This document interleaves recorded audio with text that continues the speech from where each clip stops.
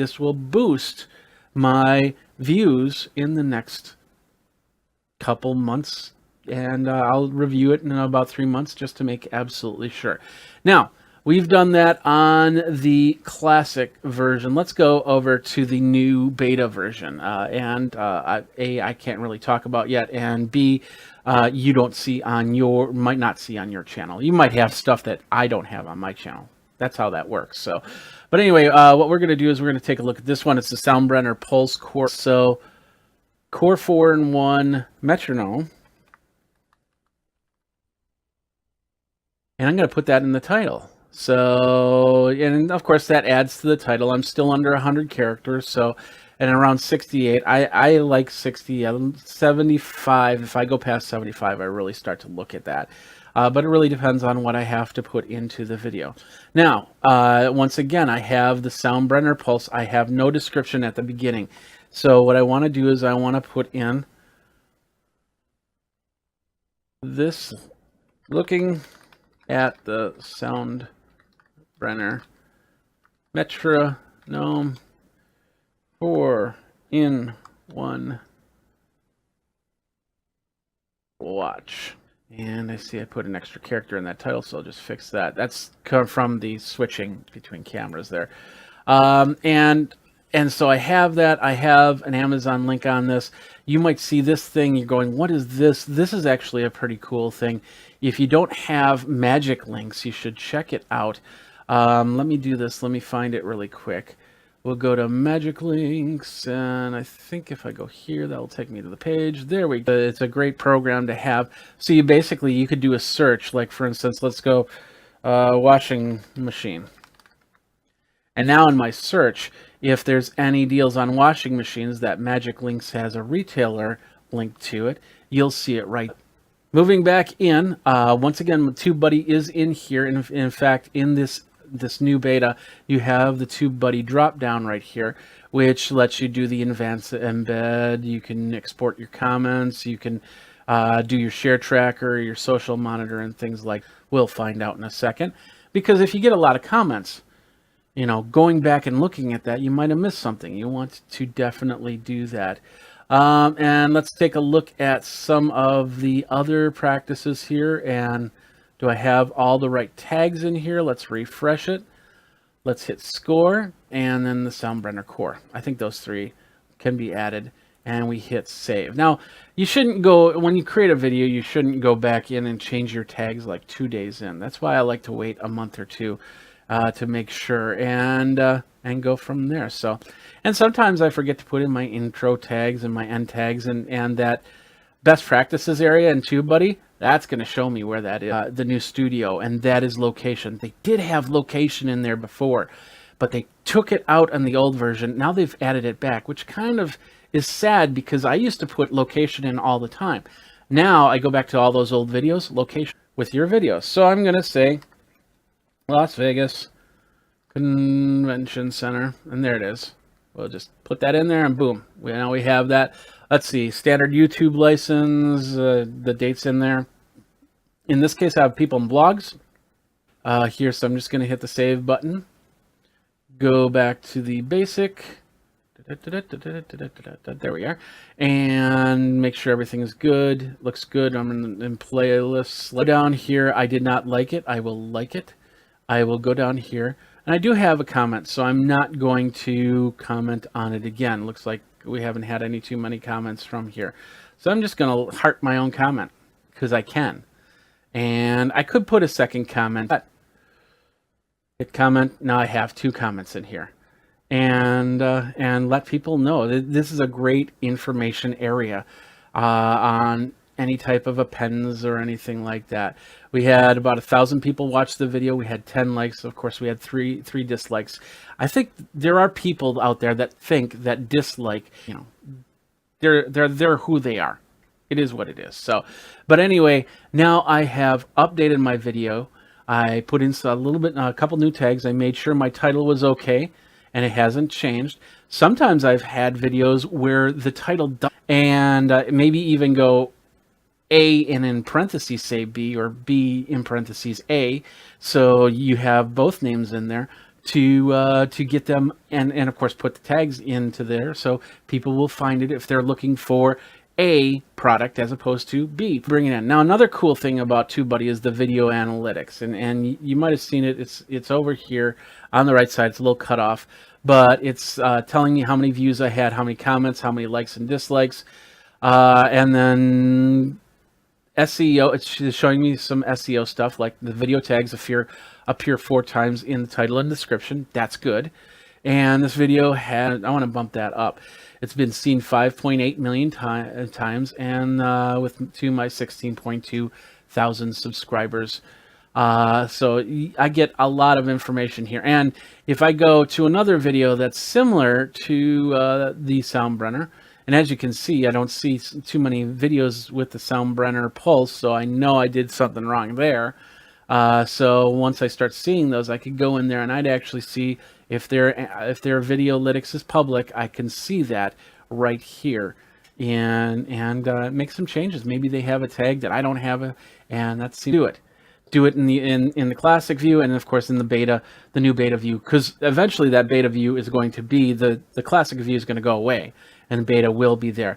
There's still a lot of things that you have to do in classic, and now we've got to live in both worlds. So that's why I showed you in the old way and the new way, so you have an idea.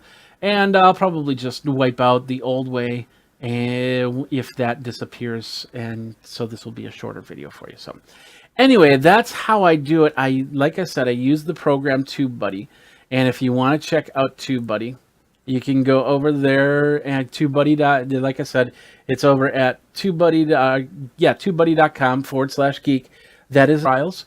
So if you really want to see how the keyword section works out, it's a great way to do that. And just build up your YouTube videos, go from there. So, all right, well, that does it for this video. Thanks a lot for videos that are a few months old to bring it into the day, because you never know when a word becomes popular, when a word loses its popularity, when a trend trends more, or put the title in. You forgot to put, or you have whatnot, and it's been working negatively for you, but there's still a whole bunch of chances for you to make it right and make your video and make more views and make more money and everything else. Jeffrey Powers here. Thanks a lot for watching. You guys geek out. Until next time, and yeah, geek out. Take care.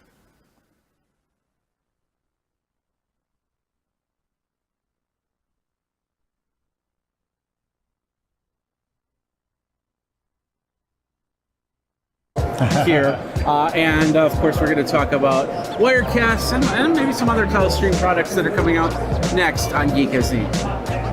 So last year we had a nice little conversation. It was awesome, and I said some things, and I don't know if you listened or not, but you fixed them, and that's the important thing. So no one. Well, you came out with 12 with the what's that? One of the nicest, biggest, kind of fanciest features. So what we really wanted to do there was ease the process, the creative process for simple broadcasts, right? Okay. In a high level broadcast or an event, you're going to have very quick and easy for their green screen or something, or maybe they want some backing audio for the intro and outro, and then real low throughout it. Okay.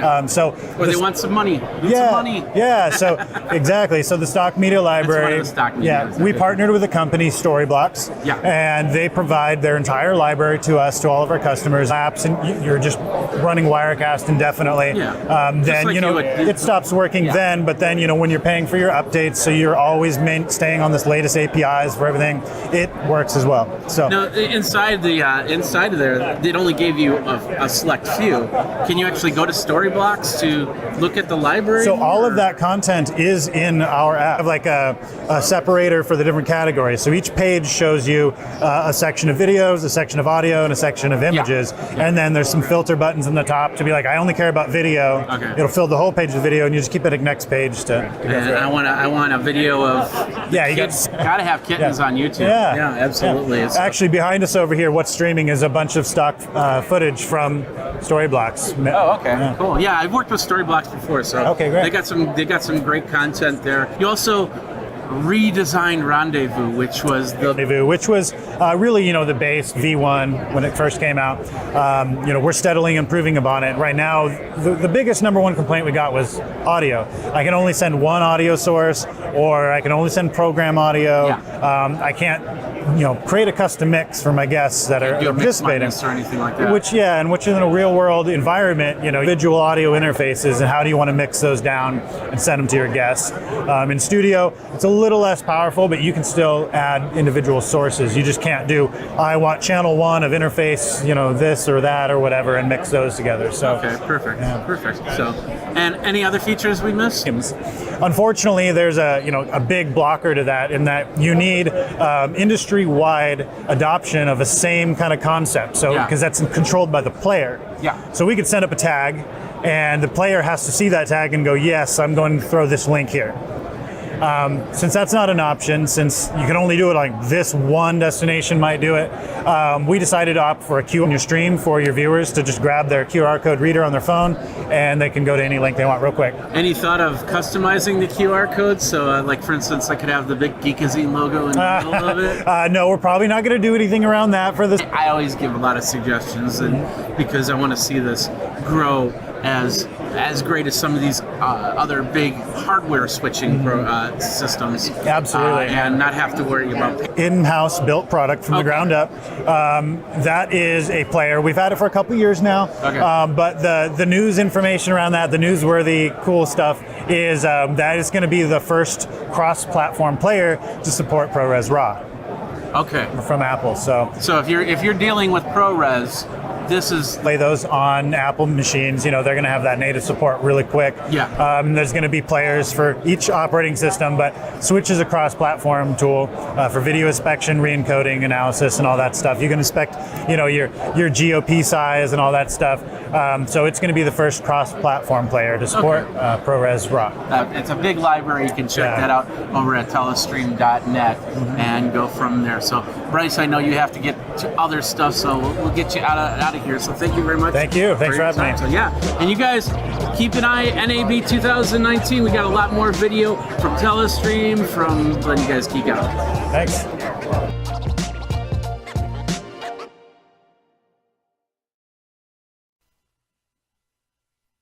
What up, my geeks? Jeffrey Powers here from Geekazine. Today, we're out there for whatever you need it for. If you're going to do some voiceovers, this is the condenser. This is a Tonar microphone, the Q9 USB condenser microphone. We're going to take a look at it in a minute. First of all, you can find me over at Geekazine, Think Magazine, Put into Geek, Facebook, Twitter, youtube.com/Geekazine. Go ahead, like, subscribe. You can find out when the next articles, next videos come out, and go from there. So today we are going to take a look at the Tonar microphone. Before we do, got to say this. Everything reviewed, I did get product for this. Oh, no, not getting paid for anything. This isn't a paid promotion by any means. You got any questions? Geekazine.com/review. That will tell you what's going on there. And of course, hey, we do have the merchandise page over at geekazine.com/merchandise for some cool merch. And then, of course, patreon.com/geekazine. All right, let's get into this really quick now that we've gone through all the numbers, all the facts, all the figures. This is the Tonar microphone. No, P is not capitalized. It's a microphone. But anyway, this is the Tonar microphone. This is what we're going to unbox. Let's take a look at the $399. So for $54, not too bad to get you started in, making some music and making some podcasts and making some live streams, whatever you want to do with this. This is a side address microphone. So in this side, and we'll try to get the right side from this unboxing. Setup's fairly easy, we'll go from there. Of course, we got some specs on this. Specs, it's a cardioid polar pattern of voltage. It goes from 20 hertz to 20 kilohertz. Now, if you've got a really deep voice, this is perfect for you because it really will boost out those boldnesses. But of course, if you've got a high voice, like a 44.1 kilohertz to 48 kilohertz, so that's pretty cool. But it is a 16-bit audio input. So if you're looking for something like a 24 and you just want to do USB, this is perfect. So let's take a look at this really quick. Let's go over here. All right, this is the Tonar microphone. Just open it up really quick. Simple opening of the box. There it is right there. What we've got is the Q9-1 instructions, and they fold out. Short presses means the volume up and down, but long presses means mute. And then showing you how to install it into the computer, which we will do. So we have an empty bag. I don't know why that's there. Anyway, so what we got here now is this is the windscreen. Looks like a standard windscreen. Now, if I talked like this on my videos, you'd probably go, "What the heck is he doing?" But this is the windscreen. It's actually too close as well to your mouth. You should really have it at a distance when you do that. So anyway, let's move on. We got the windscreen right there. Where are we going to put that? Let's just put that right there. I should have cleared off a little bit more on my table here. We've got you take the microphone and open it up from there. So we got that. Oh, what do we got here? There's another plastic bag. This is the USB cable. Standard USB cable. Nothing fancy about it. USB-B connection, which is interesting. Interesting because higher bit rate, you would probably have a USB-C connector here. So this is the table mount that we're getting on here, and I like these mounts because you can use them not only for the microphone, but you can use them for other things. And my first scissors mount was actually a light stuff. So there's the mount there. Of course, it screws out like that, and you put it on the table. Just slide it on the table right there. Hopefully, it won't fall down. Then we got the scissor arm. This the mounting style is what's called the scissors arm because it scissors up, and it's got a couple different tightening parts here. We're just going to tighten this down on the table here really quick, so I can put this right on. So let's open it up. Opens up pretty easy, and we'll plug it right in on the side there and go from there. They put this on the microphone. They put this in front. You technically don't need to do that. This is actually overkill. And in some cases, people don't like the sound that comes out of it when you double it up versa. But some people do, and that's not neither here nor there. If that works for you, do what you need to do. But you don't need to use both. All right, let's go back and let's get into the big piece, the piece de la resistance. And that is the microphone right here. So here you can kind of see the capsule is right here as I flash it. So don't speak up here. You can, it's just not going to work that well. And don't speak back here. You want to speak, this is your sweet spot right here. So, and once again, you can take this windscreen, put it right on there. We'll do it because that's what they show us as having. Now, I'm going to connect this up onto the scissors thing, and then of course connect on the USB. I might have to stop the video. And here's the scissors mount to this. It's got a large screw. Now this is basically meant for microphones. So if you wanted to put a camera on there or something like that, you can't. Some of these have adjustable screw mounts, so you have 3 different screw patterns, but this is just the single one. Not too bad. I mean, it's meant for this whole system. That's just like this, and you like that better. Use it. Why not? Why not? It's gonna work the same way. And of course, the shock mount helps. So if you start tapping on the table, on the keyboard, or something like that, it'll make sure that it doesn't go down or up. You know, I could bring this down a little bit and have the microphone here, or bring it up a little bit and have the microphone down. Your choice. So let's just let's do it like this. This is how you do it in a standard podcast live stream. You got to watch out. It looks like I'm trying to leverage it. Bring this back. So I'm not sure if you see this. Let me just do this really quick. Oh, wrong way.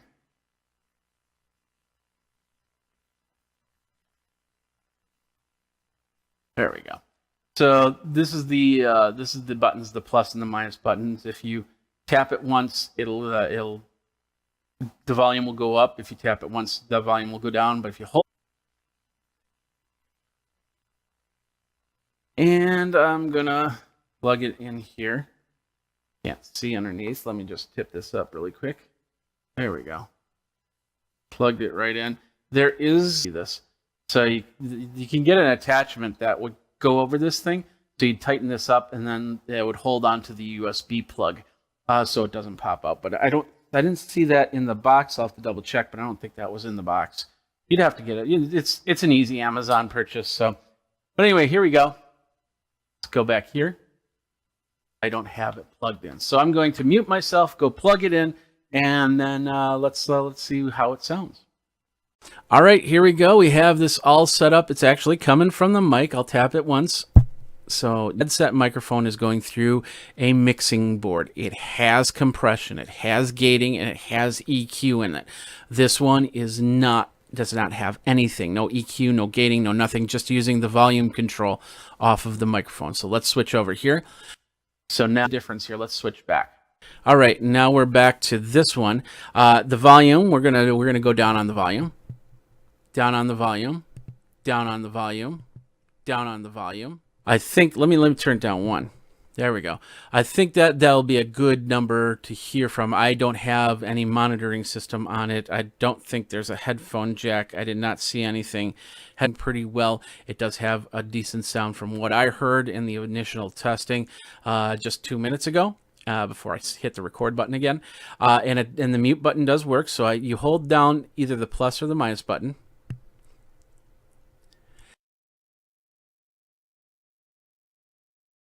And we're back. Okay, so you have to hold it probably, I counted to 2, and it didn't come back. So I'd say count to 3 and be very careful. Don't grab on it or else you might get a jingling sound on the microphone. There's a shock mount. It's meant to make sure when I tap on the table, you don't hear it as much, but then they put the buttons on the microphone. And you got to touch, the idea is not to touch the microphone whatsoever. So we're going to add in, because they have it, this is the windscreen. And attach it somewhere. Maybe it doesn't tell you where to attach it. Nope, doesn't tell you where to attach it. So, and in all reality, you can attach it to the scissor arm. You can attach it to the shock mount here. But we're going to go to the scissor arm. And let's just do that. And loosen that up. All right, it's now on the gooseneck, and you're probably hearing the. Now, there should be a small distance between. Oh, that's not tight.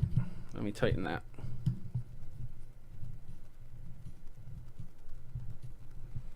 Necks are always fun. So, but now we've got the full windscreen, double windscreen on here, and we're talking right into the microphone. We can even get close on this windscreen, but there is a distance between here is perfect, because then I can come up here and I can say, Peter Piper picked a peck of pickled peppers, and Sally sells seashells by the seashore.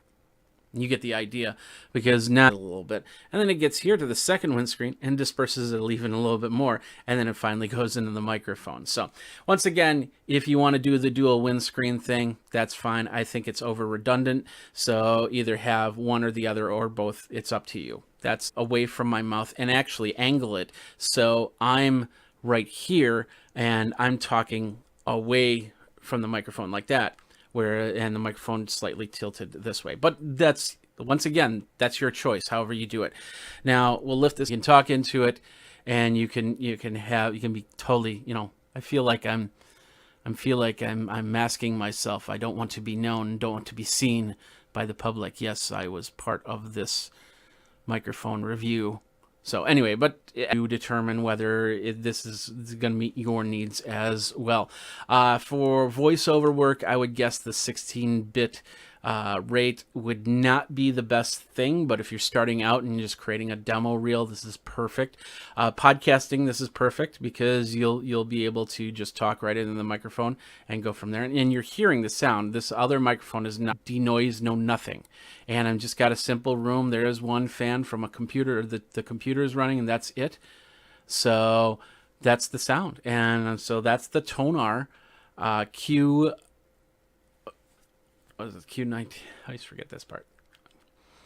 And that's the Tonar Q9 USB. Switch back over to my other microphone and go from there. So here it is. That's the Tonar. Let's move it up so you can see it a little bit better. As you can see, it's got, It's pretty sturdy construction. There you are. You can talk through it and say, "How you doing, ladies and gentlemen? How's it going?" And of course, make your content. Pretty cool stuff, and you can get that. We've got this. I will have a link, and the link will be to Amazon affiliate. Condenser mics and dynamic mics, and wireless mics for that matter. You can go over to the Tonar website and take a look at it. They also have wireless Bluetooth earbuds. So a whole series of microphones, including the studio. This one's is an XLR. This one's an XLR dynamic microphone. The condenser microphone, also XLR. So you have choices between XLR and USB microphones. There's the wireless one. And go from there. So this has been microphone. If you have any questions, feel free to contact me. Of course, technical questions, you really should be going to the company and saying, "Hey, what's going on here?" Because I couldn't tell you that. But anyway, you can find me on Facebook, Twitter, Think Magazine, put in Geekazine.com. Remember to like, subscribe, comment, bell notification on both YouTube.com/Geekazine for watching. We'll see you next time. And until then, you guys geek out and take care.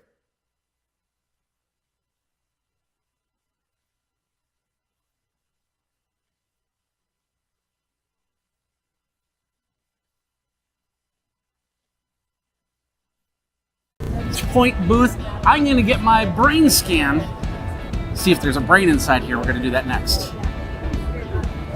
All right, so we're going to do this. This is awesome. What are we doing exactly? Okay, so what we're going to do a 5-minute EEG while you're holding the touch points, and then we're going to, I think, just because of a time crunch, Yeah. I'm going to have to email you the results. Oh, that's fine. But you'll get kind of the idea, and then she'll do, an interview with you and go over it all with you. Perfect. They're not testing for tumors, so we're not going to find out if I have 3 months to live or anything like that. But we will be, what's this over here? Oh, consent. Yep. I do have to sign my life away, though. Okay, so now we're bringing in Dr. Amy Sirin. Apply our technology as you're thinking of a stressful thought. Okay. It's going to calm you down, and then we'll get some more data, and we'll show you the difference before and after in your personalized real-time brain changes. Okay. Can I just show that in front of the camera there? Absolutely. This is one of the units that we're seeing. It's pretty small. Show you. We actually have Little bands. made them wearable. Okay. So these are modular, and you can wear them as a wearable device. And he's Prep your skin. He's prepping my skin.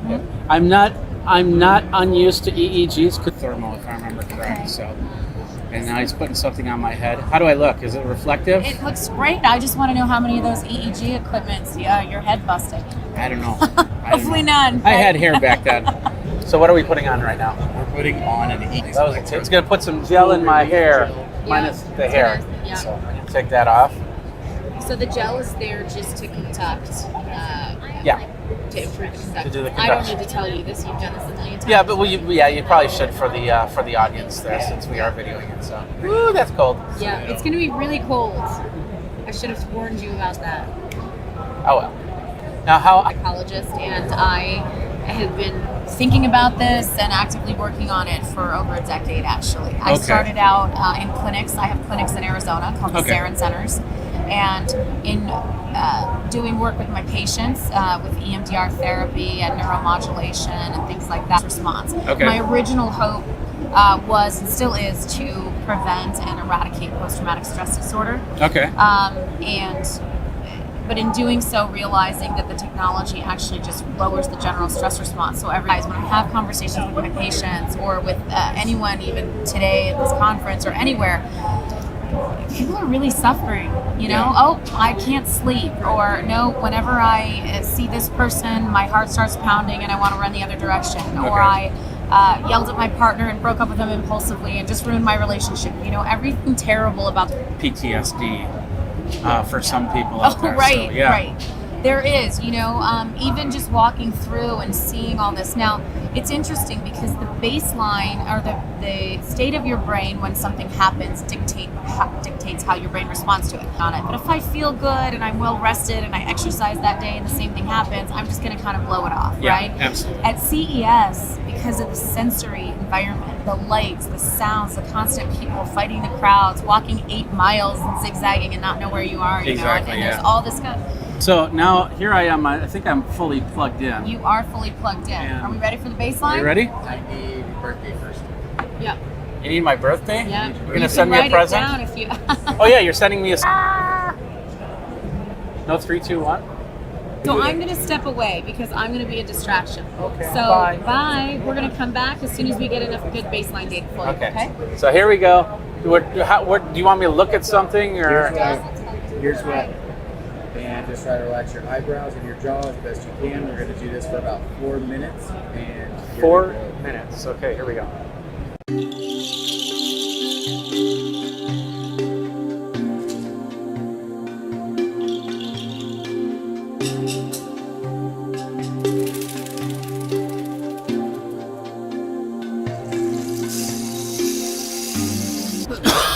I had to cough.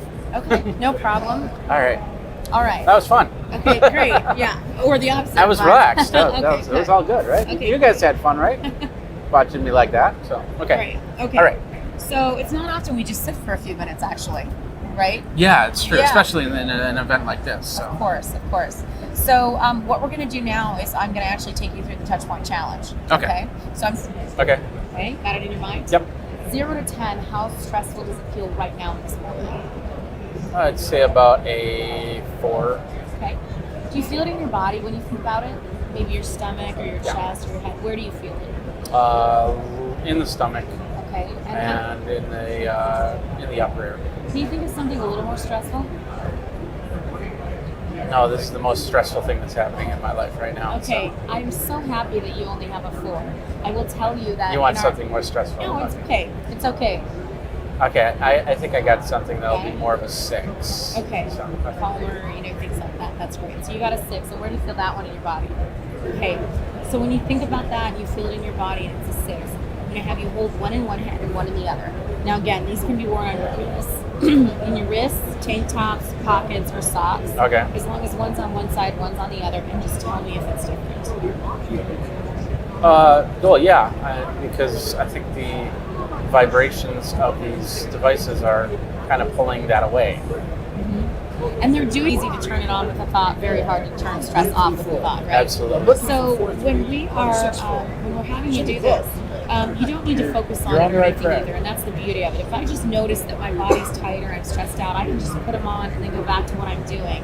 It's working through non-conscious networks, your automatic breathing patterns, but that'll kick back on whether you want it to or not. Yeah. So I'm going to leave. You're going to get we're going to get a second read, and then we'll wrap up. Okay? Okay, sounds good. Thank you. I'm gonna do the exact same thing. Now we're going to do the exact same thing. All right. Let me get. All right. I gotta watch the camera. Make sure.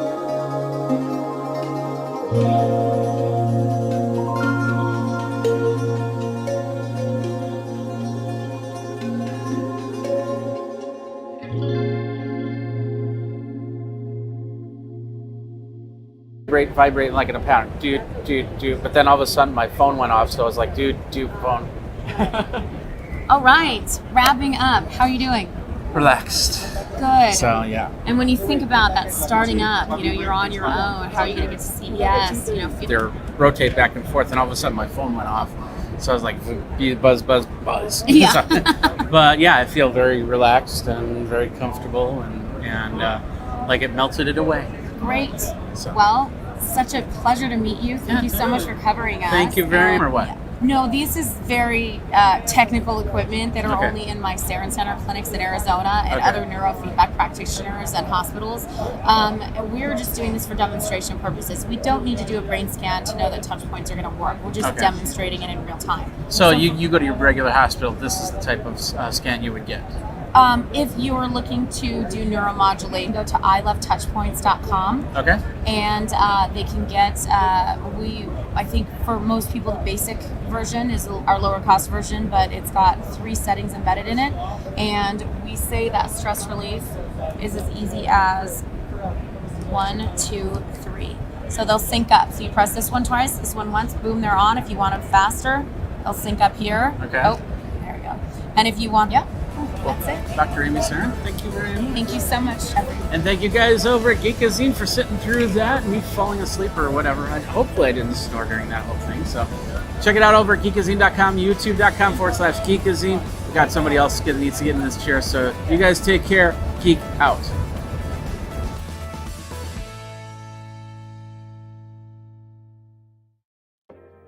What up, my geeks? Jeffrey Powers here from Geekazine. As we are going to unbox the TrendNet 8-port gigabit PoE Plus switch. PoE is power over Ethernet, and basically that means that you can have a camera or a device and not have to have a cord on it. PoE switch, and then allows me to run video and power and not have to have that power cord up there. I can keep it in the box, which is really cool. So I can have it where I need it when I need it. So anyway, you can find me over at Geekazine, geekazine.com. And of course, all the socials you just saw there a minute ago. If not, just rewind a little bit. And of course, if you're on YouTube, go ahead, like, subscribe, comment. So all opinions are of Geekazine as always. And you can check everything out over at geekazine.com/reviews. Geekazine.com/reviews. Now let's check this out. So we're over here. This is the 8-port gigabit PoE switch. And this is from TrendNet, and they've got several different versions of this. Some are a little bit more powerful, some because of the fact that it's got 8 switches. Now you got to watch out. It's got 8 Ethernet ports that can be PoE powered, and it's got enough power in the box to power the power over Ethernet devices that I have, and that's the key right there. Because us that are not, you just use them like regular Ethernet connections. But if you have to power several cameras, then you want to make sure that you get a device that will actually be able to do that with the PoE, because it takes up power to do that. You'll get what I'm saying here. So basically, this is 8 switches, PoE powered. It's got a 1-watt limit. It's got 16 gigabit per second switching capability, and of course, it's a metal switch, plug and play. Instructions, because it's a switch. It's if you want to use it as to figure out what computers go on where, you'll need to get a router as well. From that said, here it is. That slides out like this. The features, like I said, 8 plus gigabit PoE ports up down here, 16 gigabit switching capability, plug and play installation, and you can use the TrendNet PoE splitter to network and power non-PoE devices to the device, and then plug it into the PoE and then the cable into here. And I have a couple of those floating around here. I should have grabbed one, but the whole point is that you can turn anything into a PoE powered device with that cable. So a little warning note right here. That's it. It just says internet switch to your access point to your PoE cameras. And that's one of the reasons why I got this. It is meant for video cameras, so I'm excited about that. So we got the TrendNet. As you can see, it's the 8 ports where PoE is put in. On the other side, we'll have all the link lights to tell us where we are, how we are. So from there, what else we got? We got a big old wall wart, and of course, this is going to be devices. So, and then of course, we got a power cable. And we got rubber feet, which I will put on a little bit later. So you can put rubber feet on here, or if you're putting it into a rack system or something like that, you don't need those rubber feet. Don't put them on. So now we got the power plug. Plug that puppy in. And a power switch over here. Oh, I turned it off. Let's turn it on now. There we go. And as you can see, it's doing its light up thing. What we have is the link here, and then the PoE status. So over here we have link light, the ultimate link light. We've got the 10 to 100 link. We've got, and I can't see, it's too small, PD on, and then it's basically showing you max the light out. We will get that lit up, and then of course the power. So basically, here's how it works. You will take your source, basically your router, and all static IP addresses, and you wouldn't need a router, so you can use all 8 ports for what they're intended to. But one will probably go to like a computer or something like that, an outsource, I guess you could call it.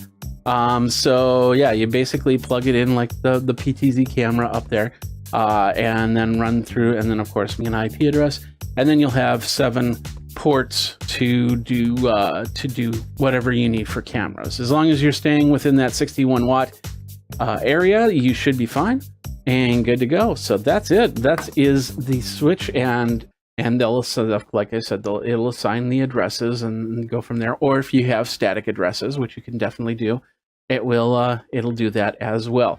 So that is it. That's pretty straightforward, isn't it? It's the TrendNet 8-port gigabit PoE switch.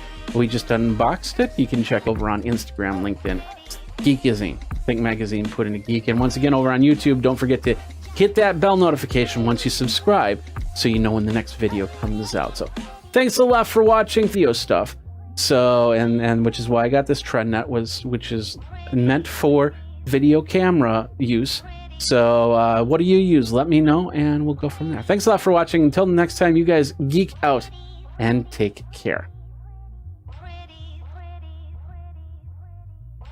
With Mike, and you guys called Trinolog, right? Yeah, we are Trinolog. Why don't you tell us a little bit about what Trinolog is? Okay, actually we are making a new kind of effect paddles that we shrink the size of the traditional paddle into a very small part like this. Okay. And each one is an analog circuit. Okay. So the sound is pure analog. So this is an analog pedal, not a digital pedal. Yeah, only the interface. Okay. Control interface is the effect station. And the physical order doesn't matter because you can use our app. Okay. You can use our app to control all the knobs and the orders of the effect. And we also have the send return loop, so you can put your lovely pedals into the loop. Yeah, Okay. you can save your setting into the 4 pedals just like multi-effect. So yeah, the name of the setting you name. Will it be like a graphic, or will it just say fuzz pedal? It will be like, now it is just a prototype. Will it be like the interface here? So this is the interface right here. Yeah, it is an app interface, and this one yeah. is just Okay. yeah. You So- can define the name. Why don't you go ahead and play a little bit, and I'll switch some of the banks here. Oh yeah, sure. Like now.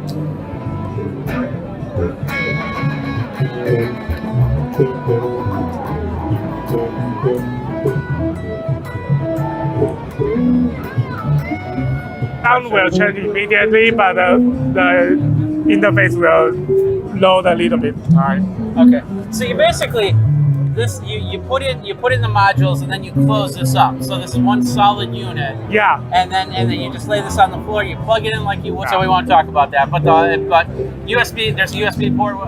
This USB port is for the updating for the software. For the software. Yeah. For this part of the And thing, so. in the future, we will add some function on it. Okay. Like the MIDI or other controller. Okay. Yeah. Okay. Cool. So Dollars and that effect for 800 to 900, and each effect is around 100 to 150, depends on the effect you are using. okay, just like a standard pedal. Yeah, system, just like a so. pedal. But the best part is you have it enclosed. Is it set up so if somebody decides to spill their beer on your thing, is it waterproof? It's not waterproof, but actually I have. Not yet, right? Yeah, not yet. Not yet. And I spell something on. Set up. It's the buttons that we have to worry about. So Yeah. Any plans to add things like a wah pedal or a volume or anything like that? Not yet, because we think like volume pedals or wah pedals, it still need a very big stuff. So Okay. we also have the expression pedal, so you can. Yeah. Yeah, Put you in the can. expression pedal. Yeah, you can use expression pedal to control any knobs of the effect. Okay. Perfect. Yeah. Where do people go for more information? Thank you very much. All right, there you go. A new way to set up your pedals for your guitar is pretty cool. Analog technology with digital interface. That's pretty cool. And an iPad, iPhone access right there. Jeffrey Powers with Geekazine, NAMM 2019. Next video. And until next time, you guys rock out and geek out.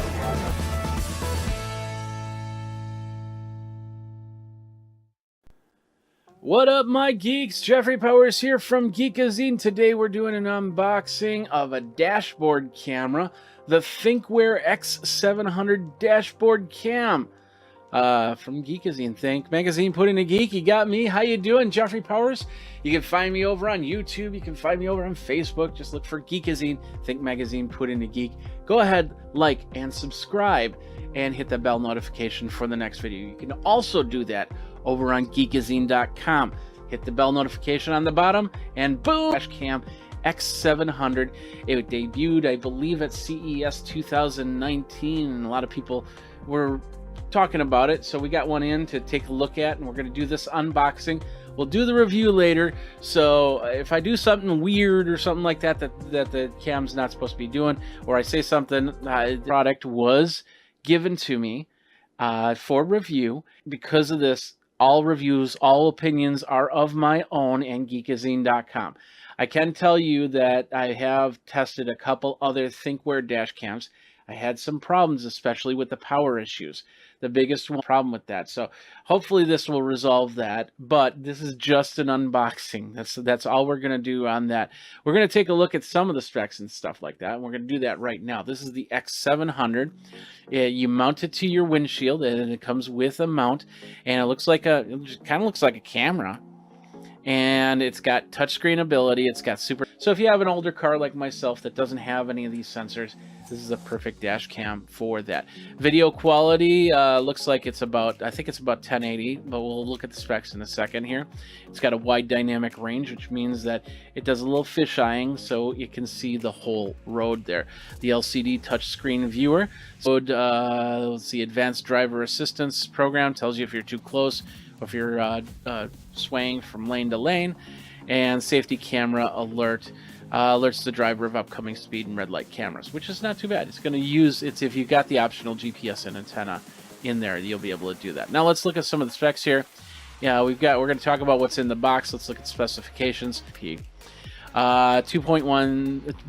megapixel Sony Starvis camera. The rear, and once again, I don't think the rear camera is going to be in here. Maybe it is. We'll see what happens when we do the unboxing here. So, and it's fairly small. It's about the size of a little handheld camera, a picture camera that you might have had before your phone or anything like that. All right, to it. Knock that out. It's not gonna be easy to open, I don't think, because the tab is. There we go. Ha! I am smarter than this box. So, as you can see, we'll see the camera right on top there. Like I said, looks like a little point and shoot type camera type. Let's move it out of the box. We got some film on here that we have to take off, and also on the front of the camera as well. So we will remove the film. We've got a DC in, a power in port right here. We'll move this box so you can see a little bit better. We'll zoom in just a little bit too. All right, so, and that's the V4N. I'm not sure what that is. It might be the rear camera attachment. I don't see any other. So it looks like we have a power switch, and we have the micro SD card. Now it says that it's supposed to come with a 16 gigabyte micro SD card, so that's probably in the box a little bit more. So let's do that.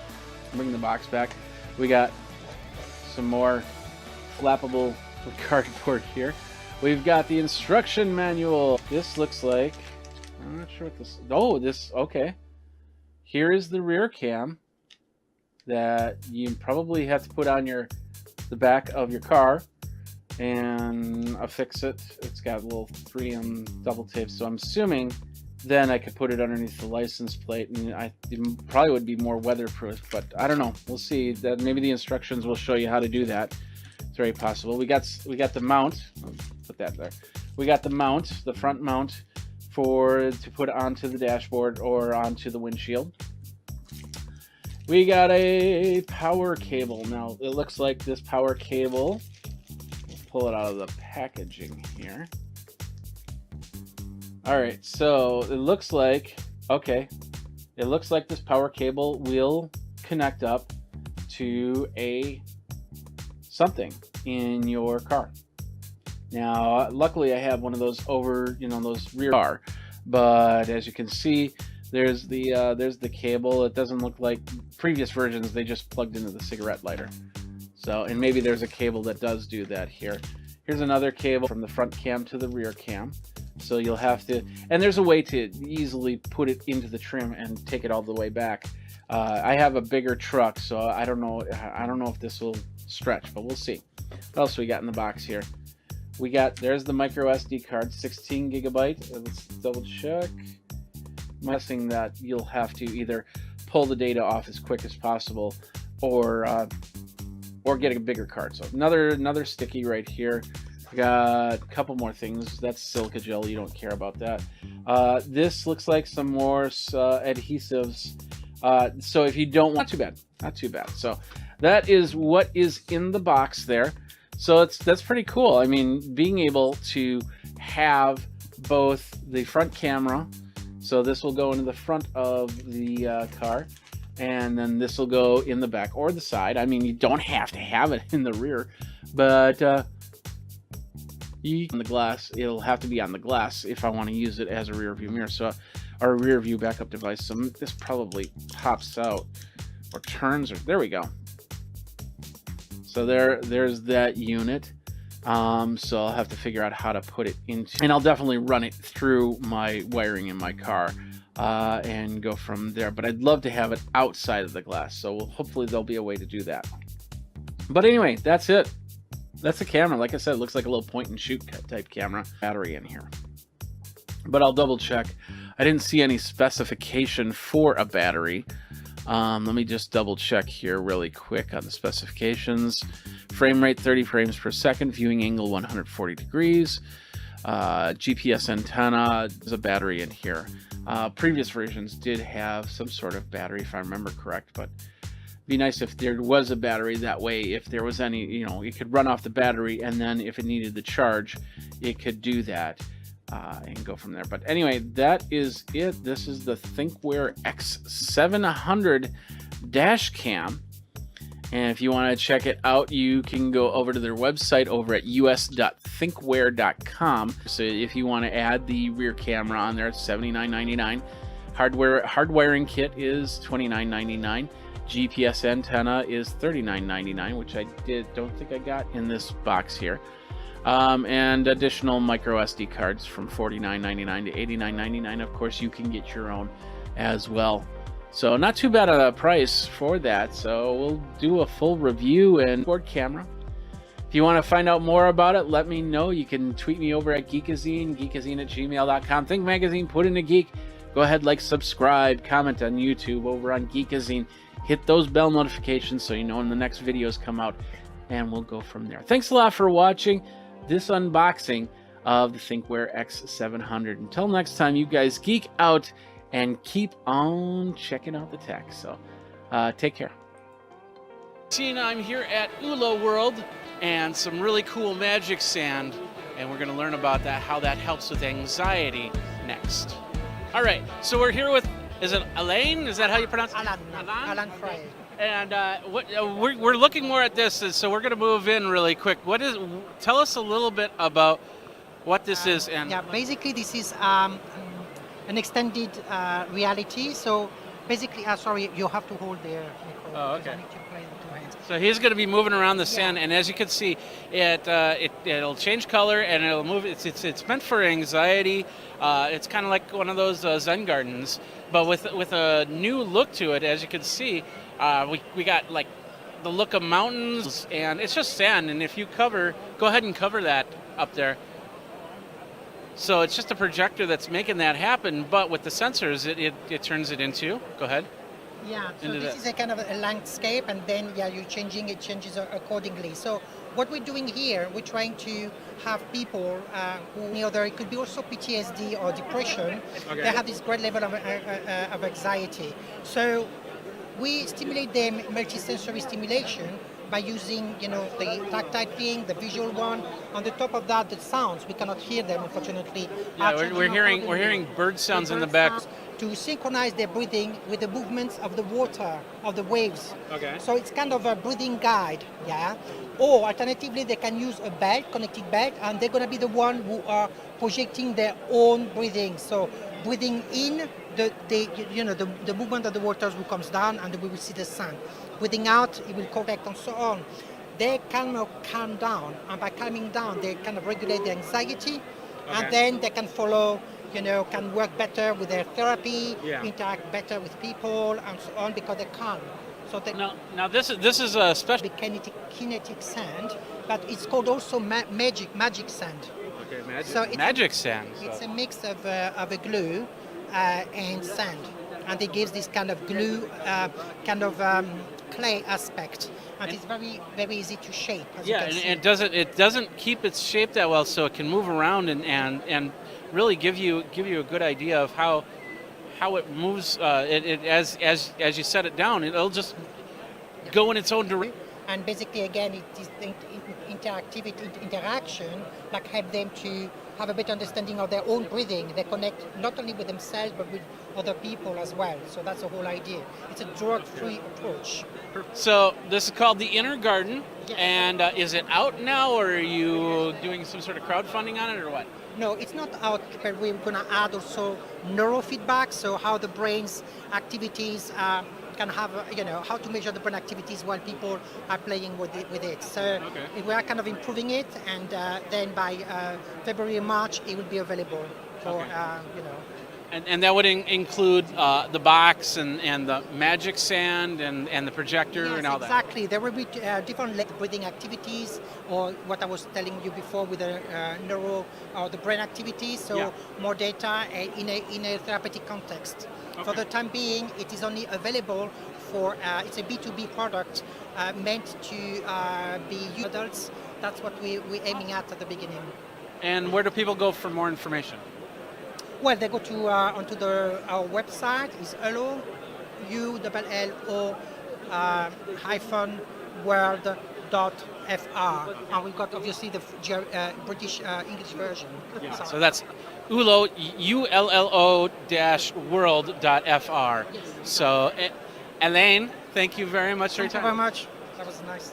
And that's over at uloworld.fr, is so they can get their funding, so they can get their investors, so they can get more excitement around these things. And this is definitely very exciting for me for different reasons, personal reasons, for family. But anyway, check everything out over at Geekazine, geekazine.com, youtube.com/. We're here at Uplift Desk South by Southwest 2019. Can I do this a little bit more? We've got Matt right here. He's my twin brother. He's the taller one. Anyway, we're going to talk about desks. We're going to talk about this stuff right here. We're going to talk about the surfboard that's down below it, and a whole bunch of stuff. So let's do that next. South by Southwest. We obviously do a ton of different models, ton of different desktops, ton of different styles. We try to be at an affordable price point for most people who are looking for a home office. We also sell to businesses and do bulk pricing and stuff like that as well. Okay. Our main product is height adjustable desks. That's what we specialize in. We've been rated #1 standing desk on the market by Wirecutter, a New York Times affiliate. So we're very proud about that. We just came out with a new V2 frame that's just started selling at the beginning of the year. Very, very excited about that. This booth specifically is more about our acoustic paneling, which is kind of right behind me here. Let's get it, because we get a lot of podcasters, a lot of people like me that are creating content. Definitely. Tell us a little bit about this. So our acoustic paneling comes in a ton of different varieties and sizes and shapes and colors and everything like that. A little bit more aesthetically pleasing than you would find just kind of your professional acoustic paneling stuff. For a 2-foot by 2-foot panel, this is $39. Okay. And we can do bulk pricing and everything like that. These were more for podcasting and things like that. Yep, 86% of the sound there. I'm 86% gone. If only it were that easy, right? Okay. Yeah, so these are very good for podcast studios. Would these be good for behind you or in front of you? Really for both. Okay. So a lot of people don't realize how much sound bounces across walls as sound is left. Yeah. And it'll bounce back and hit your camera and all that stuff. Back and forth like a ping pong ball, yeah. Exactly. So this is good to have, kind of all around your studio to absorb that extra ambient noise and sound and stuff. Okay, because I make a lot of noise. Who doesn't? Yeah, exactly. So now you can attach to the side of your wall, and so if you're a podcaster and all you got is the size of a closet or a corner in your bedroom or something like that, you can do that for podcasting voiceovers or anything like Exactly. And we're all about making it not only aesthetically pleasing, but functional. So we're trying to use United States, so that saves money as well. And shipping on something as large as a desk like this can be pretty expensive. So saving on shipping definitely helps. Yeah. Do you have a price on the desk? This desk right here for a 72 by 30 would run you with this curve about $695. Okay. Our base price for something like this, 48 by 30 inch desktop, would be $495. Okay. And you got the panels, so there's a lot of accessories. There's a lot of accessories on this here. We have a ton of different accessories you can choose from, including under desk storage, things like that. Hammocks, computer holders, different stuff like that. Gamers tend to really like setups like this because it gets all of their wiring out of the way. Yeah. Gets their Has to roll. Oh yeah. If I have a big item I have to unbox, I got to move that to the side so I can get to that item. So exactly. Definitely. So you said these are $39. What's the base price on the panels? So yeah, base price for one panel is $39. We can do as little as one panel. If you're buying in bulk. Is that for these panels, or I'm talking about the flat panels? Flat paneling. So for the flat paneling, it'll start about $95. Sizes increases price. Got it. But if you're buying in bulk, I would definitely recommend reaching out to our sales team. We do bulk pricing. 'Cause we save on shipping, obviously. Yeah, definitely. Either a whole bunch or not enough, and then you're stuck with nothing. Exactly. With a half done room. Right. And that's the key right there. Right. So. Exactly. All right. Well, Uplift. Uplift Desk. Yeah, we're an Austin-based company. Yeah. Ship everywhere in the contiguous United States. Upliftdesk.com. That's Upliftdesk.com is our we'll be able to help. perfect. Matt, thank you very much. Thank you so much. And you guys, we got a lot more CES, yeah. We got a lot more South by Southwest action coming your way at South by Southwest, not CES, because I do have some of that action coming through. You can go down to YouTube, like, subscribe, comment, bell, notification, all that other stuff. Say hi to Matt, and go from there. So thanks a lot for watching. You guys geek out, and we'll see you at the next video.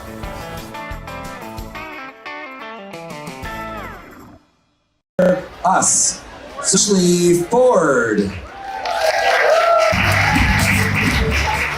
Hello. Are you all so excited? Yes! I'm so excited. We're about to have a lot of fun. I'm your host, Ashley Ford. Thank you so much for joining us here. Profile, it's like the follow button on the profile page. That would be amazing for me and for you too. Trust me, it's going to be amazing for you. Now, let's get to the reason you're all here. I get it.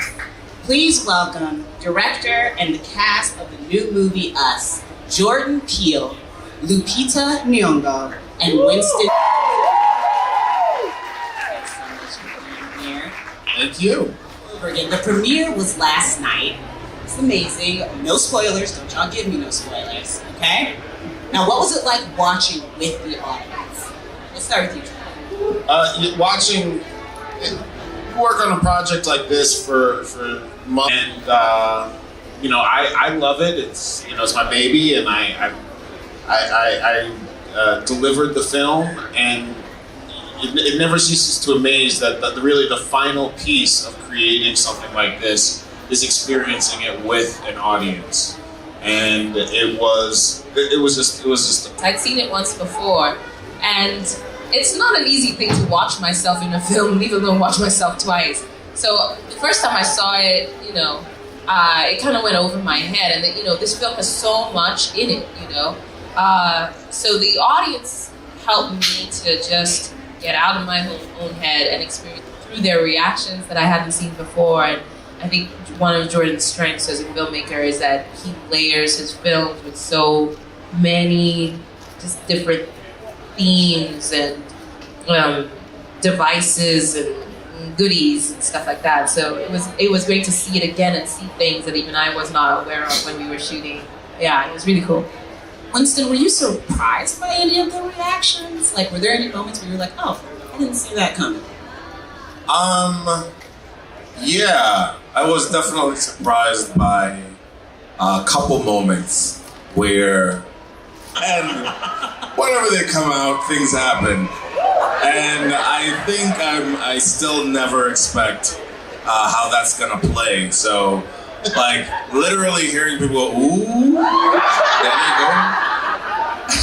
Question, I never feel like the experience is complete until the audience gets there, because to me, they're the final character of any performance. So whether it's stage, whether it's film, I never feel like it's complete. Like, they tell me how things are playing. They let me know many things I didn't know how they would play until last night, and it was electric. You know, everyone was there. And Jordan, again, has a really wonderful talent for just knowing how nuance is going to manifest through the lens of the audience and how to time them out for a movie like this. Yeah. Absolutely. Jordan, talk to me about some of those nuances, especially when we're talking about a nuclear family of doppelgangers. Yeah. Talk to you about the some of the nuances. Some of the nuances there, because my work and being fascinated. Pun intended or no pun intended? No pun intended, but I'll take it. I see what you did. I mean, with our nuclear family of doppelgangers, I love that. I love how you phrase that. Our tethered family.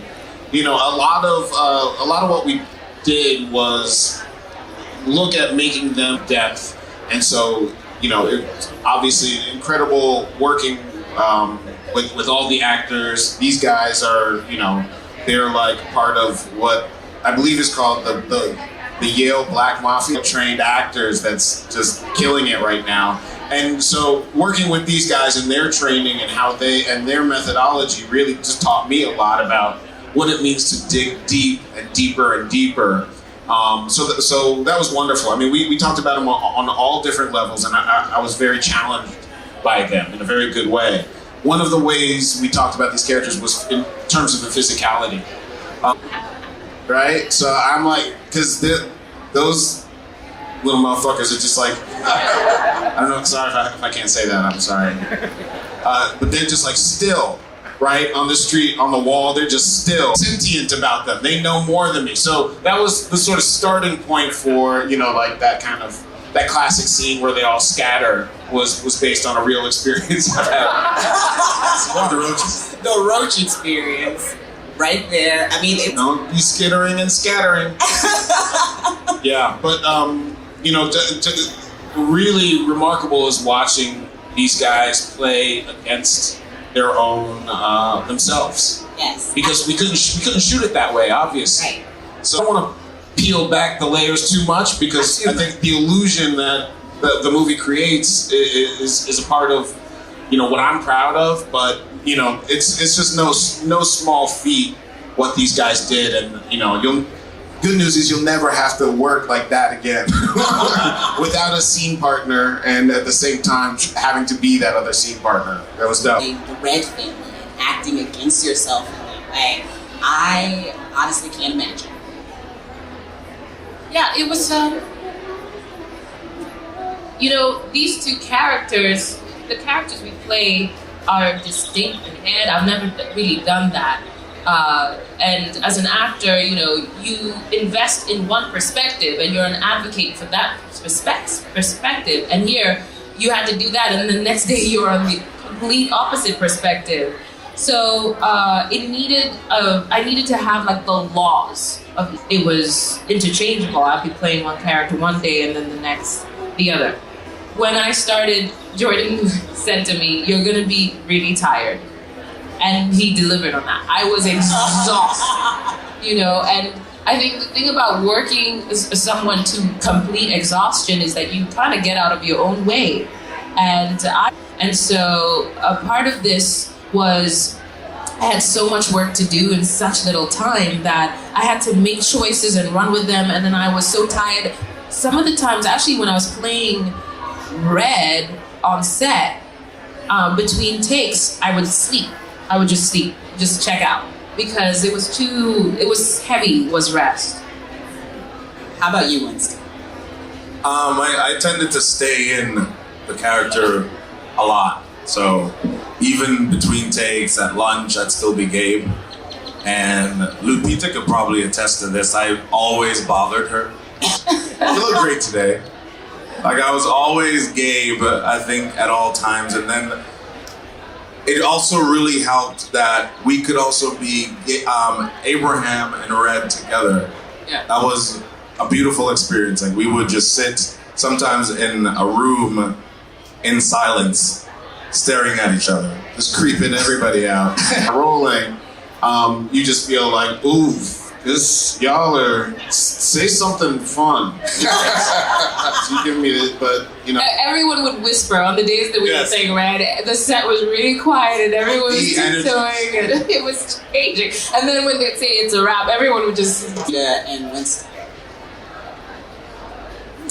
Wow, that's a really hard question to answer because I think a lot, especially for me, Abraham is defined by experiences and fully imagine what that would do to me. Because being able to think freely is really important to me. Being able to speak and express myself means everything to me.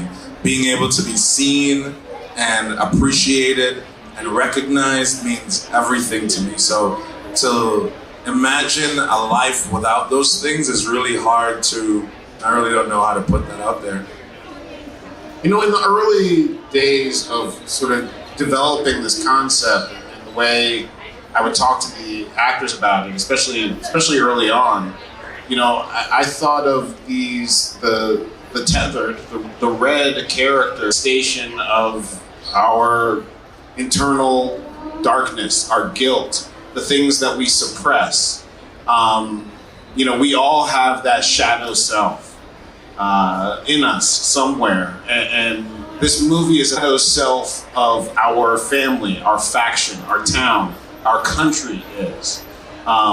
So I think the tethered version of myself is probably the one that is making these fucked up movies. We're introduced to you via comedy, but now horror is sort of like Jordan Peele's genre. Like, it is your genre. Everybody's thinking about what is Jordan Peele going to do next and how is he going to expand the genre.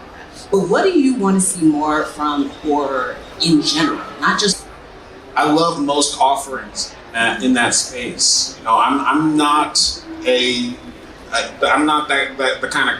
hater. Right. A film can be, a film can have any budget, any idea, just as long as someone is basing a whole. Obviously, I love the artists that are sort of pushing the boundaries and giving us their own unique voice. Ari Aster, who did Hereditary, I think is incredible. Andy Muschietti, who does the It movies, is just a master. So we're in a dope time for horror. I think so too. Yeah, understandable.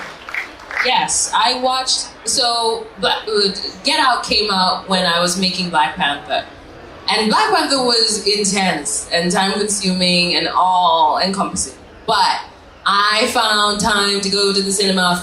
I loved I loved the conversations I had afterwards with my brother who was in Florida, my best friend in New York. I mean, we would pick up the phone and just have full-blown conversations about, did you notice the cup when she was stirring and this, that, and then did you notice the callback with us, And it became such a joy to just live in his mind. And so I was like, I need to work with that guy right there. And then a few months later, I received this, and I read the script, and I'm not a horror fan myself. I stopped watching horror when I was like 8, when I realized I didn't have to prove anything. And so I read the script kind of like with one eye, being like, oh God, and my what else is it about? Because I could tell that it was more than met the eye. And then I talked to him as a formality, writing notes and really listening to what he was trying to get across. And he was like, and if you do this film, and if you do this film, and I was just like laughing because I was like, of course I'm doing this film. So you played it very cool. I did. So that's yeah. Yeah, and then at the end of the conversation, I was like, Jordan, who are we kidding? I'm doing this film. I love that though. I love that you played. You knew what you were going to do, and that's also just, I sometimes think a woman thing. We know. Yes, but I also we just can't let you know until we're ready. I could tell that this was more than just like the surface, and I wanted to really make sure that I had an instinct for the thing that he wanted to say. So in the conversation, I was auditioning myself for him to see whether the things with Jordan Peele, I got something to offer. You got something to offer, Luke. Yeah. I think we can all agree. You got a lot to offer, and after people see this movie, I think they're going to see even more of what you have to offer. Because my work. You know, and speaking, of some of those underlying things, the music.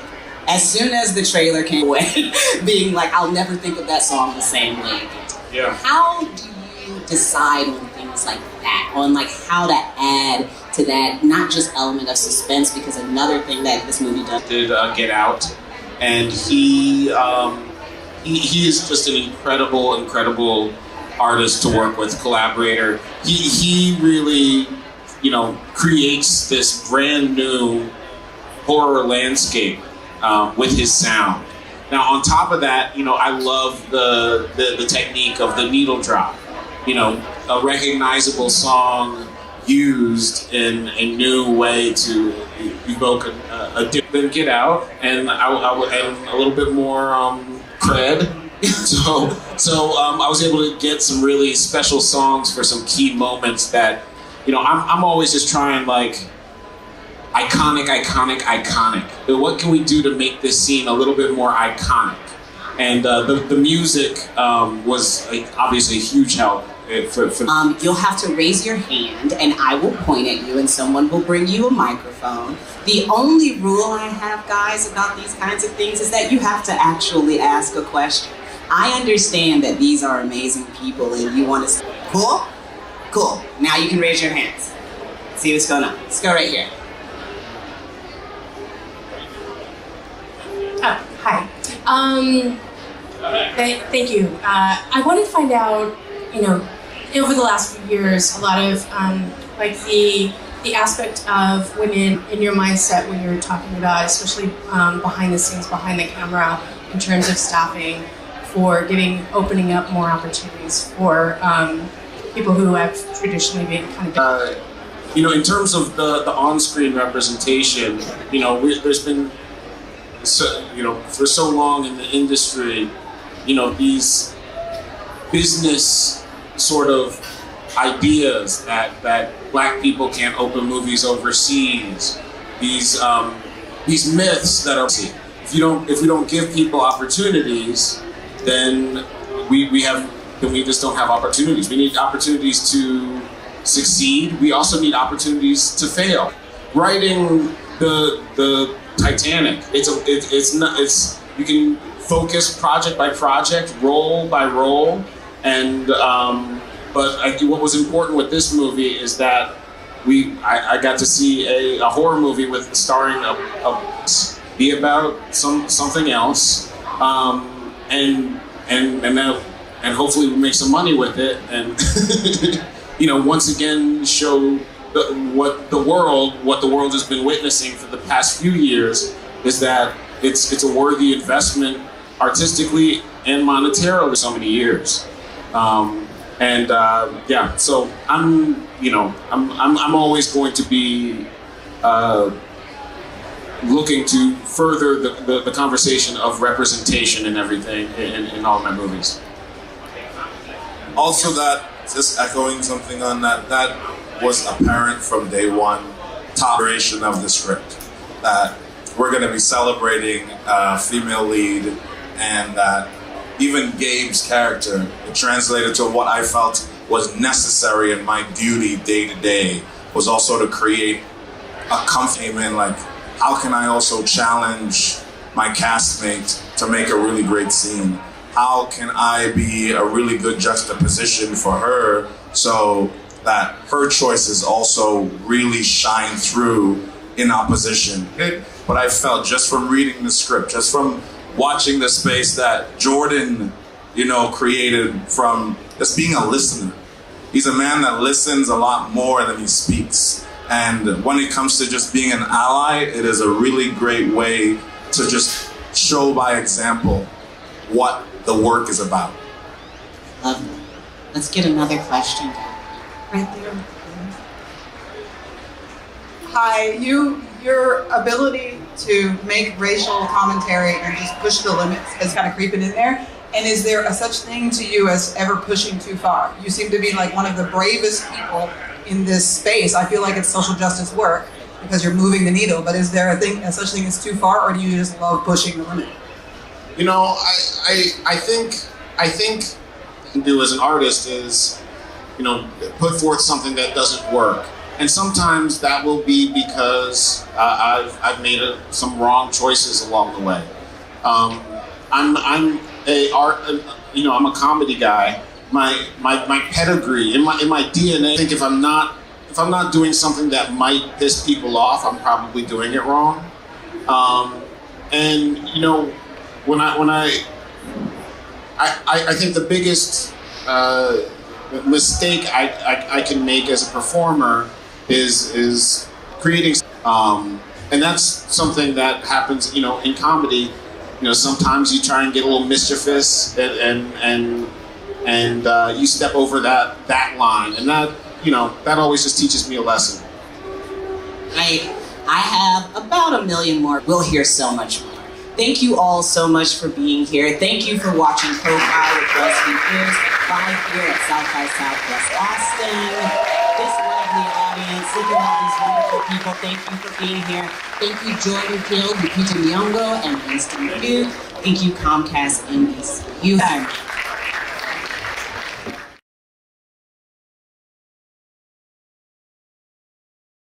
Jeffrey Powers with Geekazine. We're here with Victoria Production at MIK 2019, and your name is? I'm Brianna. Brianna.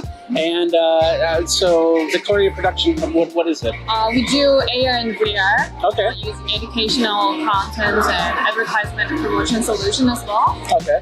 So more than 50 book titles and 650 mobile apps. Okay. So I now have the device to show you how the application works. This one is for phonics book. So once you buy the book, you're just gonna need to download the application for free. And you scan the image tag, the 3D pops up, and you can interact with it. Alright, totally interactive. You can learn English phonics. Can I learn Korean on it too? Yes. Okay. We support 15 different languages, including English. Nice. So if you would like to learn Chinese, you can learn as well. Okay.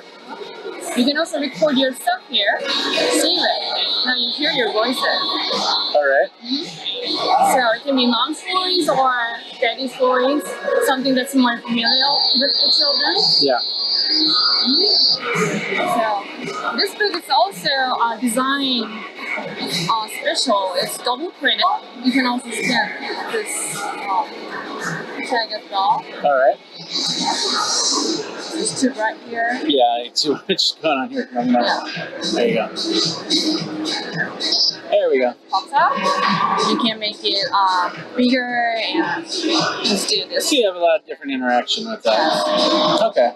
We don't only have the animals, but also have other vocabularies as well. Color the turtle. Will the turtle come in the colors that you color it? We also have the coloring app as well, with the different content. So different book has different function on it. All right.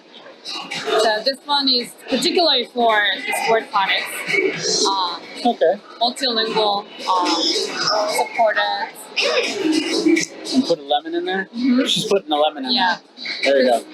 This kind of device can be a little bit heavy for a child. Yeah? That way. That's how a child does. You know, every time we... You're not seeing the lemon. The lemon, which is pretty cool. So, all right. So you do several books like this. So you guys are out now, or?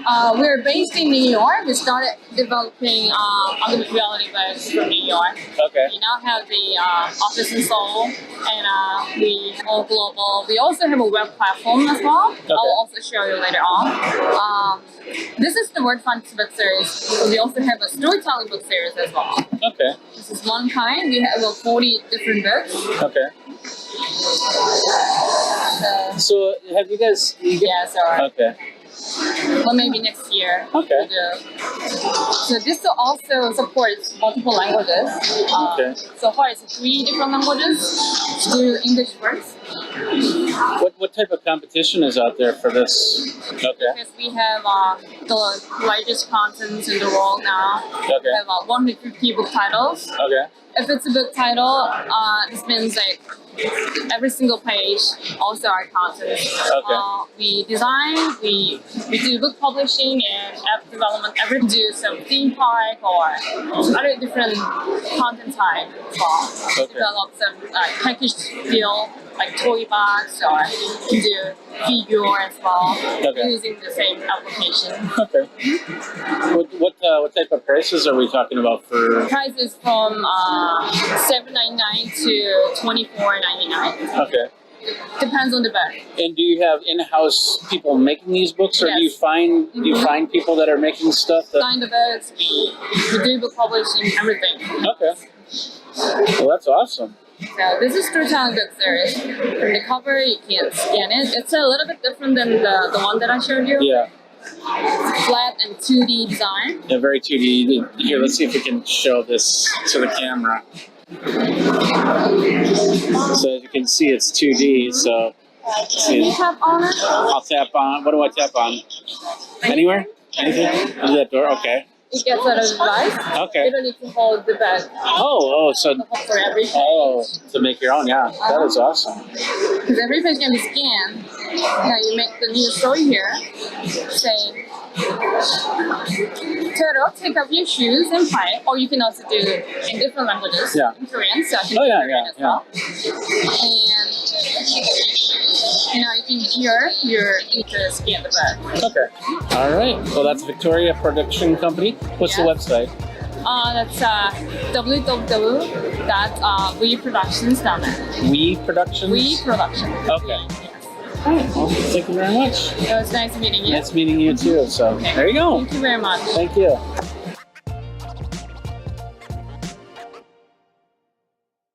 It's that a little bit. We've got a whole table full of stuff here that I'm going to show you what I'm going to do, how I'm going to use it to get the content that you so crave for CES and all my video content for the next 365 days. We're going to do that on Geekazine next. Hey everybody, Jeffrey Powers here from Geekazine. Think Magazine, put in a geek, you got me, and we're here. I'm ready to go to Vegas to this event, and this has been a powerhouse. If you are in the tech space and you want to find out the new products, you go to CES. That's one of the major trade shows that you have to go to really get in deep and actually connect with some of the companies out there that are making the products. Companies like Samsung and a whole bunch of companies you might have never heard of before, because they start at this trade show sometimes, and then they grow from there. And the next thing you know, by this time next year, I'm talking about all these other stuff, these other products like Huawei, and this CES has grown to an amazing size. I couldn't cover it before, and now it's just so big, you still can't cover it. It's got something for everybody. If you're into blockchain stuff, there's a whole area for blockchain.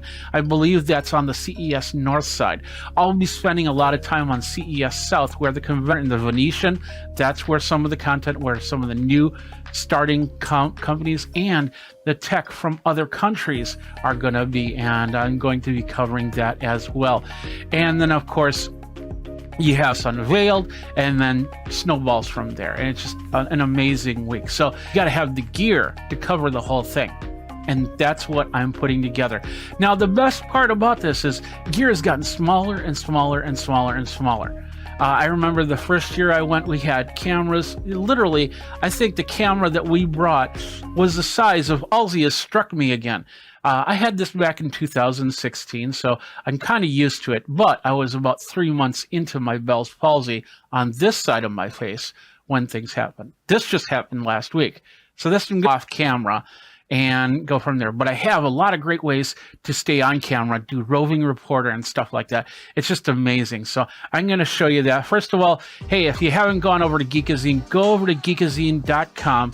where you can find everything, the latest on Geekazine, 5 last-minute Christmas gifts for the last-minute thrill shopper. We got a lot of youtube.com/Geekazine. You can go and you can see that little subscribe button right there. Go ahead, hit that subscribe button. There's a bell notification that lets you know when the next videos come out. We've got the 24/7 live channel that's you can definitely do it. Now, this is part of the CES 2020 video gear area, so we will be going through all this. I have this all set up. I have affiliate links in the show notes, so you can go right to the product to purchase it and at these times of need when I'm going out and creating content for you guys. And I love to do that. I want to do that. I want to continue to do that for you. All right. Let's get into this gear here really quick. Now, like I said, it's going to look like a lot. In fact, I'll show you right here. It's a lot. But like I said, it's a lot smaller than what it used to be. And the content that you'll see from here. Now, I've been using these cameras for about the last 3 to 6 months, depending on what I've gotten. And each device has grown into my arsenal so much and made my cameras. And of course, we got the microphones to really go through this also. Let's go through the list here and show you what I am going to have for CES 2020 and beyond. That also means NAMM, that's the North American Music Merchants. That means South by Southwest. That means any trade show that I go to this next year, I'll be bringing part, if not all, of this gear with me. So that is this one right here. This is, hi, how's it going right here? This is the Sony FDR AX700. I bought this camera 2 years ago. It's still one of the top of the line Sony 4K cameras. It is a durable camera. It is a powerful camera. It is an awesome camera. This is what I use to pull it off at the end of the day, and then of course we produce it down using Adobe Premiere Pro and to get you content out there. So the AX700 has a lot of things that these other cameras that I'm going to show you in a minute don't have. The biggest one being the optical zoom. So I can be in the back of the room. Let's say I'm there for a press conference and I want to get a tight shot of the product that they're going to show. I can actually zoom from the back of the room to the and get you something a little bit more than what these cameras can do. So this is detrimental for that. Plus, it's also got a lot of auto and manual features to it. So I can adjust the iris, I can adjust the shutter speed. So if I'm in a very bright room, I can fix it so it doesn't, the white balance doesn't burn out on you. See, but the best part, there's great parts about it, and then I'm going to talk about it with the audio here, and we'll do that in a minute. So let's continue on. That's the first one here. I'll use it not as much, but it will be in my bag. This is the Sony FDR A. I saw it, I knew I had to have it. DJI makes great 3-axis gimbals. And they had the Osmo, which is a camera actually on a gimbal, which is really nice. And then they have, of course, the gimbal that you can put your DJI Osmo Pocket. It is super small. You can see how small it is right here. Look at that. Oh my god, it's just amazing. Literally, with this case, it's a nice hard case. It fits into to connect to my iPhone, so I could actually live stream if I wanted to. It has a lot of other cool abilities, but the stabilization is amazing. And now with the firmware update, I can actually put on the fisheye lens, which I really want to use, and turn it on. Because before you had to turn it on, let it, a couple additions to this. And the first one is this one, it's the extension rod. This is what really makes it the powerhouse that I think it is. It's a little selfie stick, yeah, I know. But on the show floor, and convey my ideas, my thoughts, where we're going. We can do booth tours a lot easier than with the big Sony camera. And the best part is the controls are down here. I can put my phone right here if I wanted to, but I can also control it right here. So it basically to here. And when I turn it on, it'll connect up and turn on and go from there. And I have all the button controls. I can actually move around the gimbal if I want to with the joystick, and I basically flip it this way, and now I could be recording myself if I want to. In fact, I will record myself right now in a full 4K 60 frames per second tripod or my monopod, and actually use this as a standalone camera, so I can step away from the camera, do the interview at a distance, and come back. But then I can do close-up shots here on the table. So let me just scan that really quick and go from there. Like I said, the 3.5 millimeter jack, I can actually put in a boom mic. I can put in my wireless internal and cannot be replaced. It would be nice to have that, because then I could charge up 2 or 3 batteries and have it ready. But I'm always going to have this thing charging many different things. It's amazing. And then once again, I can connect up my iPhone to it, and I can use the iPhone and bring this up overhead and then use that as a viewfinder for. And it was nice. But this one has just completely amazed me. I am not happy with their support. I will tell you this right now. I did have accessories where you can shoot it off in the air and spin it around in the air. So when it drops and breaks, and then they tell you that there's a 30-day wait to get it fixed, that's a problem I have. However, the product is so awesome. It's just, I theta 4K and stuff like that. But this has the flow state stabilization, which I've been using immensely for a lot of walkthroughs. When I was in Korea and I went to some of these events, and then you extend it out like that. You can't see the whole thing, but I could have this like right here, and I can turn it on, put it on my camera. I can go up right here. You can kind of see my lights and everything like that. I can do a 360. I can do a small planet view. Yeah, I got a little bit messy studio right now, but as you can see, I can do 360 video. And look right here. Just try and look at my hand. See, do you see the selfie stick? What I'll do with it is I'll make flybys. It'll look like I actually have a drone going through CES. I can get overhead, so when there's a whole bunch of people looking at a specific product, I'll have this overhead, just really getting a good shot of it. And this is amazing. I got to put this back in the case so I don't break it, but it doesn't break the optics, and you know that can get pretty expensive to fix.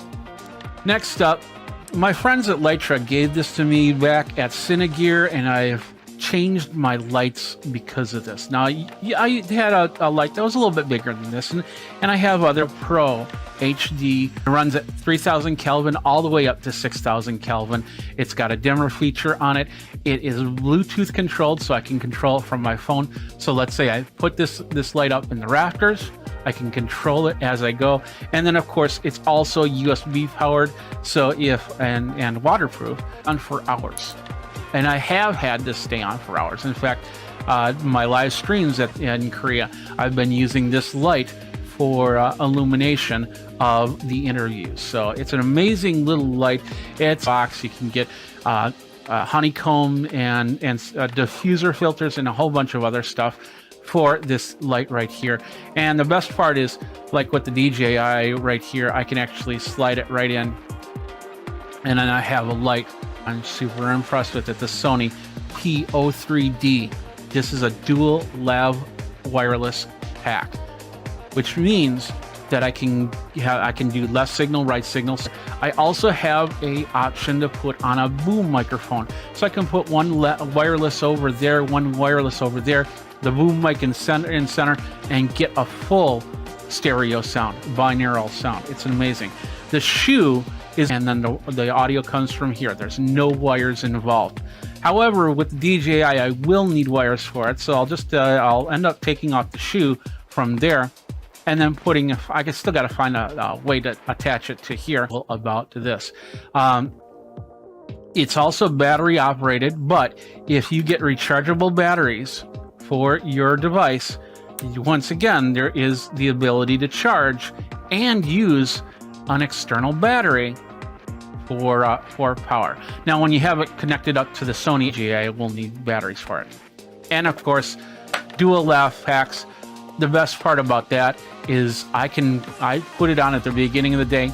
I don't have to mess with handheld microphones. I can go totally hands-free, which is awesome. I love doing that because then I can really give you an idea. I can get a hands-on approach on things. You know, I can grab something, I can go, this is awesome, I'm looking seeing thing. This is, once again, this is a little bit more expensive, but it's well worth it. You get this separate for about $570.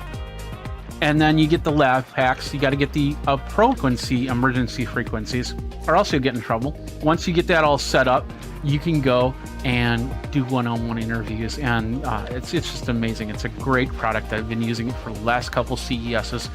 I expect this to work just as well. And now a little time to make my face a little. Okay, I feel better. Yeah. All right, here we go. I was in South Korea. I usually have the Rode Pro mic, which is a great microphone. I don't have any problems with it. But when I was in South Korea, I forgot it. And I had to go out and get another microphone. I ended up buying this boom microphone. It's amazing. One reason why I'm taking this over the Rode is simply the size. This is about half of the size of the Rode. And now that I'm making my gear a little bit smaller, I want to make sure that it coincides with this. Now, the other thing, I'll do interviews just like that. So you can, I think you can see that. There we go. And with this smaller, the Rode was a little bit bigger, so it would actually get into the shot more. This gets into the shot a lot less. And for a great shot with lighting and with sound, and that's just amazing. Now I can do that, or once again, I can use the wireless, and I've got all these options. But if I'm doing a lot of gun and running, which is basically recording and then going to the next thing, this works a lot better than actually wiring somebody up. So the Sennheiser is why I'm going to take this one this year. If I do any live streaming, this is where this one comes in. Let's switch it over here. This is the device right here. This is the Webcaster X2. I used it last year, and I used it. When I tried to, even if I use my computer, I will port it through here to send it out through the wireless, because I feel that, you know, you don't want to tax your computer too much with everything, especially with video. And so I bring it in here and it'll send it out to my amazing. Now, the two coup de grace, first of all, I got a better antenna. This is, I think that's 5 decibel antenna, which I could put my little Geekazine flag on the top here. But the other thing right here, and I have this all in the show notes over on Geekazine.com, this little device, put this right on one end. Let's see, let's do it right. Okay, there we go. On this end. And then I have, this is my tough tested 8,000 milliamp battery, which is amazing.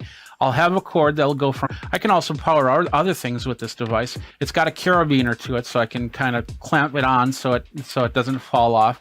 Because I have had it fall off in the past. I have a full live stream system for you for events and interviews that I want to get out to you guys. Let me know how much you want me to live stream. If there's a product out there that you want me to go look at, let me know. Tweet at me at Geekazine, all that other stuff. Think Magazine, put in a geek.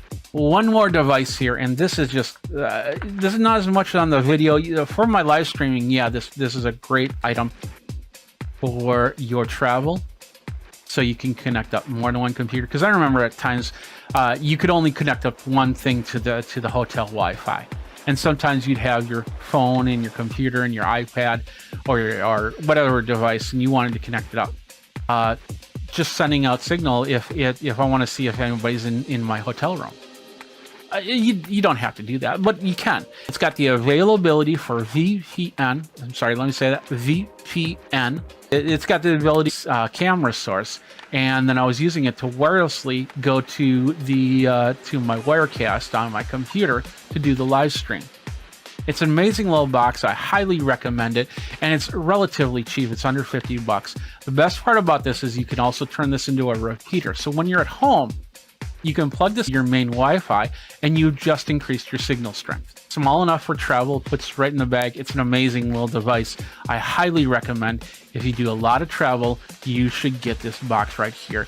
It was an innovation, and I will be taking the iPhone 7 with me. That's going to round out the whole package right here of all this device. All these devices, of course, the handles, we got my Sarui monopod, which I've been using for the last couple of years. An amazing little product. that allows me to set down the camera and it doesn't take up double legs, so I can put it on a tabletop or I can bend it around.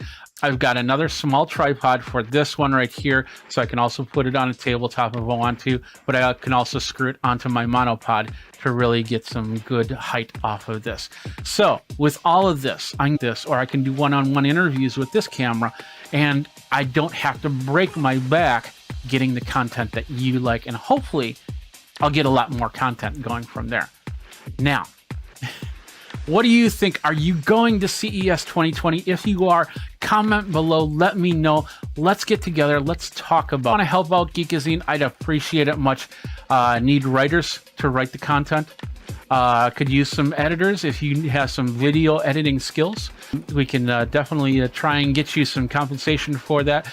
This year, I do have limited sponsors to get the priority of the scheduling of the video, so they can have their people there to do the video and go from there. I got a few of those, but I can always use extra sponsors. If you want to help sponsor the channel, let me know, and I'll send you the one sheet that explains what that can all. Any of the events that I go to throughout the year, NAV's coming up. Mobile World Congress. I'm trying to get that onto my radar. All that other stuff. If you want to help out with that, please, please, please give me a call, give me a tweet, give me a DM, and let's talk about this and let's get you on the schedule for 2020, because I want to make this a big year for Geekazine. As you saw on the live channel, we have over 200 great content, but I'm not giving up on that. And I hope you don't give up on me on that too, because I think that I really want Geekazine to take it to the next level. And I'm going to try and get on live a lot more and do a lot more content for you in this next year. And it all starts with CES 2020. So thanks a lot for watching. If you have any questions, go ahead. It comes up. That's pretty cool as well. And of course, youtube.com, you can also hit that bell notification to get the content that you want. So thanks a lot for watching. You guys have a great holiday season. Have a great new year. 2020 coming up. CES, just amazing. I can't wait for it to happen. And until next time, you guys geek out and take care. The Kickstarter that's coming, and we're going to do that next. Tell us a little bit about Volo. So Volo, I've been in the beauty business for 25 years. We're based in San Diego, California. I own drawers. It's a nuisance. I see the same problem at home. My wife with drawers with cords hanging out. Yeah. And I thought to myself, let's make a cordless hairdryer. So this was a 3-year journey, and we did it. And we developed the world's first cordless hairdryer. So most hairdryers at home, all of you know, if you look inside that hairdryer, the heating element is comprised of nichrome wire. Nichrome wire is wound up. It's basically the same type of technology that's in a toaster oven. Yeah. This technology was founded in the 1920s. I can make toast with my hairdryer. You can make toast with your hairdryer, yes. For drying hair. And how do we do that?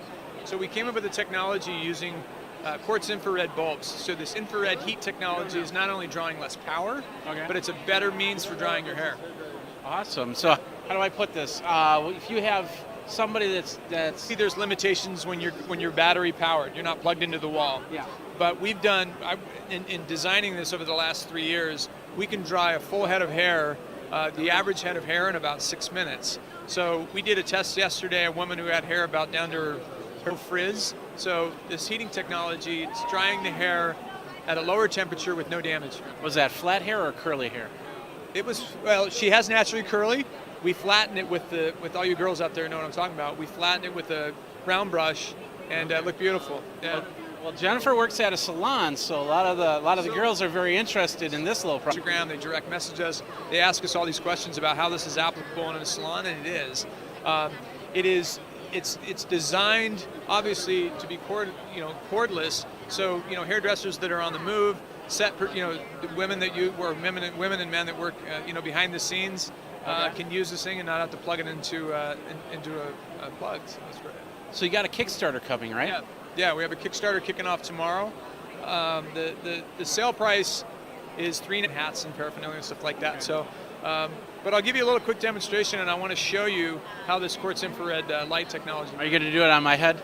I would, if you want. I have no hair, so. I'm going to turn this on. I'm going to click this on real quick. So what you see in there, that's That's like a little laser light in there. Sun. So it's drying your hair with less damage and a lower heat. Okay. Yeah, so. Awesome. So do you have a website? You have the Kickstarter page, but do you have a website? So our website is volobeauty.com. You can check us out on Instagram at volobeauty. And when you go to our website, you can see the link to click on our Kickstarter page as well. Awesome. Well, thank you very much for your time. And looking like I'm, like James Bond or something like that in the hair business because, I need it for my head. Anyway, you can check everything out over on youtube.com/Geekazine, Geekazine.com.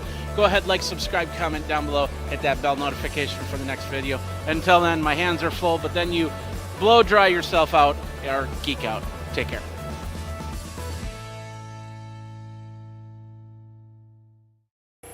What's the Prism conference, and we're here at the booth called VR Carver. We're going to learn a little bit about sports VR next on Geekazine. So this is VR Carver, and basically the booth, they deal in VR for the sports enthusiast. If you like to ski, if you like to play soccer, and stuff like that. And what they got here is a prototype for a bike that's going to use. It's very wild, just having those goggles on, not knowing where everything is, and then this bike's moving around and just kind of jostles you a little bit.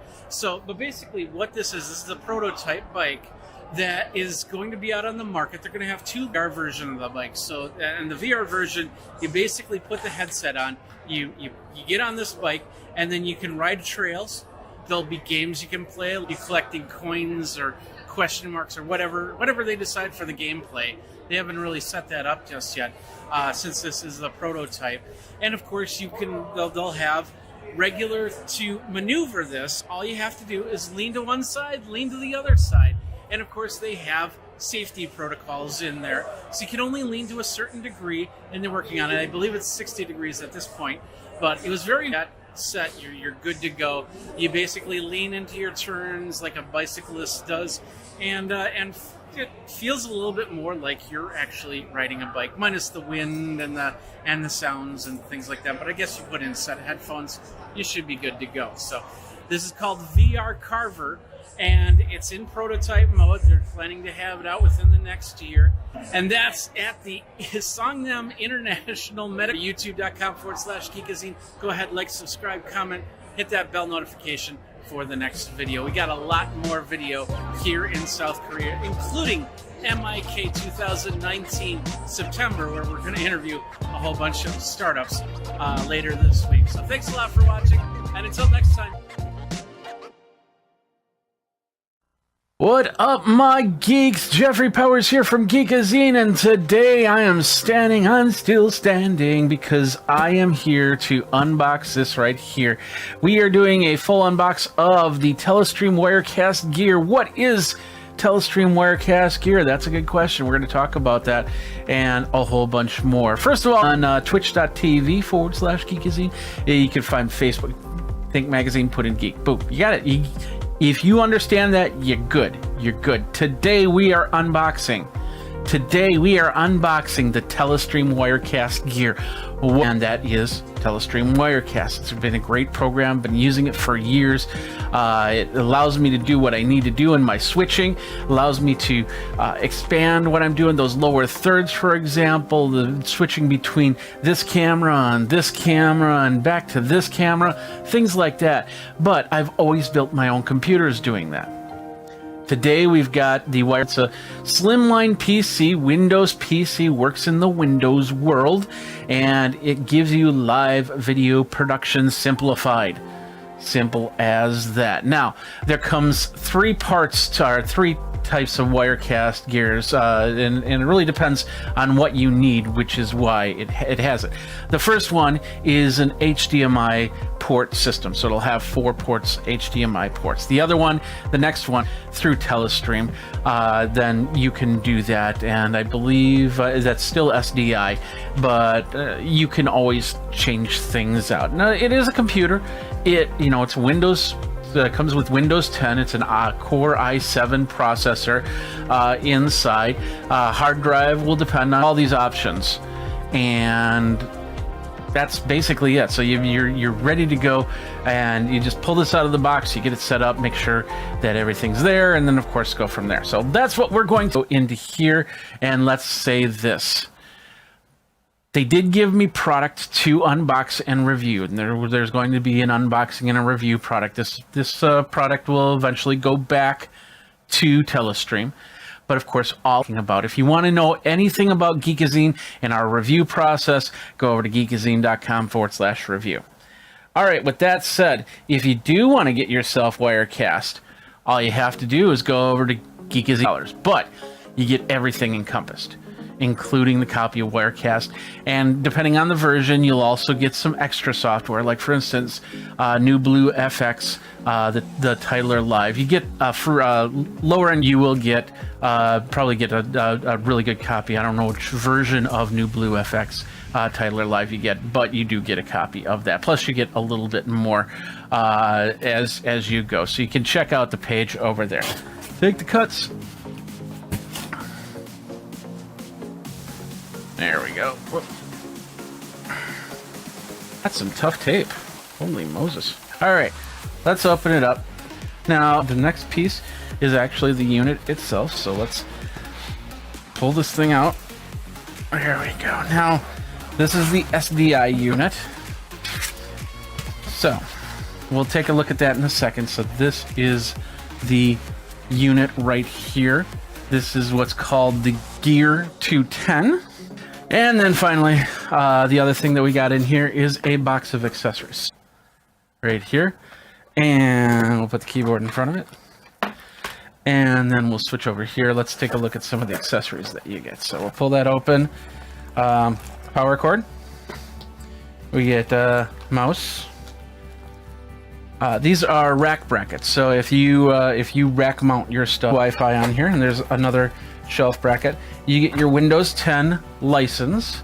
So if you need to reload the machine, you get it on DVD. I don't know if you'll probably have to get a DVD, USB DVD to go for that, because I don't think it's in here. And then of course, screws for your rack mount. Well, we'll put a lot of the stuff that I'm not going to use just yet in here. I'll leave the mouse out. And let's take a look. Set that there. Let's move this. Let's SDI unit. So I got SDI card in here, easily changeable. So if you want to change out the cards to HDMI, you can definitely do that. But you know, this one came with the SDI units, and of course they do have HDMI card that if you wanted to get that, you can. You have that option. We've got two network ports.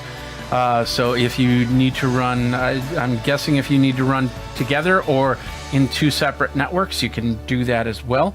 We've got USB 3.0 here, two USB 3.0s. We got two USBs down the line. We do have a USB 3.0 Type-C. It's not a Thunderbolt, I don't believe. HDMI for the video, we got two HDMI ports. We've got a DVI port, the wireless, two wireless antennas. We've got mouse, and of course two more USB 3.0 ports. So it's like a standard computer live stream. Inside we have a Core i7. Depending on what version you get, you'll get a hard drive. Of course, you can change that out, upgrade that, add to it if you need to, and go from there. But I'm guessing if you do add to it, you're going to have to add externally. There might be room for a second hard drive, especially if it's an SSD. You'll probably have some space for it. But it's with Telestream before you start adding stuff to it. Inside, we think there's 16 gigs of RAM in here, and that might be expandable. I'd have to open it up to find out a little bit more, and maybe that's in a future episode. But right now, this is just an unbox. Rack mount shelves. You get the unit itself, you get a mouse and a keyboard, and of course all the cords that you need. And this is actually a wireless mouse and a wireless keyboard, so that's pretty cool. I'll use that for when I need to. And of course, WorkFit D desk, which I reviewed a few years ago. And the best part about this desk is, like, of course, it's a stand sit desk, so I can adhere. And that main computer, the only two cords that come out of this desk is a power cable or an extension in that case, and of course a network cable. I have to figure out how to affix this onto this so both computers. So if I need to roll this forward to get it out of the way to do some one video, I can do that. If I want to roll it back a little bit to show off the table a little bit more, I can do that. Picks like my lower thirds, which you're seeing right now. And so the whole idea is modularizing the workflow a little bit, the way I have it set up and the way I'm thinking on this. It'll make this even more powerful of a desktop setup, and I can't wait to get this all set up. But anyway, that is it. That is the Telestream Wirecast gear. This is the Gear 210 system. You can get it in HDMI, you can get it in SDI, and you can get it with lots of different variables. You can just go over and check it all out over at Telestream and go from there. We'll have a link down in the show notes of where you can go to get that, and we'll rock it from there. So thanks a lot for watching. This has been an unbox video. If you got a product that you want me to unbox, thanks a lot for watching. You guys geek out, and we'll see you next time. Take care. Look, I'm gonna get ready to have a pizza. We're gonna talk with Whirlpool and Yumly about a new type of oven right here. Next, CES 2019 at Geekazine. Here between Whirlpool and Yumly. Actually, what we're going to highlight today is the Smart Countertop Oven by W Labs. Okay. W Labs is the innovation incubator within Whirlpool Corporation. We explored new market opportunities for all our brands. Okay, so what is this is not a microwave oven, this is a oven, correct? That's right. But bake the temperature and you hit start. The Okay. first step for this product is place the food in the oven. So we're going to do that. Oh, I want to do the pizza, not the asparagus. Okay, Well, we're going to go with a healthy option today. All right. Little sensor technology. It also knows that it's fresh asparagus. The last thing is we want to then know the doneness level that you desire. In this case, we're going to do extra roasted asparagus. So Okay. we take those three features that we know it's asparagus, that we know it's fresh, and we want it extra. How does it cook then? Is it convection? Is it how? Yeah, great question. So what we actually have is this is more than just the food recognition. It actually has 11 different cooking technologies that we can use. Okay. So if we can go here, this is for consumers that are looking for convenience and that they want to cook. So we have the traditional bake and broil and toast, but in addition, you see things like proof, dehydrate, air fry, and slow cook. Okay. In addition, we have a food thermometer. The food thermometer is for your proteins, which we know consumers, that's really where they struggle. Yeah. How do I know when my steak is medium? Yeah. How do I know when my chicken? So with this food thermometer, now you can set the temperature that you want, and you'll get that exact doneness level that you prefer. It's not out yet, is it? Well, actually, we are taking pre-orders now. One of the things at W Labs that we like to do is create really close relationships. $799 MSRP. We'll be shipping them out in early April, but we've already started all the process. We're excited about the product launch. Okay, perfect. Now you also have a range here. Are you showing that off too? Or? Yeah, Okay. so that's actually the Whirlpool Smart Range. One of the things that we're highlighting, so what you have with this product compared to traditional ovens is it guides you through the cooking process. Okay. So let's choose pizza. You go to the frozen pizza, and all you have to do is place the food in the oven, hit next, and it'll go through the process that I'm selecting the temperature. The time what you have to do is you have to preheat your oven before you can put a frozen pizza in. Well, that's adding an extra step. Well, and what happens is because the consumer doesn't use the algorithm-based cooking, they might not get the exact results they want. Bake technology. Awesome. And is this out now? Yeah, this is currently available. Again, it's the Whirlpool Smart Freestanding Range. All right. Well, Doug, thank you very much for your time. You find everything over at... That's our digital platform that's bringing all of these things to life. All right. Perfect. Thanks a lot, Doug, for your time. Thank you. And that's Whirlpool, Yumly. Check it all out. Check out Geekazine, of course. Geekazine, we got a lot of great CES 2019 content, so stick around, because you're going to miss it if you don't stick around. Thanks a lot for watching. Until next time, you guys, geek out.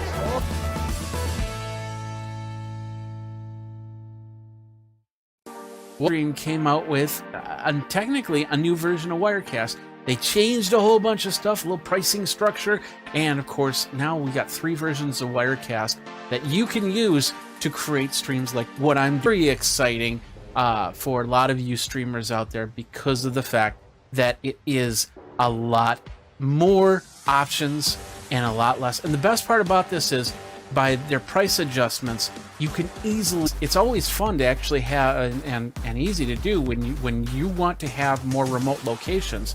Have one person on a computer with one version of Wirecast. You're in the main computer with another version of Wirecast using things like all this is it all works in tandem, in harmony with each other. And that's what I love about this. So what we got today, just so you know, I've got Wirecast set up, 12.1 set up on this. This is the HP right here. We just did an unboxing. This is the AverMedia Gamer Live. I'm using that for the capture. Up on top, I have my AX700 camera. We'll just zoom up a little bit. You'll see a little bit of the master. That's the AX700. That's what I'm going to use to bring into Wirecast so you can see. And then, of course, I'll set it up on Desktop Presenter. You'll see some frame rate. It's always best to wire up your computers when you run any type of software like this. I personally, I'll always suggest that. In fact, I was just at an event where they said, "Oh, we can't quick Wirecast, live streaming, video production. If you just want you want to buy something, they also have the Wirecast gear system, but you can easily stream. You got this is a Wirecast feature. You create you create this through Wirecast, and then somebody can just use their phone, point to it, and then watch it on their phone on the go. So easy stream of your game and your video, and that's it. That's where something like Wirecast 1 comes into. But maybe you're doing full conferences like I do. That's where Wirecast Pro comes in. Need a little bit more power than Wirecast 1. Boom, you got Wirecast Studio. So, and we'll talk about all the features of each version as well. But if you want to go over there, we got the Wirecast 1 page. You can go there, of course, and that will help keep these lights on. Like I said, it is an affiliate link, so I appreciate it very much on that. So let's start with this. Let's go over to, oh yeah, and of course, I do get free copies of Wirecast, but this is a review, and in fact, I just did a video at NAB, talked to Bryce and all the fixes that they have in 12, and it's amazing to see that. But now we've got Wirecast 1, so let's start with that one, and that is right here. All right, Wirecast 1, as you can see, it's a single video source, one stream destination. You can add overlays, you can add lower thirds. You got about 20 transitions in there. Cast 1. We're going to start from scratch. Here's my screen. We're just going to go right into Wirecast. I haven't put a serial number in just yet. So when you start up Wirecast, this is what you first get. You can enter in the existing serial number. You can buy yourself your Wirecast, or you can start a 30-day free trial. When you start a 30-day free trial, you get watermarks and stuff like that in there. So you can't use it for it's open up 30-day free trial. Free trial registration, you got to put in all your information. Now we won't do that then. Let's go back. We're going to enter an existing serial number. But guess what, folks? You don't get to see that. So I'm going to enter that in. Boom. And I'm going to hit continue. It says Wirecast is now unlocked. Yay! I'll hit OK. And it's going to take a couple seconds as it figures it out. It's the same software. It will configure it from there. And of course, their upgrade plan is $100 a year. So you get Pro, you pay another $100 for next year. You have all the features of Pro, and you continue on. If you stop paying, that version is where you go. So 12.1, if you stop paying at 12.1 and they go out, and next year they're at 14 or something like that, you still have 12.1. You still have your software, and that's really cool here. So it's when you don't have that, and we'll talk about that in a minute, and you can see where you go. So we're going to create an empty document.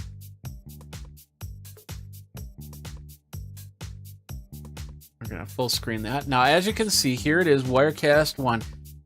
In Wirecast, you have 5 master layers, except for Wirecast 1. You'll only see 3, or you can add layers. So a lot of times what I'll do is on this top layer, I'll put all my overlays like the Geekazine Live logo or something like that, and use that. And then the second layer I'll put in lower thirds. Third layer I'll put in my video. Fourth layer, of course I'm using Pro. Fourth layer I'll put in audio, because I always use my audio separate from my video. In this case, I'll probably put in anything graphic, lower thirds, or anything already set up. So we're going to do that. Video capture, Live Gamer Mini right there. And we're going to hit add. And there I am. It's in preview mode right now. And like I said, the frame rate is going through Desktop Presenter. So it looks a lot better on the screen, trust me. So anyway, I've got a single video source, so I don't think I can. Yeah, as you can see, if I open this up, now it says you need to go to Studio if you want to bring in, and I can do like a zoom in or something like that. So when I go live, and we'll just hit switch, and we'll go auto live, and then I'll hit that. Now it's going to go auto live. So now I can have a zoomed in version on my camera, or I can go back out. Now what I can also do is I can do things like Desktop Presenter. Basically, you can do screen capture, which is this. And you can see the screen, and I'm not going to get into changing the size and everything like that. But you've got the ability to do a couple different things. So if you're playing games on a monitor and you go through capture card, and you can basically do that.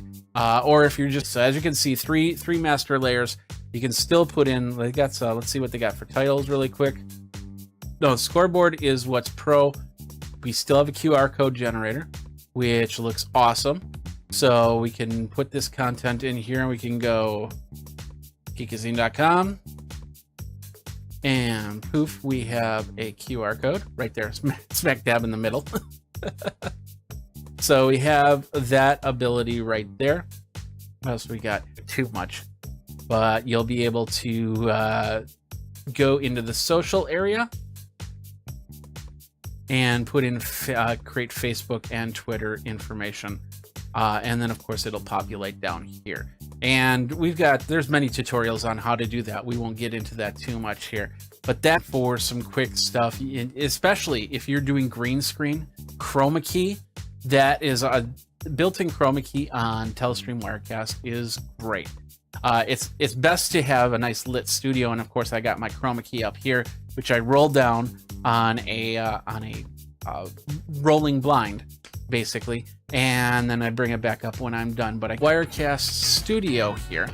Now with Wirecast Studio, you get unlimited inputs, unlimited destinations. That means that with Wirecast 1, you can only send to Facebook or YouTube, but you can't send to both. This will let you go to multiple destinations, of course, depending on your bandwidth. You can do 2 remote guests via the Rendezvous software, which is really cool. You can definitely have a nice little talk show going here. You get the stock media library, which is the Storyblocks partnership, so you can bring in some really cool stuff. And then you get 100 titles and graphics and overlays for 400. Great way to do one-on-one interviews. You don't have to publish them to Facebook right away live. You can just kind of pre-record them and then turn around and send them out.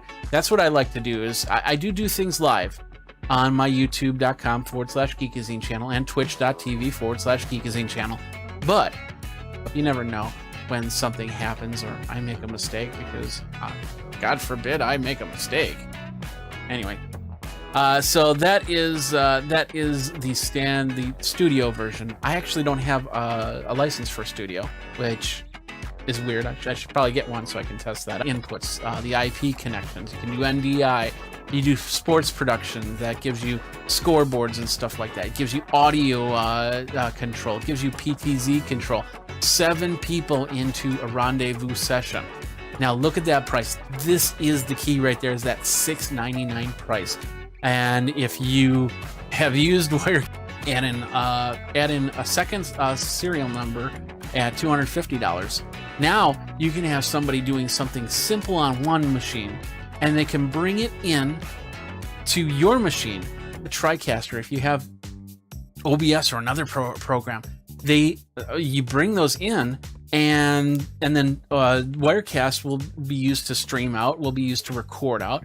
I love the fact of giving tasks. I have another device that streams out the video. That way the computer does not get taxed on any of that. And if anything goes down for any reason in that area, this stays up. And the same thing with this. If something crashes, I can bring it back up, and then my stream still stays up, and my record serial license.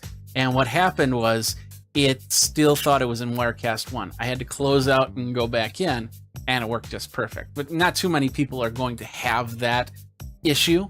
But if you do change licenses, then that's what will happen. And keep in mind, this is all the same from Desktop Presenter, so I can't change that too much. As you can see, we now got 5 master layers. There's the 5th one right there. You got 5 master layers. And normally on the 3rd layer, that's where I put my video. The 2nd layer, that's where I put my graphics and lower thirds and stuff like that. And then the 1st layer is anything overlaying, like my Geekazine live video. So it helps on that. Now, once again, I'm using the same camera, so using the same AverMedia live card. So we're still got that going through this whole thing and go from there. Now we've got all these. We can play videos. We can do our asset manager. We can let's see, with the Pro we've got the replay. We've got the social. Replay is really nice if you're doing sports stuff. Somebody made a touchdown, you hit that replay button, and then you've got that touchdown. The PTZ controller. We've got the audio mixer. We got Rendezvous, of course, advanced Rendezvous audio mixer, which is the new thing to be able to give the participants their own feed without having any type of feedback loops going on. You can control all the sound from there and so much more. And this is the best part. I don't know if I should be showing it to you, but it's in 12.1. So you got all your output destinations, and you got one right here that says LinkedIn Live. Check that out. You have to go to LinkedIn. You basically go to their help page. I'll try and have the link in the show notes. So you have to apply right now for LinkedIn Live. But once you get approved, then it's just like going into Facebook. It's just like going into YouTube or Twitter or anything like that. With that, you can actually say track 2, track 1. Now, if let's say you want to do, let's say you're doing a sports event and you want to do have somebody calling plays in Spanish or in any language, you can have them sit there. One to YouTube in English. You can send one to Facebook in Spanish. You can send one to LinkedIn in German. I don't know, and do different. Even record with some of the tracks and the different tracks as well. So play calls off the same video.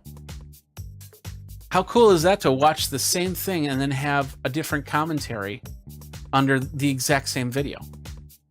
That's a possibility there. But we get, I look at that and that's how I go. My mind just goes crazy like that. But you will be. The second you get that approval, boom, you're off and running. Off and running. So that's the one biggest feature I really want to show. They also have, I don't know if you saw this, but in the corner they also have what's called the cloud Telestream cloud settings.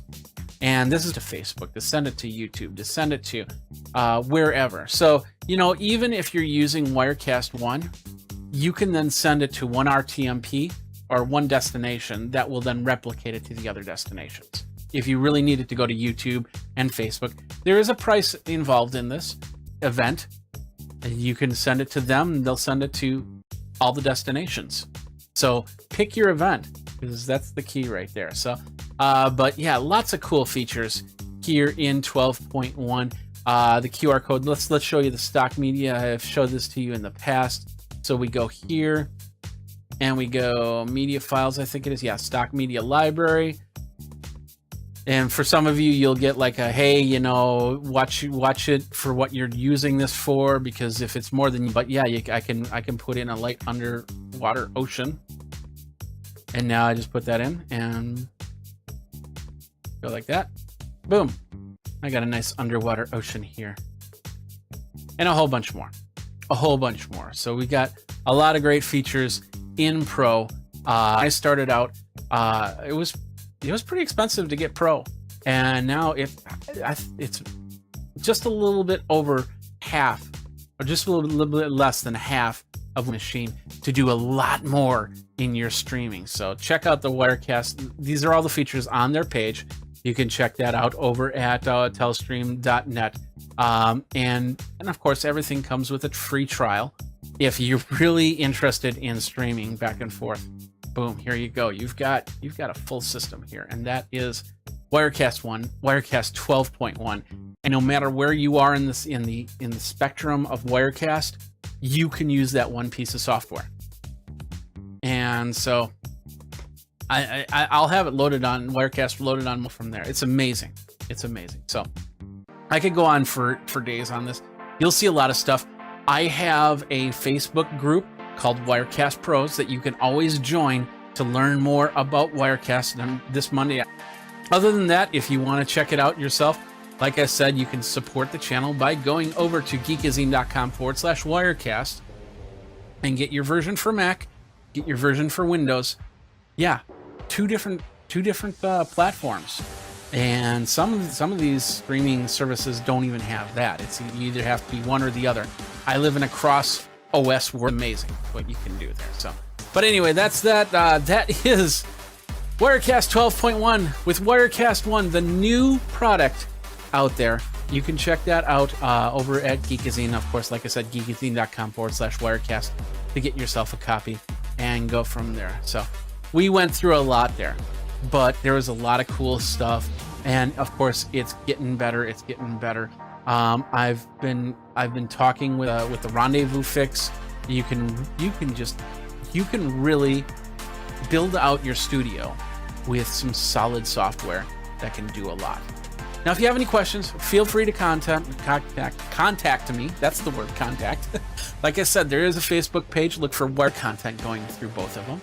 So if you have questions, you can ask it there. Of course, you can go down in the YouTube comment section down below, like, subscribe, comment, bell notification for the next video, of course, over at Geekazine. So that's it, folks. I love it. I love it. So thanks a lot for watching. Until next time, you guys geek out like I just did in this last 30 minutes.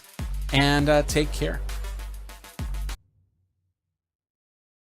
Today we're going down the wish rabbit hole. I wish more than anything, more than life. Oh yeah, I wish. And so I went a little binge shopping myself. Is there anything on here that's legitimate? We're going to talk about that next on Geekazine. Hey everybody, Jeffrey Powers here from Geekazine, Think Magazine, Put in a Geek. You can find me on Facebook, Twitter, and all that other good stuff. And I went down the Wish shopping hole. Yeah, SE535 headphones out on Wish.com for something like $28 or something like that. I said, no, that's crazy. These are $400 headphones. No. They're on Wish for $25. It's like, well, there's got to be some scam to make absolutely sure for myself, because, you know, I'm one of those types of people that do need to do that. So I went and bought a few things to check out to see how real they are and, of course, how fake they are. And I learned a few things, some stuff on Wish.com that is not fake and that you can purchase from there. Of course, we have other things happening right now, like the trade wars, which will probably boost up these prices. And it's very possible that if anything ships overseas from Wish, which it does, that will become $200 prices. It really depends on how the trade war plans out. So, you know, that's just an assumption, a guess on prices, but don't take my word for it, because, you know, I don't do that financial stuff. So anyway, but let's take a look at the site as it is right now. This is wish.com. If you go in, you'll have to sign up to see any of these things. And they have a lot of everything, like tripods, like in planters and bowls and stuff like that, for, you know, just a little bit of fun decoration thing. We've got this right here. It's a pocket handheld magnifier, basically. So you can zoom in on coins and zoom in on bugs and zoom in on whatever you need to zoom in on. That's pretty cool. We've got a long distance flashlight and infrared, so you can see what's going on in the dark. There we go. There's some, you see a nice little elk right there. Here's a nice Samsung laptop for $92, $250 value. And you get the idea. And they have everything. They have keychains for guitars. They have Well, we got on to, okay, no, not that one. Okay. They do have some free stuff up there, so you can make a quick purchase and you get that.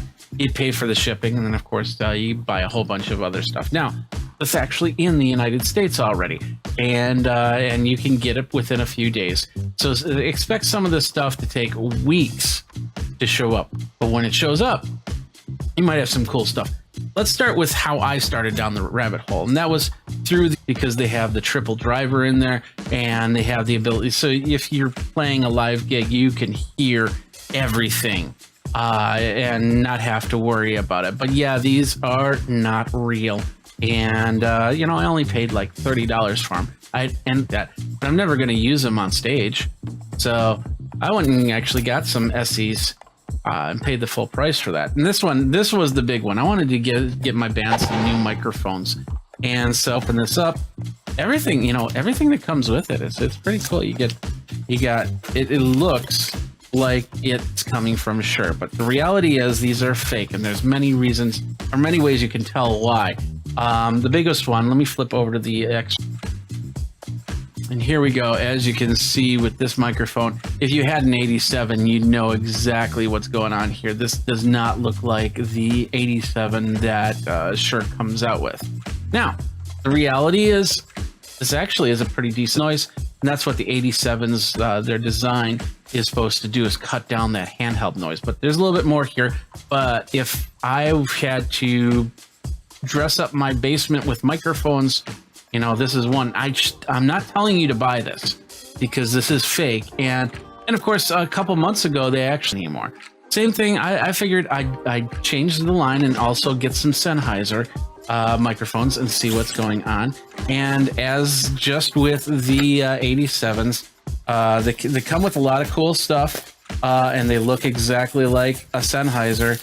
But when you pull it out of the bag, and it looks and sounds like one of the microphones, but it is not. Wish.com these are independent sellers, and they just basically put up their wares, kind of like a flea market style, onto this website. They have to pay for the space for the room on the website, but then they can move product pretty easily. Now, we looked at a couple high-end products pretty much here. So I decided to start looking at watches. Now, of course, you can't get an Apple Watch, but you can get something that looks a lot like an Apple Watch.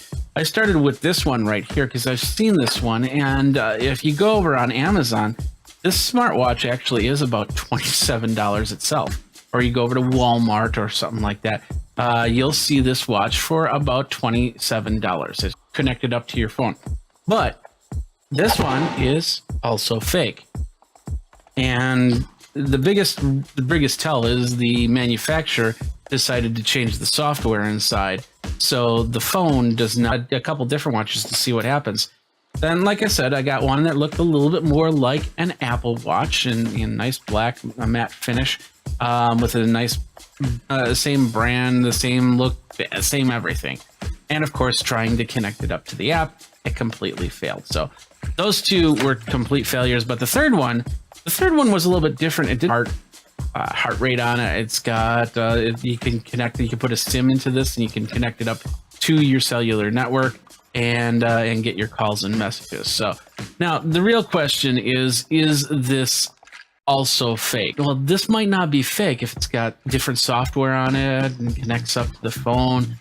Well, maybe not. You got to understand that inside of this watch has got technology in there, and some of that technology, they go to manufacture these devices for those companies, and then somebody just happens to leak out the information, and then all of a sudden this watch shows up because it's got some patentable technology inside. You don't see it like a Shure 87 here, and it doesn't have a brand name on it or anything like that, but once again, you just don't know what technology is in here and what's patented, and somebody's just saying, well, I'll just rip it for myself and put it out there.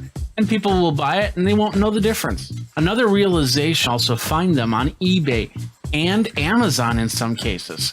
And there have been cases where people have noted that stuff is fake that's coming from these sites because these are all third-party vendors trying to sell their wares. The only difference is that Amazon and control that all over again. So you see a lot of stuff on Amazon that's just as questionable. I just watched a video of a guy that found a little box for his guitar that could give him distortion and effects and stuff like that.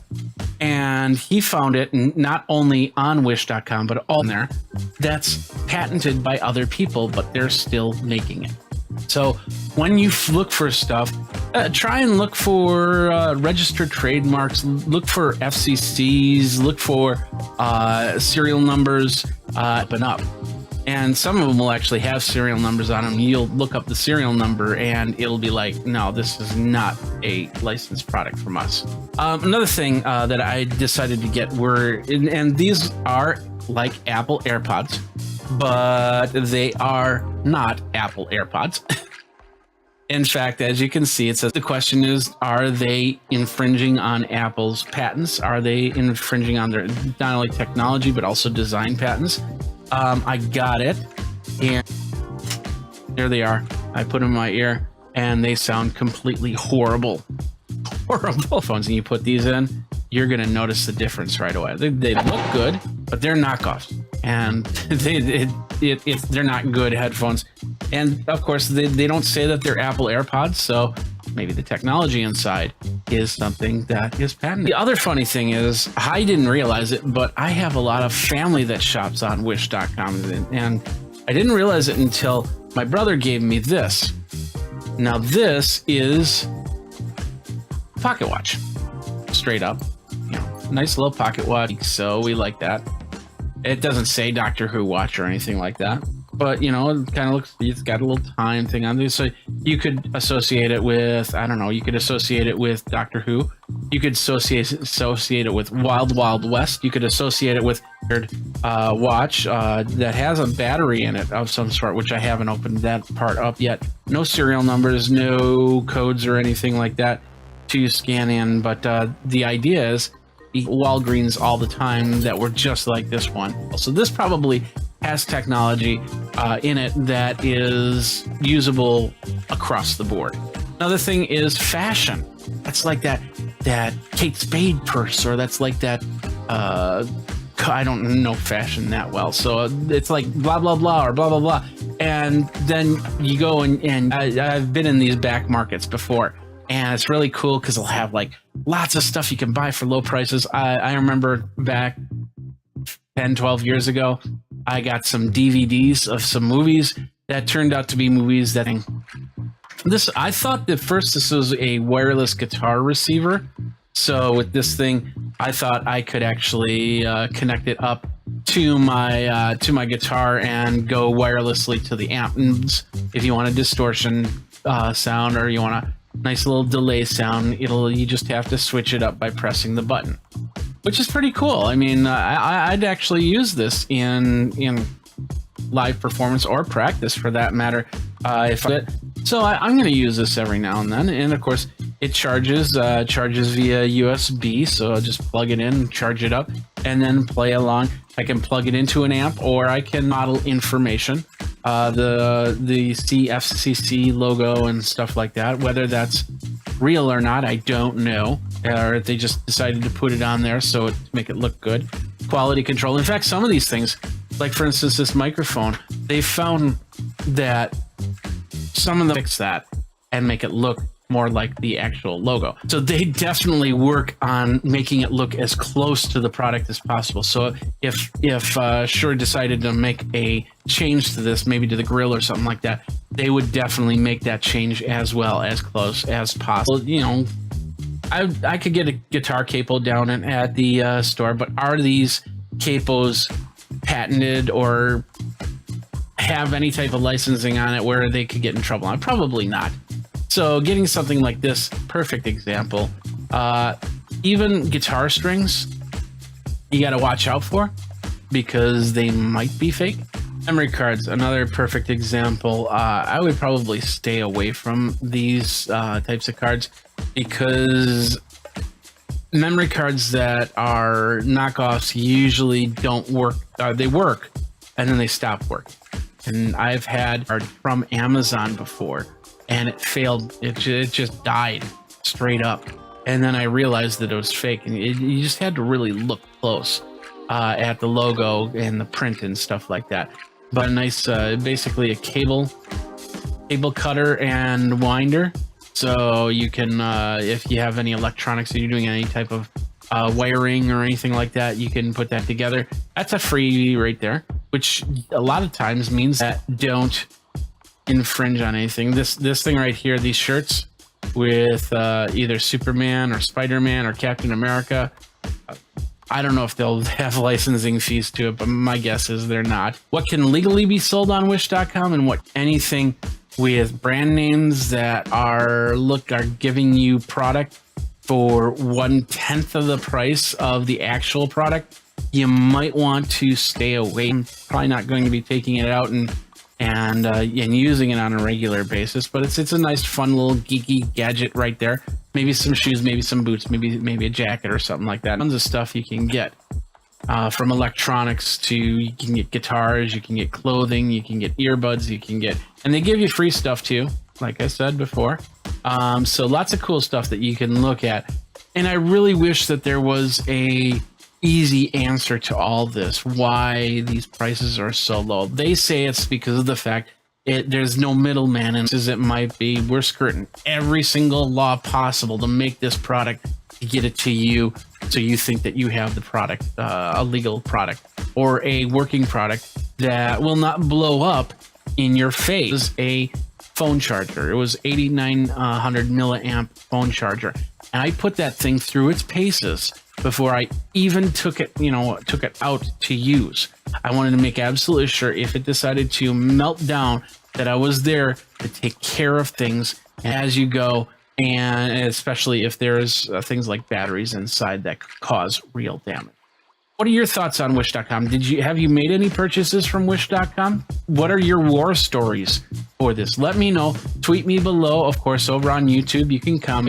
I've helped you navigate through this fun little thing called Wish.com and give you a better idea of what to look for and what to avoid. So until next time, we got a lot of videos coming out from NAB. CES videos are galore. We've got NAM videos. Subscribe and hit those bells. Even on the website, down on the bottom corner, you can hit the button and it will tell you when the next article shows up on Geekazine.com. That's pretty cool. So anyway, thanks a lot for watching, and until next time, you guys geek out. Women in Technology group here at Commvault, in addition to my normal role as a senior manager of strategic renewals. So this is almost like I don't want to know who we are or what we're doing as a Women in Tech group here at Commvault. And as Sanjay had mentioned, diversity and inclusion is really a mainstay of organizational success.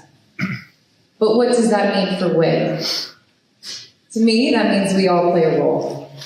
Sanjay had mentioned a list of a few names and supported and encouraged, and I think that's what our job is to continue encouraging and supporting visibility of women and their daily roles. And not only that, but also creating an industry that generations to come are extremely excited about leaving a market. So that's what our WIT group on is really 3 pillars. The first one is connecting and collaborating. The second being professional development. And the third, giving back to our community.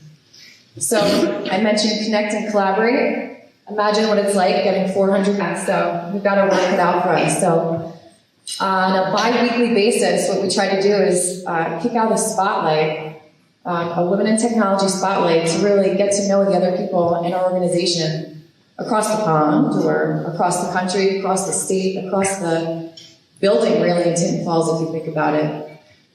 A lot of our women are extremely good. They're very, very talented at multitasking. In addition, what we like to do is send out on a periodic basis just a survey to see who's engaged, who wants to become more engaged, how do they want to be engaged, how often, what time constraints or commitments are available, just so we can understand how to make our group better for Commvault and just better as a whole. I'm extremely, extremely excited because we, as a WIT core group, have been hard at work coming together to create a boot camp, if you will. And I think Anthony Faustini is in the room. He has graciously agreed to support and to sponsor our boot camp, which is so far it's going to be a biannual tradition for women in technology, where we come together and we really we bunker down and we get some training. Sure that we put that into practice in day 2 with a bunch of other fun stuff mixed in. But the investment in professional development is extremely, extremely crucial to our success as an organization and individually. So thank you, Anthony. We're here partnering with our partners, essentially, for some enrichment activities on a local level with our partners. I think that we can do more as a WIT organization to bring people together, similar as we've done here in this room, and just really learn and grow together. So that's it for professional development. Supported the American Heart Association for a few years, making strides for breast cancer for a couple of years, and just recently we supported the Dream Center.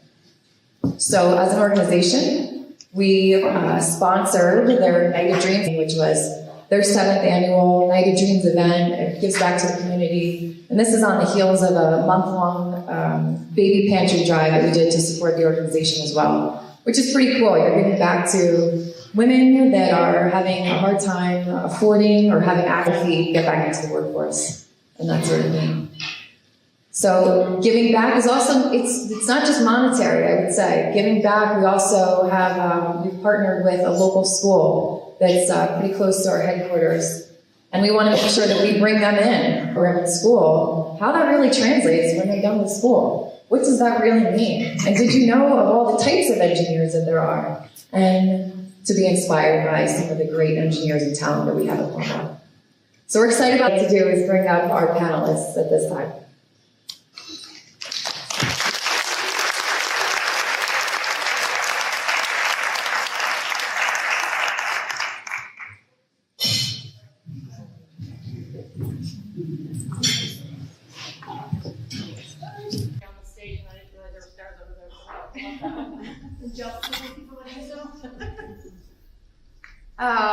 I know Sanjay had mentioned previously, I have no idea what day, because we're day 0, day 1, day 2, day 3, 2.5. He mentioned that you can't have a business without partners. So the focus to some Q&A here. I would love to introduce our panelists. In doing so, I'm going to ask, once I introduce you, if you could just give a word or two on why you agreed to do this panel. So to my left, Tammy Ellis. From Arrow, she's the VP of Infrastructure Platforms. There wouldn't have been so many guys in this room, right? The idea of being able to kind of talk about diversity and what it means to partnership and how we can really kind of build a more inclusive relationship together is really important to me and near and dear. So appreciate the effort, appreciate the time, and Commvault's interest. Yeah, thank you for having me. So I'm now a Commvault employee, and thank you for inviting me to be part of the panel. I am a partner of Commvault, so we are a creative agency and a creative agency of record for Commvault for the last 5 years. So, clearly I believe very much in the value of partnership. And so, much of the visuals is just the marketing team. So we're pretty passionate about the importance and the value of partnership, and clearly, women. Our business has a B2B focus as a creative agency, and most of our client base is tech.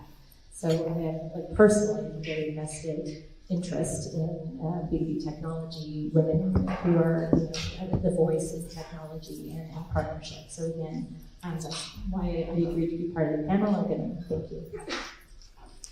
Good. We're going to share. Bam. Oh, I liked my partner. Okay. Well, we can still be partners. And most everybody knows Sandy Hamilton. She's on the main stage today. She's our head of customer success for Commvault. And why did you decide to agree to this? Well, I don't know how many of you guys know Kristen, but I first joined Commvault about 4.5 or 5 months ago. Kristen actually was just taking over as the head of WIT, and she's like, "Come on, do this event. Want to do this event?" I'm like, "I'm never in town. What can I do?" And so she said, "Hey, we're having an event at Commvault. Go and please do it." So there's absolutely no way I can say no. I recently contributed to an article data versus opinion, and why you need both. So in the article, you pointed out the strength of AI and predictive versus prescriptive analytics, helping us to bring data closer to our customers. On the flip side, data can be overwhelming. Is it really necessary to put the data aside and focus on the human element of that partnership? I think that's a great question, and it's something I'm super passionate about. I think it's immediately, right? So we all live in the world. It can only get you so far. I mean, it's super important to sit down as partners and figure out where are we now, what's the data showing us, where do we want to go, how are we going to get there, what are the different technologies we can use to get us there. You mentioned, Chris and I and Allie. I mean, Allie's been with the company maybe a year and a half now. Chris and I have been working together for 5 years. It moves beyond the vendor relationship. I've had dinner with his family, we know each other's kids' names, the first question is how is your of hers that I try and live my personal and professional life by is people won't remember what you said, what you did, but they'll always remember the way you make them feel. And I think that's what I try and bring to every partnership. That's what I think, really, this is like a marriage. This is no different than any other relationship in your life. You spend this important personal events like birthdays and anniversaries or whatever that is. So you really have to really like the people you're in bed with, pardon the expression. And so I think immediately you have to be successful. There's a lot of research that shows that when people are stressed, which frankly is probably everybody in this room's life, that we actually depend more on our feelings than we do the data. So that feeling aspect of the stress that is in their life is very different than our team on the creative agency side life. But if you have empathy for each other's stresses, if you have empathy for each other's needs and goals, and how do you make each other successful, then it just makes for a better partnership. If you don't remember their face, then they themselves. I agree completely. Thank you. My next question is for Sandy. You've had multiple roles prior to Commvault, mostly focused on consulting in order to align strategies for different parts of the business in order to be successful. This required you to build relationships internally or partnerships internally, really. Relationships contribute to your current success as our head of customer success. Great question. The reality is, and I'll go back to, it's going to sound really funny, this was not planned, I swear. But if you go back to, thinking about Jimmy Chin's presentation that he did earlier today, right? And they thought of a team of people working to try and make him as successful as possible, quite honestly, which is how to document that in a way that was non-invasive and that was a partnership, really, for that entire team. And so when I think about internal partnerships, if you will, there is nothing that I can do in my role today or any role that I've had in the past that can be done by how we all come across to our partners and our customers is a collaboration of an experience, right? And so, when I think about developing those internal relations and what we're doing with them, so, to think about having a common goal, having that common framework, and making sure that is sort of all true north. Do we have the same goal? And I think that's the most important thing. Excellent, thank you. A lot of the people that I've partnered with on different projects, Whitney's brought us together, to be quite honest with you. So I'm extremely grateful for even the opportunity to partner with people that I would have no idea who they were and work in the same building. So it's extremely important. So thank you. Hey, hi. Looking back from your role, way back when infrastructure platforms, do you have a similar experience that you can share insight on the importance of partnerships as your career has progressed? Oh, absolutely. I mean, partnerships have always been a part of my career and how I grew and how I developed. And these days, it's not more with less, it's do better with less, right? We don't have the resources, we don't have the funding, we don't have the skill sets under our direct control anymore. So how do you thrive, how do you survive in that kind of environment? you have to build partnerships. And, you know, an ability to build partnerships where you create a common vision, key to success today, because there's no way to do it without those extra skill sets and that extra perspective. So I think in my career, my ability to actually go through and build partnerships, to build alliances, has allowed me to do and kind of take on the challenges and the opportunities that I have today. I have the same, you know, I've got a little bit of a different, I own a P&L internally, right? So that means that the idea of matrix management is a big thing at Arrow. Matrix management just means that anytime I need to get anything done, I have to go out and convince a lot of different people who don't report to me that my project is more important than anything else they're doing. So it's all partnerships and driving. And you know, it's funny that technology is such a small industry. I mean, I've run into a number of you out in the audience today I haven't seen in 5 or 6 years. I mean, know that the people you're working with today are liable in the future to have key positions. Part of the whole reason for this presentation is these partnerships are going to continue to flourish when you leave your current role into your next role or organization, whatever it may be. So, thank you. Now we have some, probably some younger folks in the room who might be just starting their career or getting to that. What advice would you give to your younger self in case of the opportunity to partner on a project? I think the first thing I would say is don't be afraid. Like, embrace it. Number one. I've been at this for almost 30 years now. Back in the day, like, oh, I really hope this partnership works out. I really hope this goes well. I really hope we don't screw it up. And I really hope, et cetera, et cetera. Hope is not a strategy. So we have, particularly now, 30 years later, this is the proliferation of data. Well, what do I need to be successful? How do we get there? What does the data say? And we're in the business of McMillan of storytelling. And so figuring out that story ahead of time, what do we want that end story to be? Figuring that out ahead of time makes that Sheryl Sandberg expression, lean in. And I hope we all know sort of what the premise of that is, so I won't beat that to death. But at the same time, it's you have an opinion, have a voice, and sometimes you have to beat on the table a little bit to have your voice heard. But have it, use it.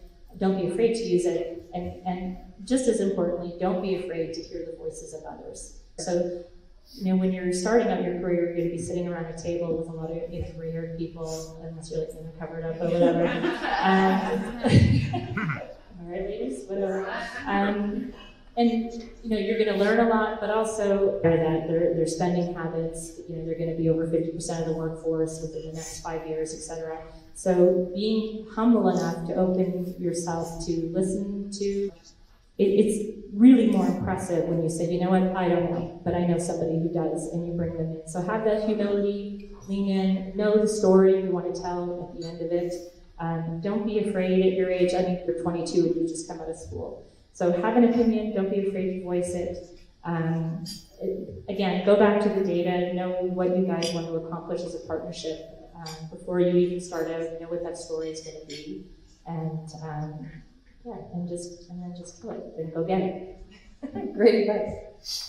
Thank you. Sandy, on the flip side, in a similar vein, what would you tell your younger self? When is it okay to maybe disengage with a partnership?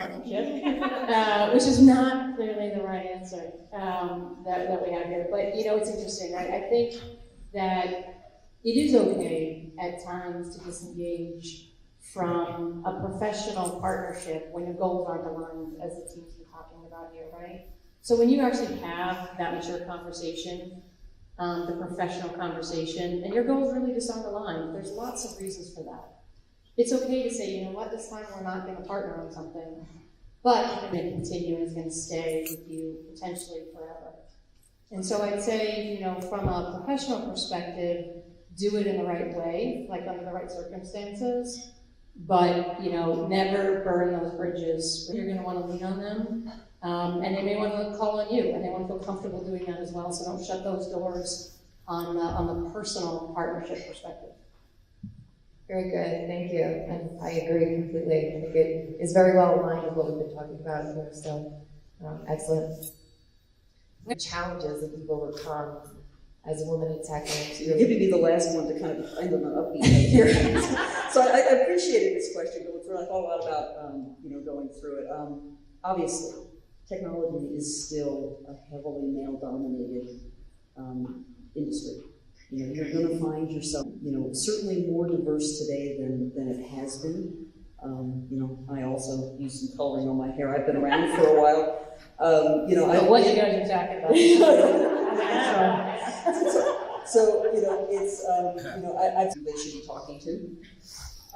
You know, I've struggled at times with my voice as you're in a large group, you know, and it's hard to get heard, or you're kind of, whatever you're talking about, whatever your initiative is kind of pushed aside. You know, what I'd say is that you still see some of that today in different situations, and if you're ever in that, you know, what I'd encourage you to do is kind of find an ally. And for all the guys in the room, you know, say, but that was my idea, because, you know, that's not a good group dynamic, right, as you go through and do things. I think probably the most challenging one when we talk about partnership, though, is the times that I've been in different situations where we meet on Thursday, everybody's aligned, here's where we're going, and then suddenly on Monday that we did, the golf outing, the game, whatever it was over the weekend, it just happened to come up that we were talking about this, and you know, now all of a sudden it's a different situation, and that type of thing really kind of challenges a partnership. I mean, I think that we've made a lot of advancements. There's a lot more women in strategic and leadership. Partnership is actually kind of the answer to this for women. You know, having a true partnership, you know, where you're open, you're actually sharing credit and building good relationships, building alliances, both internal and external, help you kind of circumvent that and kind of offset that, you know, kind of still existing sometimes boys club mentality. Absolutely, I agree with that, and being women and give it up for our panelists.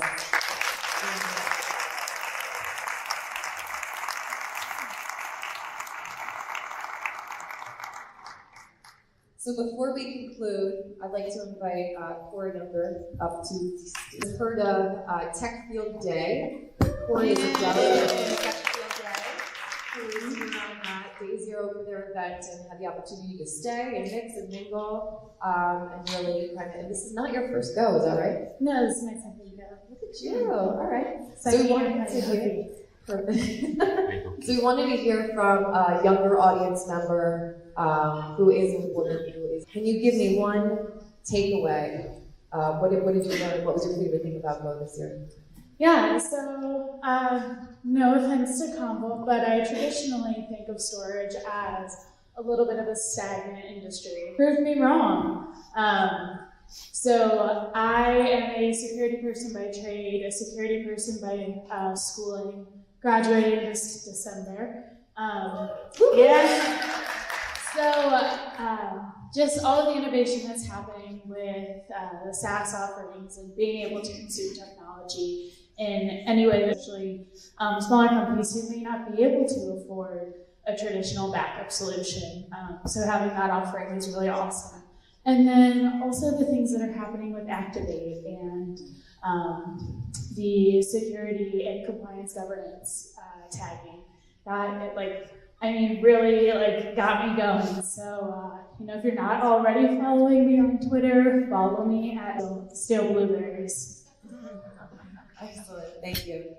I did my research, I looked you up, and when I looked you up in your bio, you use words like DevOps, networking, and virtualization. When I was graduating college, I don't think I knew what any of that meant. So I'm very proud of you. But what makes you passionate about that? SDN girl on Twitter, I'm SDN daughter. So she brought me into the networking world and the software-defined space. So I definitely have to give her the shout out there. She's taught me everything I know in that space. But I'm really lucky to have this wealth of mentors. Susie Lee, the CTO of Geekazine and the DevNet Zone. Eyes crusted over from a computer screen, and she said my name, and I didn't think she knew who I was, and completely bald, like I had just met Kylie Jenner.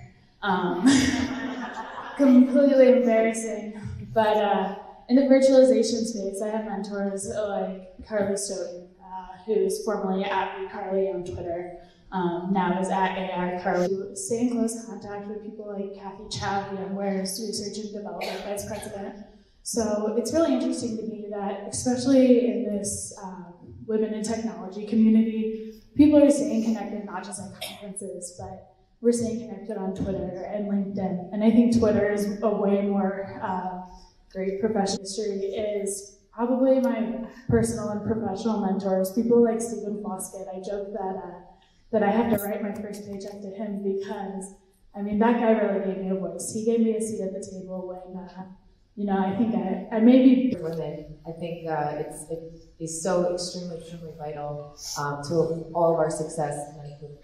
Thank you. Last question. Total Packets recently published a blog called Cloud Control. The importance of asking every IT director, CIO, CTO, what's your cloud strategy?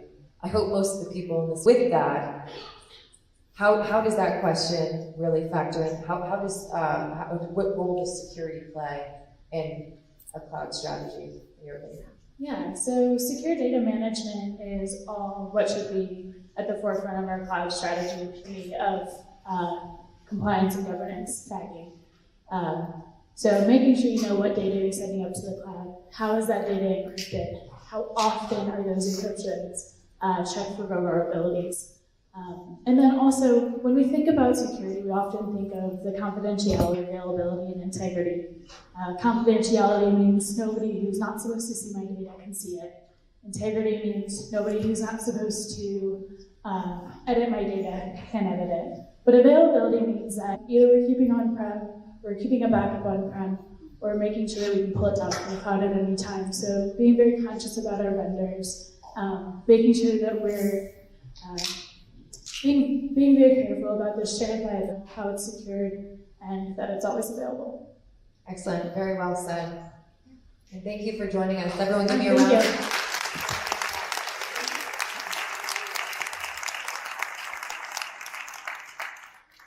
So at this point, we would not have us again. So thank you very much.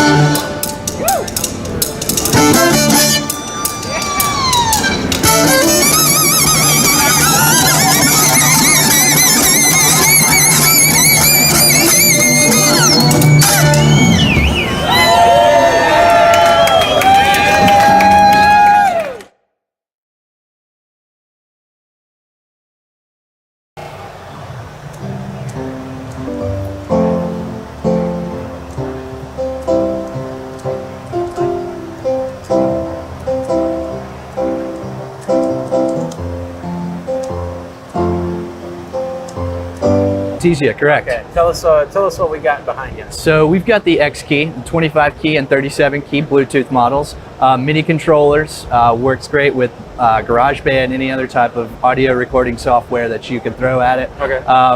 Bluetooth connectivity connects you to any smartphone, any smart device, MacBook. We will offer the Witty Bud so you can connect into Microsoft products as well. So any type of format, any type of software they're compatible with. Lightweight, easy to use, perfect for the traveling musician. You can use it on the airplane, on the tour bus, in the car, wherever you might be, making beats. How thin are they?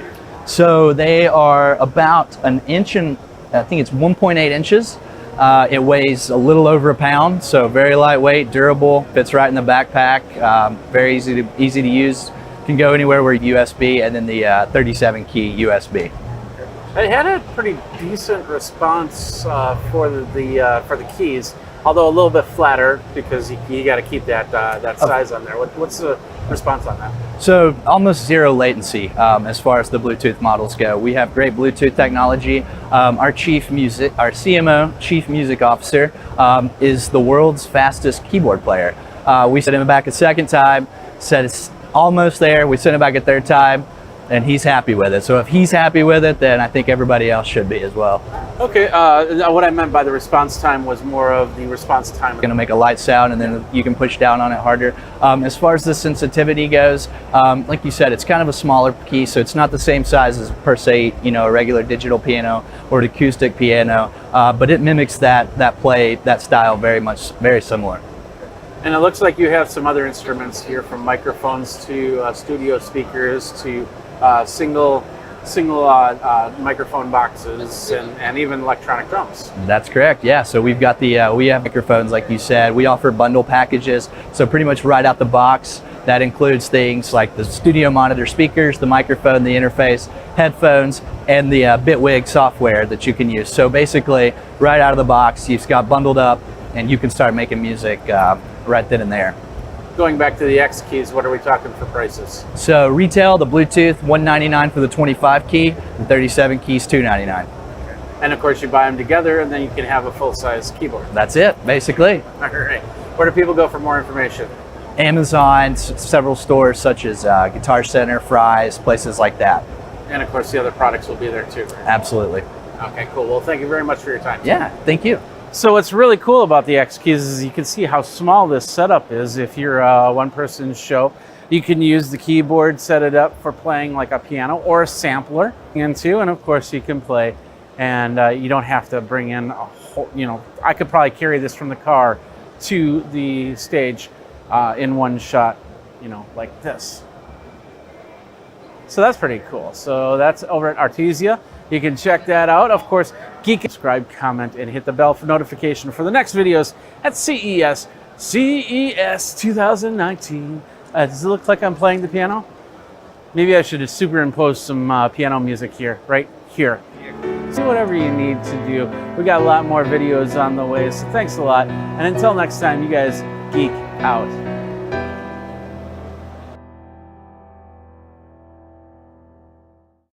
We're here at the X Keys booth. Jeffrey Powers with Geekazine at InfoComm 2019. We got a one-button solution for you guys that want to start a game show or something else.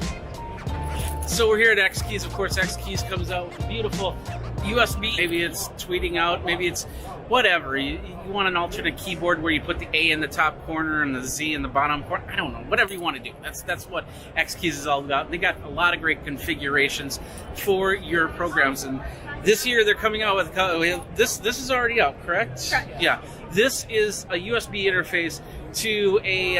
It looks like an 1/8 inch monopole connector, and that's for this little.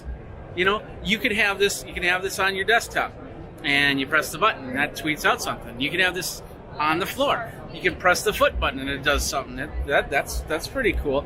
Or you can set up 2 or 3 buttons, have people come over and run an actual game show style video or whatever right from your studio. So they get in front of the buttons, you ask a question, boop, first person to respond, it shows up right there. So basically you just plug this in, this plugs fun things to do at a trade show or wherever you need to be with one button, and of course the XK3 switch right here. Now this is $59.95. They don't have a price on this yet because it's not out yet. Coming very soon. This little puppy right here, you put on a little splitter, so you have one for 3 buttons. And then when these come out, they're going to be under $50. So you definitely under 200 like this that will do. It looks like 12 different connections. So if you got doing something like I don't know, a sports bowl or something like that. Dog agility.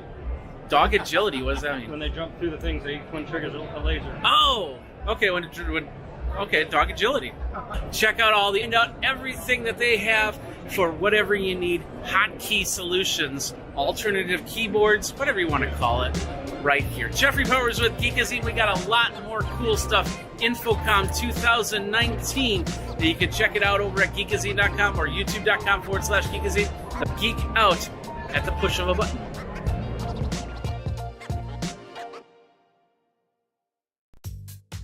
What up, my geeks? Jeffrey Powers here from Geekazine. Today I'm going to show you a really cool tool that YouTube just put out for you creators there, the YouTube Copyright Match tool. We're going to take a first look at it and see how you can make sure that it's used by other people. So, Jeffrey Powers here from Geekazine, Think Magazine, Put Into Geek. You got me over on the socials. Over on YouTube, you can like, comment, subscribe down below, the bell notification for the next video.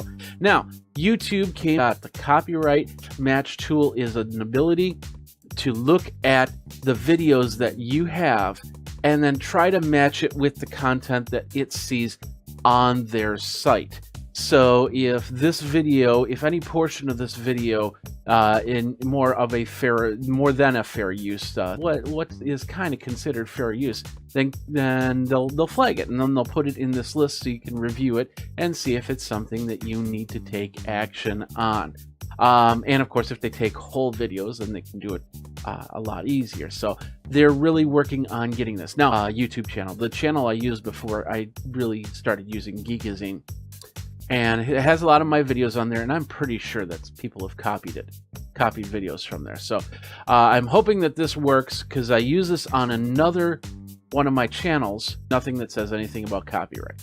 And as that goes, and you might not have it just yet, but that's okay. You'll get an email and it says, hey, put it on there, and then you can get it from there. So let's go back here. Let's hit this check it out button. Let's see what happens here. If it doesn't work, we will go to the Geekazine channel to show you there. So yeah, this channel does not have the ability to do that. So what I'm going to do is I'm going to go back here, and we'll show you what it's like with my regular channel. The ability to do that, the copyright, you'll get a page that says, make sure that everything is good and you didn't give out permission, and and you agree to be part of this whole copyright thing, because it's going to look on your channel as well, and it's going to find stuff that you might have copied from somebody else. So all of my content on Geekazine is basically my own. I've created it. I rarely use anything from any others. You upload your video. The idea is any video that's uploaded after that technically would be considered the copyright infringement or whatever.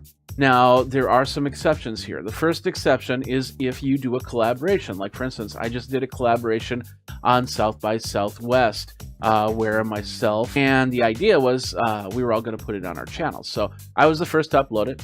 And then if Miriam uploads it on her channel, then you might see I might see a copyright there. So that's Creative Commons on your videos. Now, there are a couple videos out there that I have that have Creative Commons on it. That means that you can use it however you do, as long as you give me attribution. It'll also show up here. Now, this is also cool because with the attribution there, it's all on how you work things out with the other person for the collaboration, or how much you care. But there are some videos that make millions of views, and people try to capitalize that by putting it on their channel and hoping that somebody will for freebooting, where they'll even take YouTube videos and they'll put it on Facebook, and nobody will be the wiser. And and it would be really nice if this copyright check could actually move into Facebook and check all the Facebook pages with videos for that. But this is a good start in the YouTube area. So let's take a look at, like I said, collaborations. Like for instance, back in the day, CES, I worked with my friends over at TPN, Tech Podcast Network, and we created joint content. So the video is on my page, and the video is on tpn.tv live event coverage. So you'll see that right here. That's in there, and how it's all set up. And which I set it up at the time, so I know exactly what this was and how it works. So that's a collaboration. That makes perfect sense. Let's go back here. Vegas Pro 15 released. What's new? I didn't do this. I didn't give permission for anybody to upload this. So let's take a look over to there, and there's my video right there. And let's see. Let's just kind of play through it. Yes, the that allow you to download. Now there's web pages that will try to steal the YouTube content, and then they'll put the engine into their web page, so you can download that video straight from there. And so they could actually download it or crop it in to try and avoid any type of those seeing those logos. It's very important that you put stuff on your video that makes it very unique, and that's why I always put a logo on the bottom corner. That will take TV shows, episodes, and they'll do something like shrink the size, so instead of it being the full screen, it'll be in a frame of some sort, and the frame is moving, so the different copies of the latest episode of Walking Dead or Big Bang Theory or something like that doesn't go up onto the site, and people profit from that. So in this case, this guy right here, Ramiro Cannon, published this right that I have on here. He's got 326 subscribers. Because of that, we can go over to his channel and we can take a look at what videos he has. And I bet you he's just basically taking everybody's videos. And yeah, I'm looking at a lot of these videos and no copyright. And we have three options. First is move to archive. Second is request the video removal, and then the third is contact channel. Well, let's bring this over. So now you see contact channel. Basically, as it says, you want to do it on the up and up, and you don't want them to be all upset, because you want open line of communication. And some people, what you could play it on is one of two ways. You can say, hey, I want you to remove this channel. I don't want you. Let's work out a collaboration. Pay me some money. I don't know. There's lots of different ways you could work that. And so opening the line of communication, the idea that they will come back and respond to you, and then you wants the money. He just wants those extra views. So, and it looks like he in the match here, it says that he used 80% of the video. So, and that's more than fair use. Fair use, you're talking like no more than 25%, and that's being very generous at that point. So let's start here. So this first one, this is move that over to the archive, and now that will not be there anymore. Now we'll go up to this one from Ramiro, and we can either send an email, we can contact the channel, or we can request the video removal. So we're going to just do straight up video removal. One match selected. We want to request regular size here.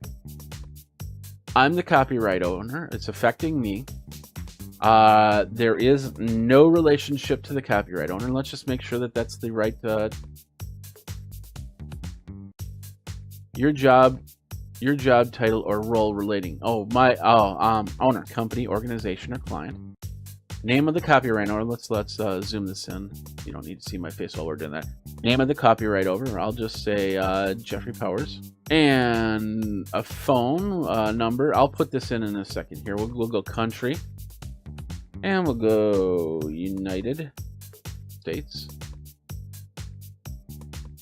And then I'll put in my address. I'll do that offline really quick. All right. The video requested for removal is this video right here. The Vegas Pro 15 released. What's new? Gives the uploader 7 days to remove the video and avoid a copyright strike. If they don't, the video is removed after 7 days. Standard is these removals can lead to copyright strike. YouTube processes the video removal after validating the request. So if you don't want to give them 7 days to remove it to avoid a copyright strike, then it's just down to get the strike. But the validation. So it's not going to happen instantaneous. So in this case, we're going to give this guy a chance. We're going to say, okay, I'm going to schedule 7-day notice. So once they validate that video and they make sure everything is matched, then they're going to go to this guy over here and say, hey, you got 7 days to remove the video. If he doesn't, complained of is not authorized by the copyright owner. So yes. Information of this notification is accurate. Yes. I understand the abuse of this tool. It may result in the termination of my YouTube account, and say yes. And then finally, I'll do a signature, basically just putting your name in and going and hitting the submit button. Now, once that happens, it looks like you get an email. I'll go a copyright infringement, a notification confirmation, and then of course it will get the confirmation, and now you can watch that. And I'm guessing after 7 days, I'll get an email, or when he removes it, I'll get an email saying that this was removed. So we'll see what happens here, and go from there. So that's basically how the channel. If you don't have it just yet, just be a little patient, and it will show up, and then you can go through. Now, you can also check messages right here. You can check removal requests right here. So there's the scheduled removal video already removed. Look at that, resolved. So that's pretty instant if you think about it. So and then of course the archive, or never deal with them all, because we have a joint relationship here. So, and that's it. That's basically the content removal tool from YouTube, the new tool that's just my YouTube channels that I work with.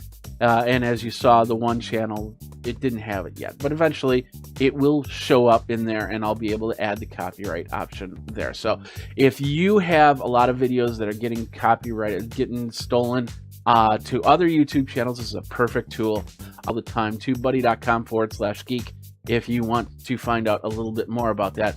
And basically what that is a tool that it'll have an area where it will also check for duplicates, for using your, not only just your videos, but also your names. If, like for instance, I have a report about their video getting the search and stuff like that, then I can fix that and go from there. So, all right, well, that's pretty much it for this video. Thank you guys very much for watching. My name is Jeffrey Powers. What's going on here? That's on Geekazine Live. Of course, you can go over Jeffrey Powers from Geek. Like, subscribe, comment down below your thoughts about this video removal tool, and what you do to make sure that your intellectual property is being protected and not copied so somebody else can make money. So thanks a lot for watching. Like I said, the YouTube copyright match tool, Geekazine First Look. You guys geek out, and then we'll taking a look at a Logic, and we're going to do that next on Geekazine.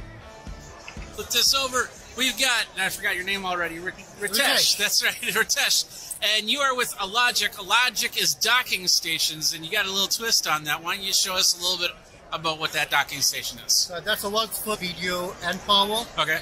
And the beauty comes here with the wireless charging pad on the top. Is it a single wireless charging pad, or? It's a single wireless charging pad for the small form factor. Okay. And a 5,000 mAh power bank inbuilt. How many? 5,000 mAh. Wow. Is that the lowest end or the highest end that you have? 3,000. Probably 3,000. Okay. 3,000, 5,000, and 10,000. Okay. For this year release, 5,000 is the one we are pitching out in the market. Okay. It's available in US. Okay. Is this, if I plug this in, can I charge and use the items in the docking station? It's live in action there. Oh, it's in action right over there. Yes. Okay.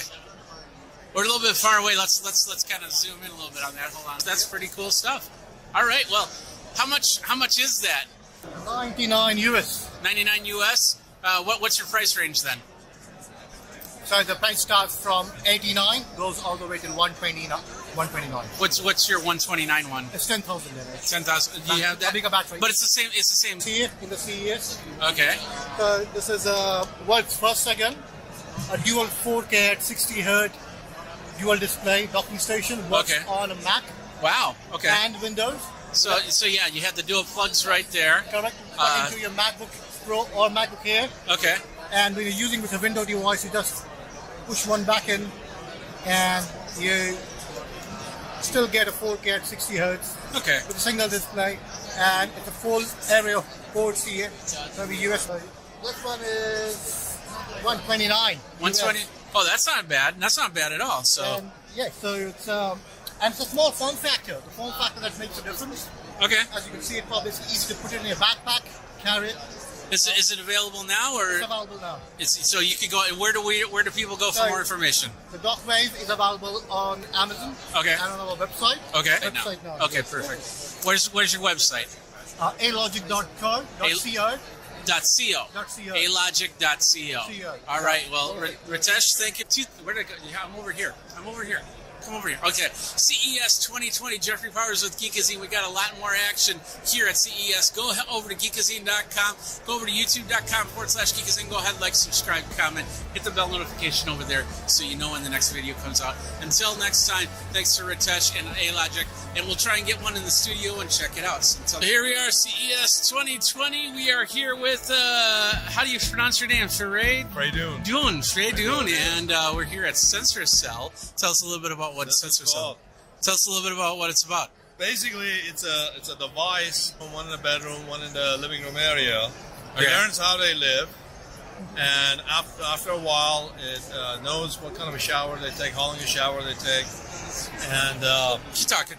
Like, Mom, don't forget to take your medicine, or I'm coming to pick you up for a hairdo, whatever. And also allows you to communicate with them directly. So how does it work then? It connects up to a device or what? No, it's all a standalone. It connects to the cloud, and basically learns through our machine learning. It learns the habits of the people living in there. Okay. There is no camera. It does not listen to your words. Okay. So we can figure out all kinds of different things, such as are they getting better after a surgery and things like that. Okay. As a son of a person that's a parent that's possibly using one of these, how do I monitor app that actually uses the sensors inside here to map the information into actions, and these actions basically notifications that okay, they woke up, they went to the bathroom, and things like that. Okay. Then anything unusual happens, which room you want, and then you can talk to them. Say, Mom, why don't you answer your phone, for example? Things like that. So it's basically monitoring, and then you can watch what was monitored, and go from there. Right, and then at the same time protect their privacy. Okay. What are you guys out? What's your price point? This quarter, we are going to be out. The price point is approximately $150 each. Okay. And there will be a monthly charge after a year. But our idea is to give it away and just have basically. Thank you very much for your time. Thank you. There you go.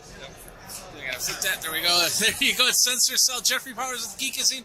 Got a lot more CES action coming your way. So check it out. Go over to youtube.com/Geekazine. Go ahead, like, subscribe, comment. Hit the bell notification so you know when the next video comes out. And that was the CES 2020. We're here at the Core booth. We're going to be talking about Core. And yeah, we're going to find out about that next on Geekazine. All right. Let's flip this. Woo, like that. And we are here with, I can't see your name, sorry. Sarah, there we go. And it's wow. launching tomorrow. Okay. Yeah, so it's a new product. It actually vibrates in your hand. And is paired with an app. Okay. Audio content to help you make meditation a part of your routine. Okay. So how does it hold it up a little bit more. There we go. So you just hold it in your hand. You put your thumbs. I see some. Yep. So we are you put doing them. Okay. an ECG of the heart while you meditate. Okay. So we can give you feedback on your calm and focus levels over time. Okay. So you can see within a session how the meditation has impacted your body. All right. And also over time, tomorrow. Not today. Tomorrow. What's the price of this system? So the meditation trainer is $169. Okay. It's a really nice product made with real hardwood. And of course the ECG sensing system. Okay. We also have a meditation studio in San Francisco with classes and offer an additional subscription offering to experience studio classes from home. Okay. Are you planning to do... to people all over the United States. Oh, okay. Well, cool. So So we did the meditation. The meditation's over. I'm assuming that we're going to see some sort of data that comes from this meditation, correct? Absolutely. Do you want to check out Yeah, some data? let's check out some data. Okay. You won't see the data from this session, but I can pull up a different one. Yeah, go for it. This one didn't complete. This is the fake data, but Different times. Okay. This one, as you can see, has a lot of focus time. Okay. Which is the green, and actually 0 seconds of calm time, which Okay. makes sense for someone standing up at a conference to not have calm time. okay, yeah, yeah. So I'm never calm. me too. Yeah.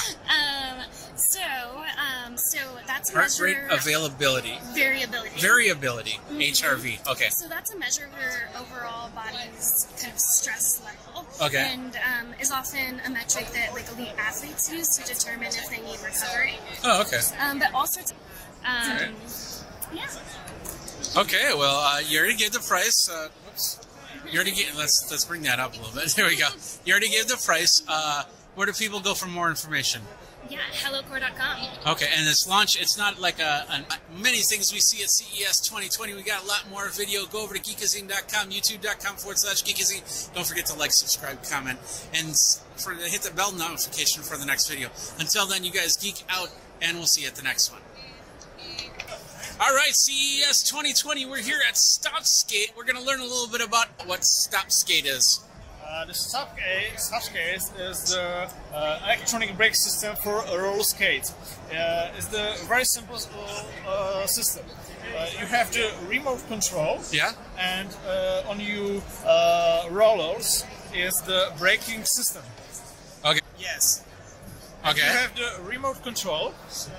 And when you push the button, the brake working. Yeah. Okay, do that again. Do it a few times. Let's get closer. Yeah. And You you have won't the be remote shy. control and push the button, the brakes work. Yeah. Here. Okay. And it's the very long, but you must. Okay.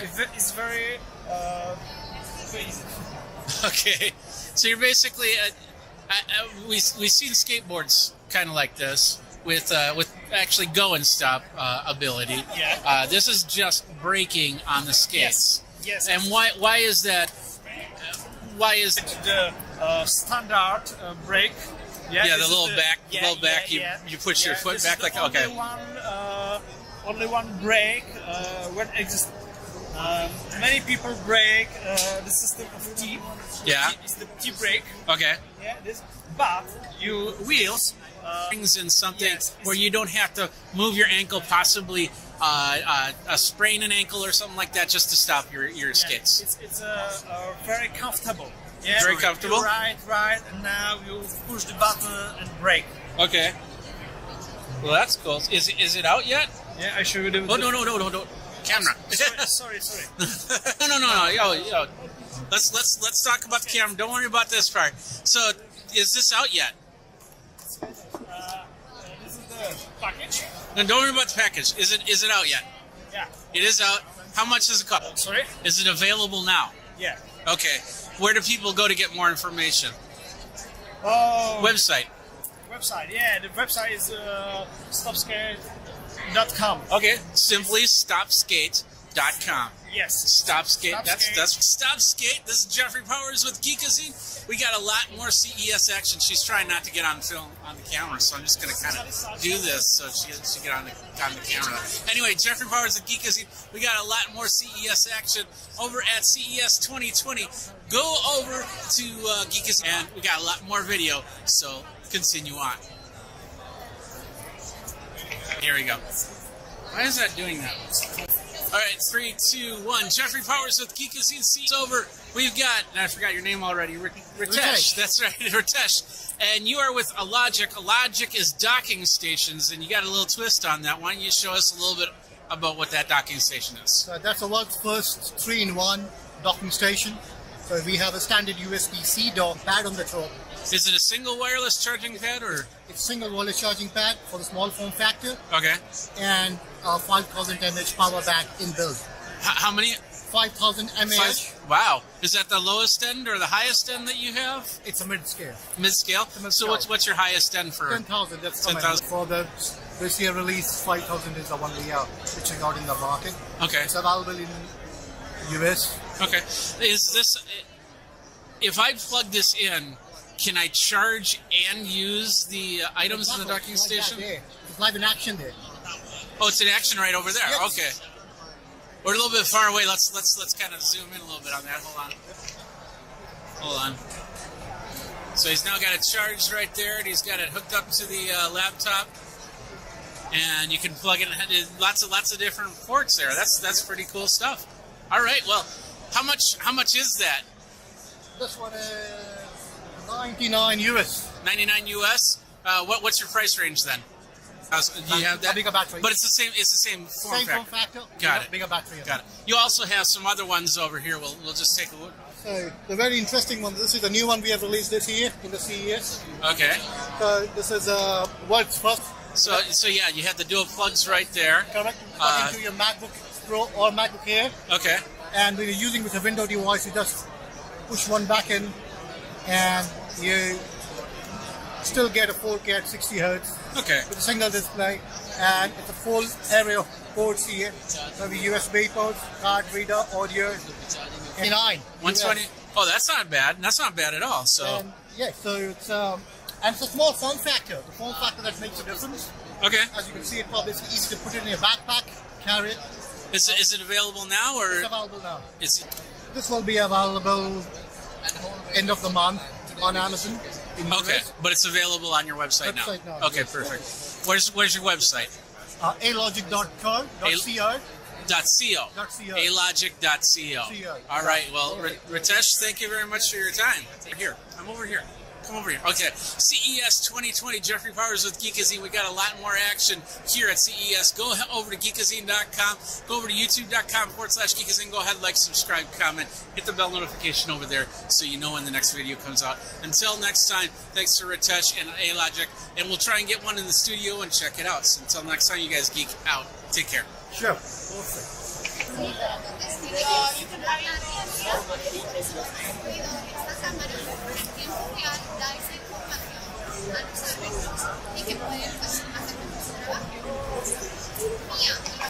All right, here we are, CES 2020, Jeffrey Powers. I'm in my zen. We have G here. Let me flip this. Hello, G. How are you? Yeah, great. And tell us a little bit about flow time. Yeah, Flow company has the EEG and heart rate sensors. It checks your brain waves and heart rate in real time to tell you when you get into the meditation mood, when you are calm and when you are excited. But after that, you will see the report like this one. You will know how you concentrated. Am I relaxed? Yeah, you will see that. I'm so relaxed. I'm chillaxed right now. I'm just CES laxed. And I don't know if that's a term. But anyway, so you got this app. It looks like it's telling you all this data. How do you end up recording it? See the report. It's about everything, like when you are the whole time, when you are getting into the mood, and when you get it out. Okay. Now I'm wearing I'll flip this really quick. I'm wearing the headband right here, as you can see right here. When you are going unguided one, you can do it as long as you like. So I could meditate all day. Yeah. And sure. okay. And we also have the audio lessons that are provided by the professional tutors. You can follow his guide to learn meditation. Okay. Wow. People go for more information. People want to go.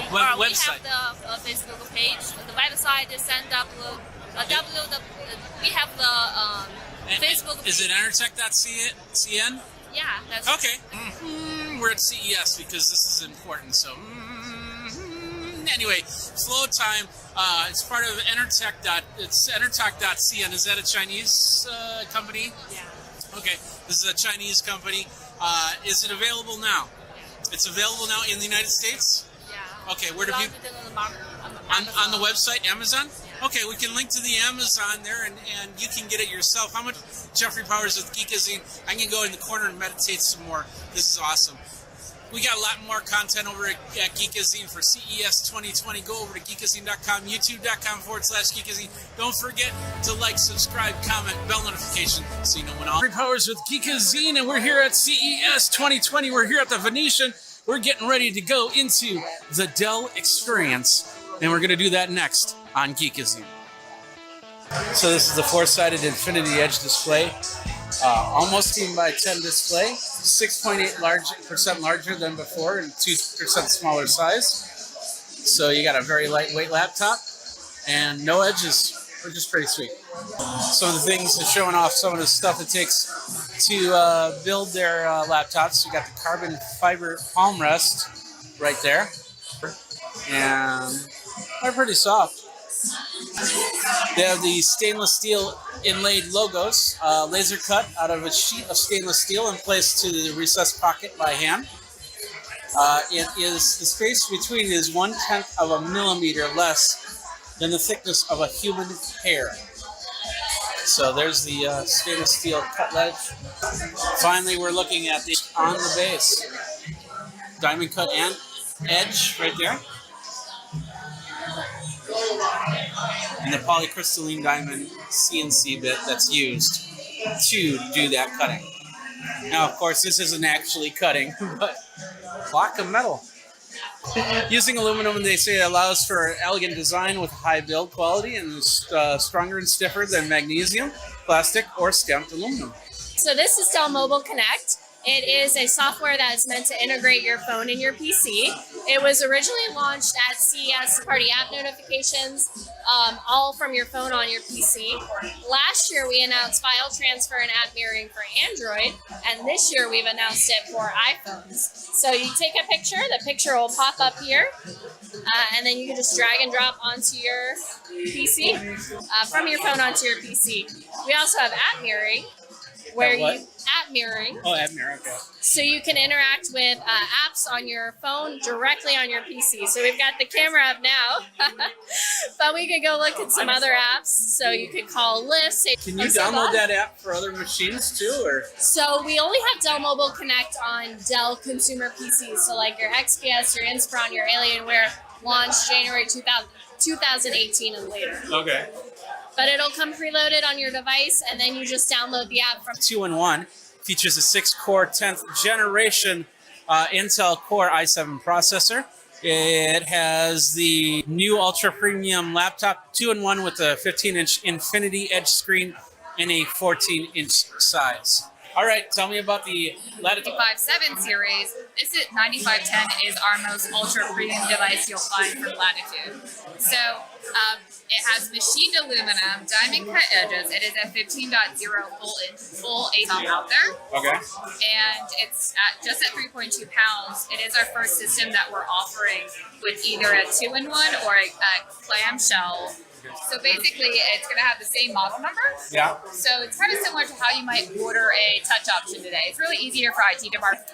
And not only is it the world's smallest and lightest, it's also what we're calling the world's most intelligent. Because with our Dell Optimizer software, it's going to learn how you, how you use your system, and it's going to adapt the settings, enhance the performance overall. Okay. So not only are the audio software, it's gonna know whether you're in a quiet meeting room or one like this where it's really loud, yeah, and then adjust the mics and the speakers, cancel out the background noise, have the most optimized sound experience for you. The other thing too is one of the capability, performance, and speed. So if you're someone that uses Excel or Photoshop all the time, it's gonna know that, and it's gonna open quicker and not get hung up.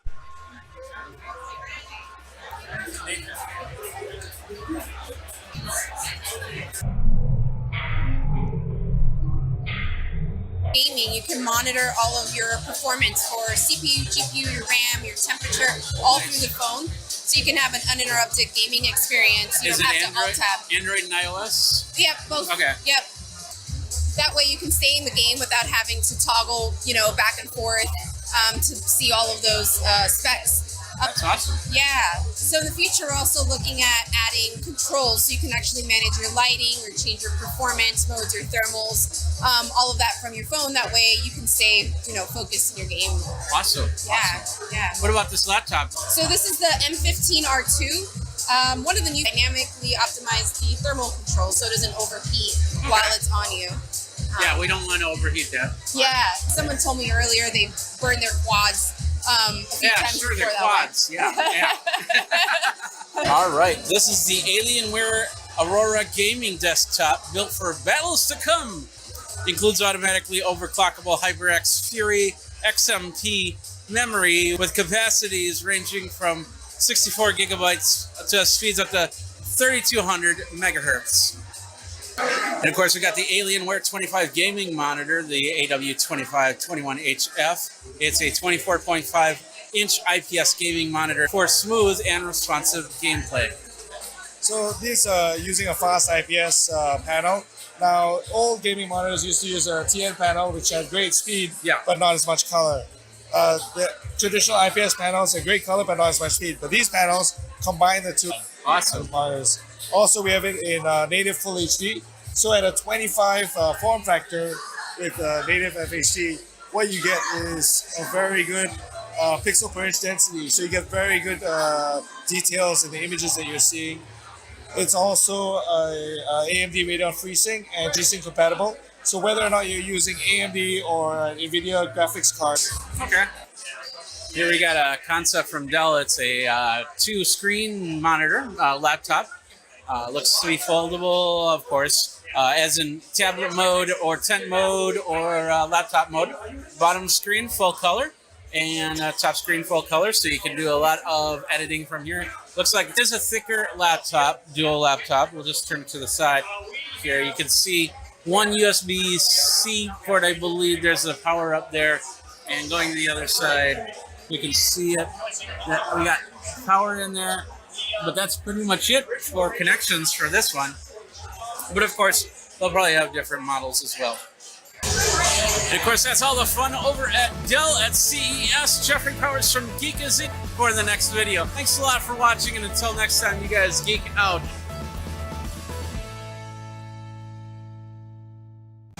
All right, here we are, CES 2020. Jeffrey Powers. I'm in my zen. We're here at Flow Time. We're learning about meditation through a headband. We're going to do that next on Geekazine. So, we have G here. In real time, to tell you when you get into the meditation mood, when you are calm and when you are excited. But after that, you will see the report like this one.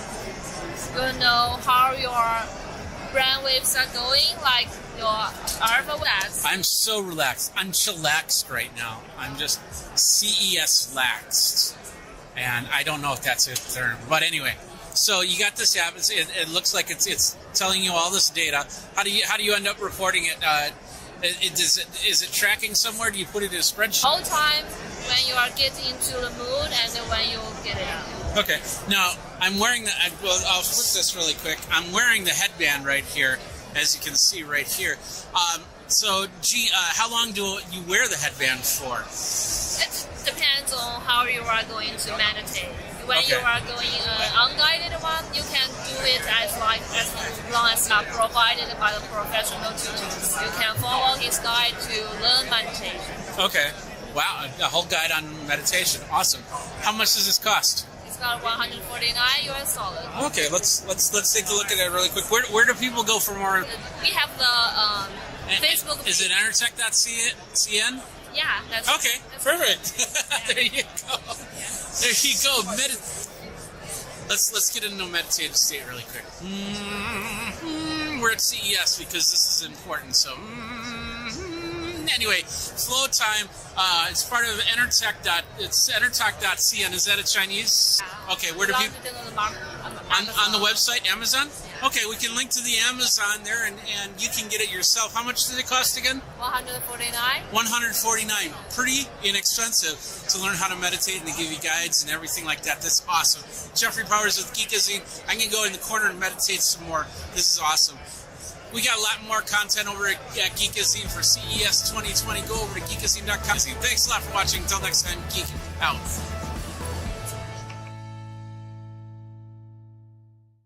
CES 2020, we're here at the Core booth. We're going to be talking about Core, and yeah, we're going to find out about that next on Geekazine. Sarah, there we go. And you're with Core. Okay. Yeah, so it's a new product. It actually vibrates in your hand. And is paired with an app. Okay. Audio content to help you make meditation a part of your routine. Okay. So how does it how to use it for hold it up a little bit more. There we go. So you just hold it in your hand. You put your thumbs. I see some. Yep. So we are put doing okay. an ECG of the heart while you meditate. Okay. So we can give you feedback on your common focus levels over to build self-awareness. Build self-awareness. Okay. Wow. So you just launched it tomorrow. Tomorrow. Not yeah. today. Tomorrow. What's the price of this system? So the meditation trainer is $169. Okay. It's a really nice product made with real hardwood. And of course the ECG sensing system. Okay. Experience studio classes from home.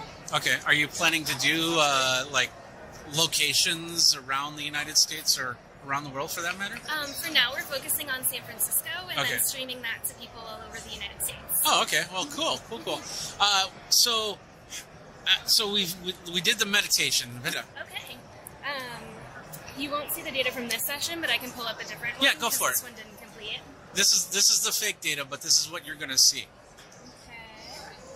So, real data just from a different time. Okay. Which is the green, and actually 0 seconds of calm time, which Okay. makes sense for someone standing up at a conference to not have calm time. Okay. Yeah. Yeah. I'm So- never calm. Me too. Yeah. That's a Heart measure rate availability. variability. Variability. Mhm. HRV. Okay. So that's a measure of your overall body's kind of stress level. Okay. And is often a metric that like elite athletes use to determine if they need recovery. Oh, okay. But all sorts of things go into HRV and can affect them, like sleep, caffeine. Price. Whoops. You already get. Let's bring that up a little bit. There we go. You already gave the price. Where do people go for more information? Yeah, hellocore.com. Okay, and it's launch. It's not like a crowdfund or anything like that. It's actually launching. We're launching properly tomorrow. All right, yeah. there you go. Well, thank you very Thank much. you. So, and that was Core. Hit the bell notification for the next video. Until then, you guys geek out, and we'll see you at the next one.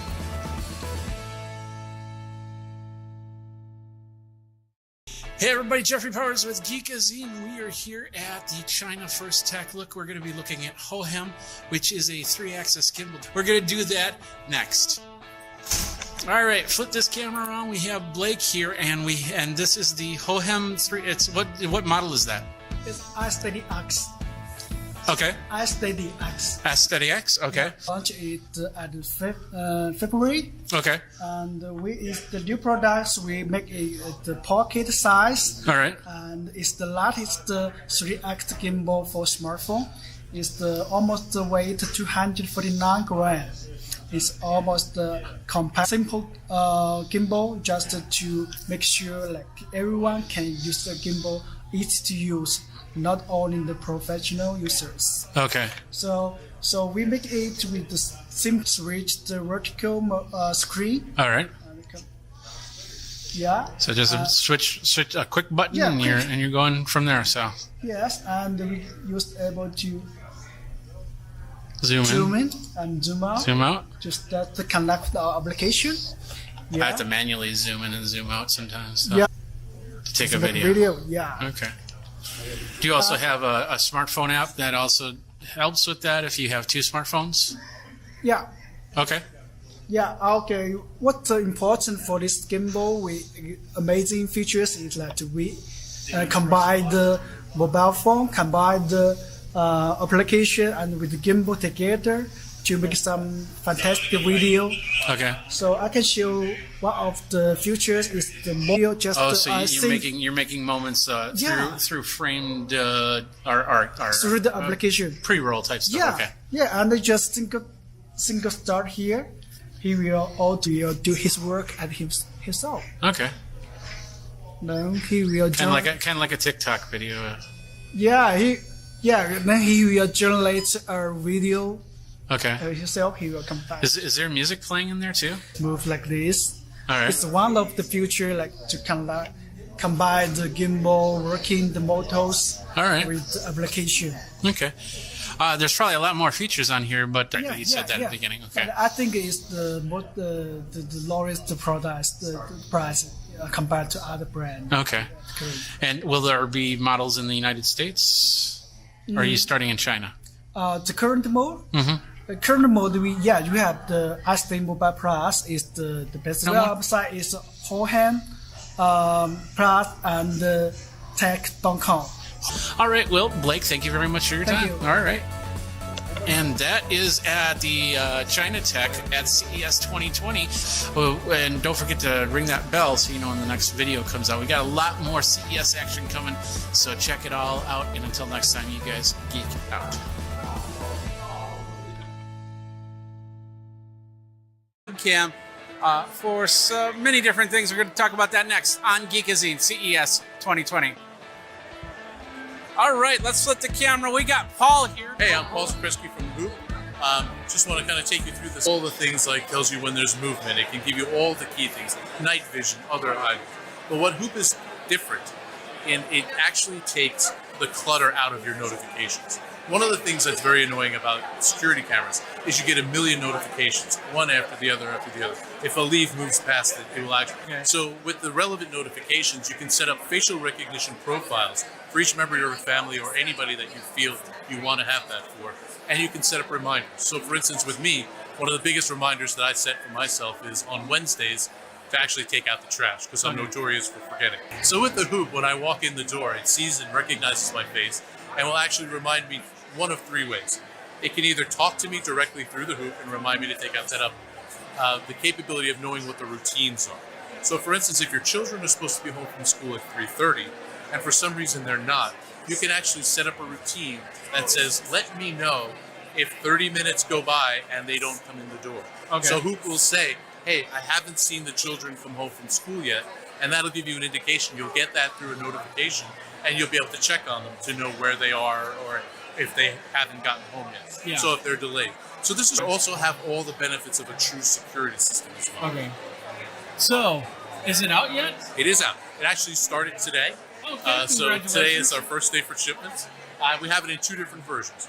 We have a pan and tilt version, Okay. which actually will pan and tilt 350 degrees panning and 90 degrees tilt. Okay. And is actually a non-pan and tilt, but is magnetic. Okay. So you can position this on a wall, you can position it on a ceiling, and then position it however you like it will stay in place. That's awesome. How much are they? So the small one is $89. Oh, that's good. Large one is $129. $129? And Okay. available That right makes now. sense. And you can get them. Sure. myhoophome.com. There you go. Okay, well, Paul, thank you very much for your time. Thank you very much. Check it out over at Hoop, myhoophome.com. Got a lot of great stuff over at CES 2020. It's getting kind of loud in here. That's how it works. We got, go to geekazine.com, youtube.com/geekazine. Like, subscribe, comment, bell notification. We got a lot more videos, CES 2020. Until next time, you guys geek out and monitor your children and take out the trash. Don't forget that.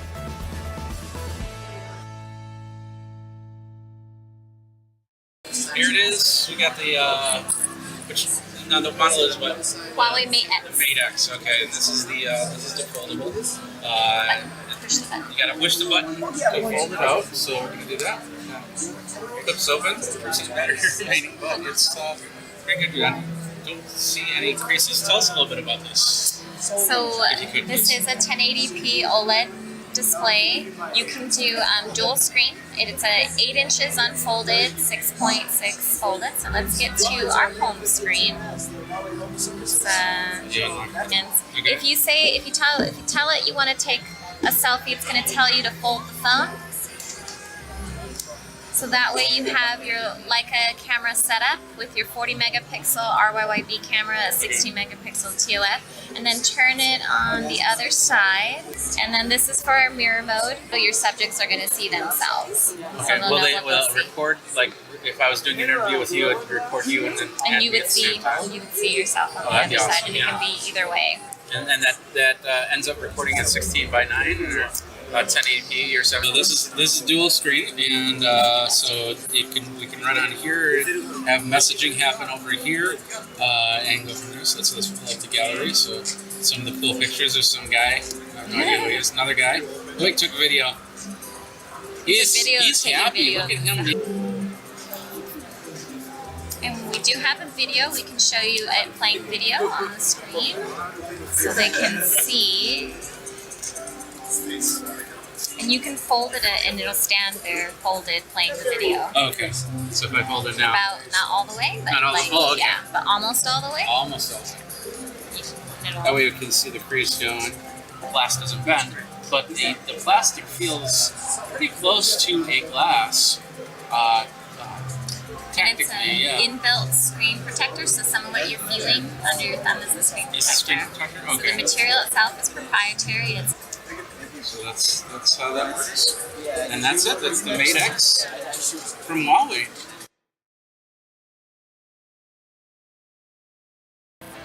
Hey everybody, Jeffrey Powers with Geekazine. We're here at the Huawei booth. We're going to take a look at the P30 Pro. What's a little bit about the P30 Pro? So we actually joined forces with Leica to develop this phone.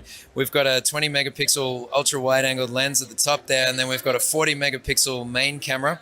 And then down the bottom here, we actually have a telephoto lens. You'll see that's actually, obviously if it was telephoto, it'd be sticking out like this, right?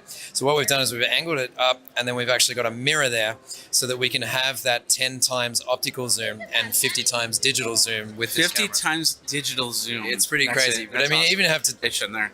Right, exactly. So that's why with the 10 times optical zoom, we kind of hope to cancel that out.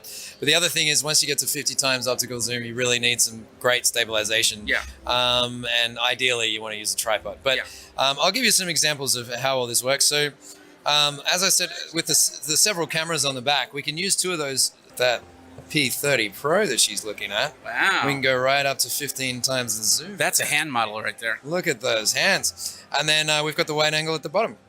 And then, so that's one example of what you can do there. And so you can record those two screens at the same time. Can you do selfie and the back and front? Yep, back and front, yeah. Not on this one. No, Okay. no. Do you have one that does do that? Not yet, but we're working on it. Yeah. I suppose it's just a software update at that point. Probably, so, yeah, probably. I'm not sure how all that works. I'm not a software engineer, so. But we do have no closer than 4 centimeters here. But if I take that photo, check this out. I can zoom right in. Wow. And you can see all the mistakes I made in life. Yeah. This line here is why I'm still single. Okay, no children, yeah. Yeah, Okay. not that I If know I was of. a palm reader, I'd have a better idea of what that said. But There you go. Start zooming in on what they've got for us. So if I go to their back wall over there, maybe after I do this, you can show the folks how far away that is. But let's get to that 50 times optical zoom, and I'll use 2 hands to try and stabilize that. But there you go. And then if you look, I'll take this away. You see what I was focusing on over there? No, because there's it's no so far. up- I don't know from here how far away our display over there is. I can go, hey, it's 30 inches from here to there.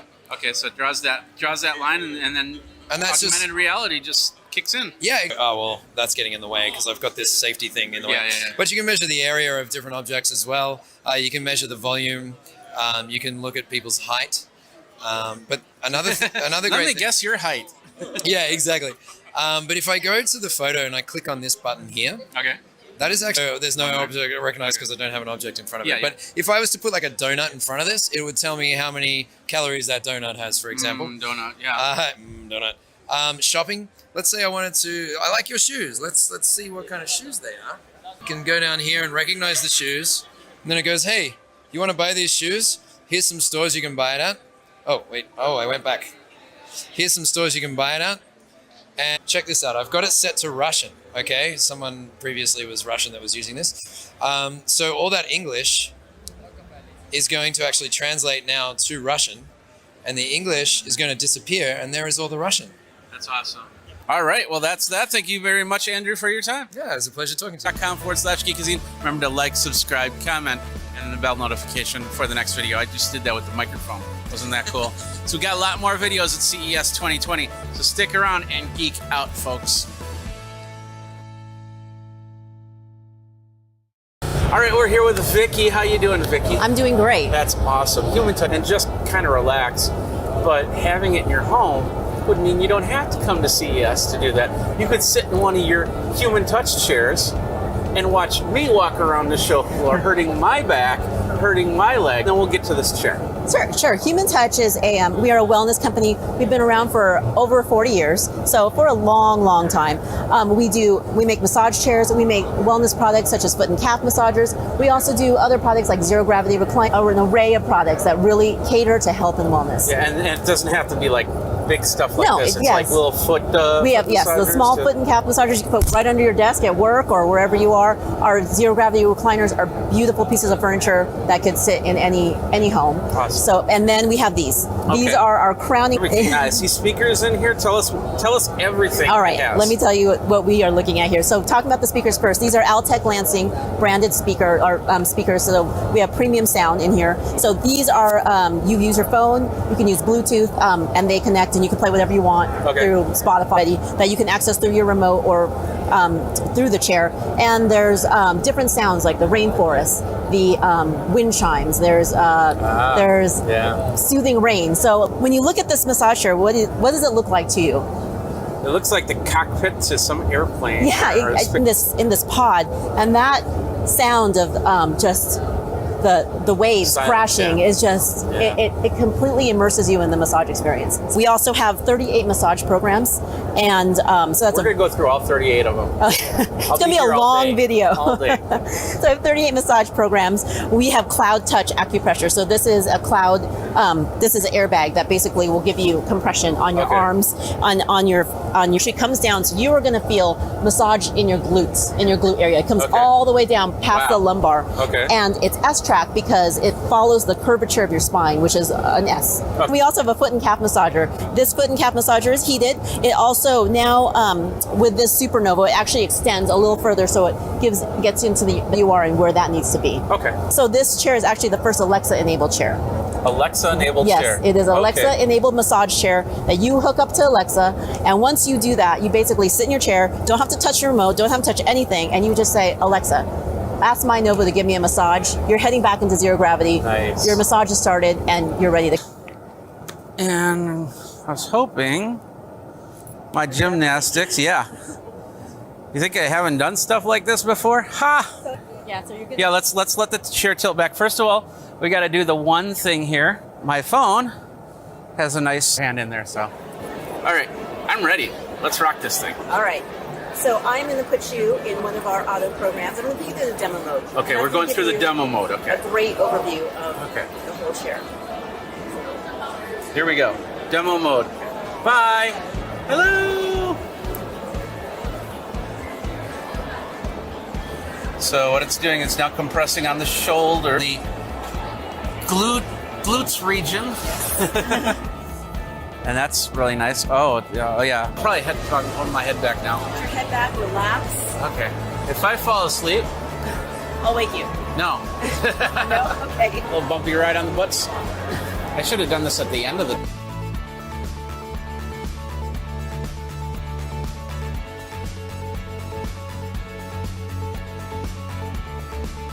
This thing right here, if you turn that, you turn it. If I turn this? You turn it, if you think, oh, I'm too That's too upright, hard, you yeah. can, it's actually the recline incline. Oh, so okay. It'll give you a stepped incline. So if you think, I'd rather be in zero gravity at this point, you can turn that, Okay. and then you're in zero gravity. Am I turning it clockwise then turn or it the other counter? way, then you can come up. Okay. Oh, I hear the beeping. Okay, I get it now. Yeah, but you should put do not disturb on your phone. Yeah, you should get the full experience. Exactly. So, one thing I like about this chair is how the legs push in and out to get you straightened out in zero gravity.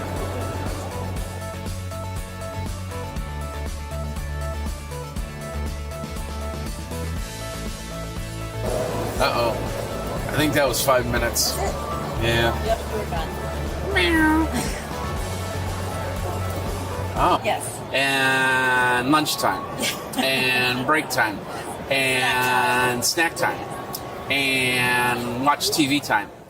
So we're here with Michelle at Human Touch, and you could get yourself a home massage like the Supernova here, but you can also talk to your boss if your company has like an exercise room, or you come in because you help them figure out the plan for that. So tell us a little bit about that. Absolutely. So Human Touch has mainly been direct to consumer. And about 3 years ago, I came on board. I'm in charge of the commercial division at Human Touch, and decided where are people really experiencing our chairs? They're not only experiencing them in homes, we're going to experience them in their everyday life. If they're at the airport, if they're going to work, these people, let's get them there. Let's get them in the chairs, touching and feeling them and feeling better. And so one of the main segments that's growing very rapidly is our corporate wellness, the body. It's not just, you don't just suffer mentally, you actually suffer physically as well. Absolutely. So by taking breaks throughout the day to just kind of center yourself again, actually what's happening is that people are seeing that the employees are becoming more productive. So not only are they becoming more productive, there's a decrease in absenteeism. People are feeling better. There's less body and how those tie together. Yeah, and the best part is you can have a chair like this one in a corporate office. If you're in a small 1 to 2 bedroom apartment, something like this is just not going to cut it. Absolutely. So you get something like the zero gravity for your home for the small stuff, and then going to work. And they do the well buildings. Okay. And so they are starting to get us in a lot of, when you're getting your building certified for well-being, they're actually they're building out rooms that are specifically for their employees. Okay. And so they're bringing in our chairs and creating that with meditation and a weighted blanket. So you really get a full effect. Oh. And then another very fast growing segment for us is the sports performance markets. So Human Touch now, we're helping people. What we say is we want in El Segundo. Okay. We're also working with a lot of the major chains of gyms, Gold's Gym, UFit, Export Fitness out of Chicago. So what's happening is people are working out to the point where you can push them to a limit, and then afterwards you get back in the chair and relax yourself down. Absolutely. From that workout. Because the injuries, they're able to push themselves because they're taking care of their body. Recovery tool. Okay. It's really exciting of all the different segments that you can see Human Touch now in. And at airports too. Yeah. We're in Be Relax. We're the chair of choice for Be Relax spas in major airports as well. So you got many different places to check out and just get relaxed and see how these chairs really work. Absolutely. Awesome. Yes. Well, Michelle, thank you very much. Well, thank you. Awesome chair. Super Novo. Let's talk about price and availability. Sure. Well, it's already available. You already said it is that. Available. This retails for about $10,000. Okay. So, and it is available through retailers across the nation. We do a lot of we do a lot of business in Costco. We're in retailers like Relax the Back and different. We are available. We're also available online and there's stuff. Yes, we do. We see more chairs that you could probably just sit in. Exactly. And then when you're ready for a massage, you just hit the button and go. Well, Victoria, thank you very much. Thank you, Jeffrey. And of course, if you want to get one of these chairs, like I said, I'll have it in the show notes. You can get it there and check your Costco or whatever. Not this is there, but anyway, Jeffrey Powers, you got a lot more CES 2020 action, so stick around and just check out on the YouTube. Don't forget to like, subscribe, comment, hit that bell notification for the next video. And until then, you guys geek out and be relaxed.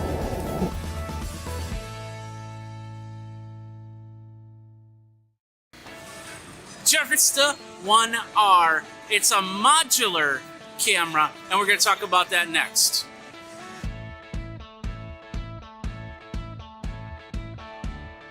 All right, hey everybody. Of course, you know that I have it's called the 1R, and basically it's a modular camera, and we're going to have Kevin do the honors here as go ahead and take it apart. So it's modular. So right now he's got the 360 mount on it, but he just took off the bottom there. His lenses, including the you have the GoPro? Okay. Including the 360. This is the similar action camera. I don't want to say the common name, but sounds like GoPro. And yeah, he's going to attach it right to the unit here, right onto the base.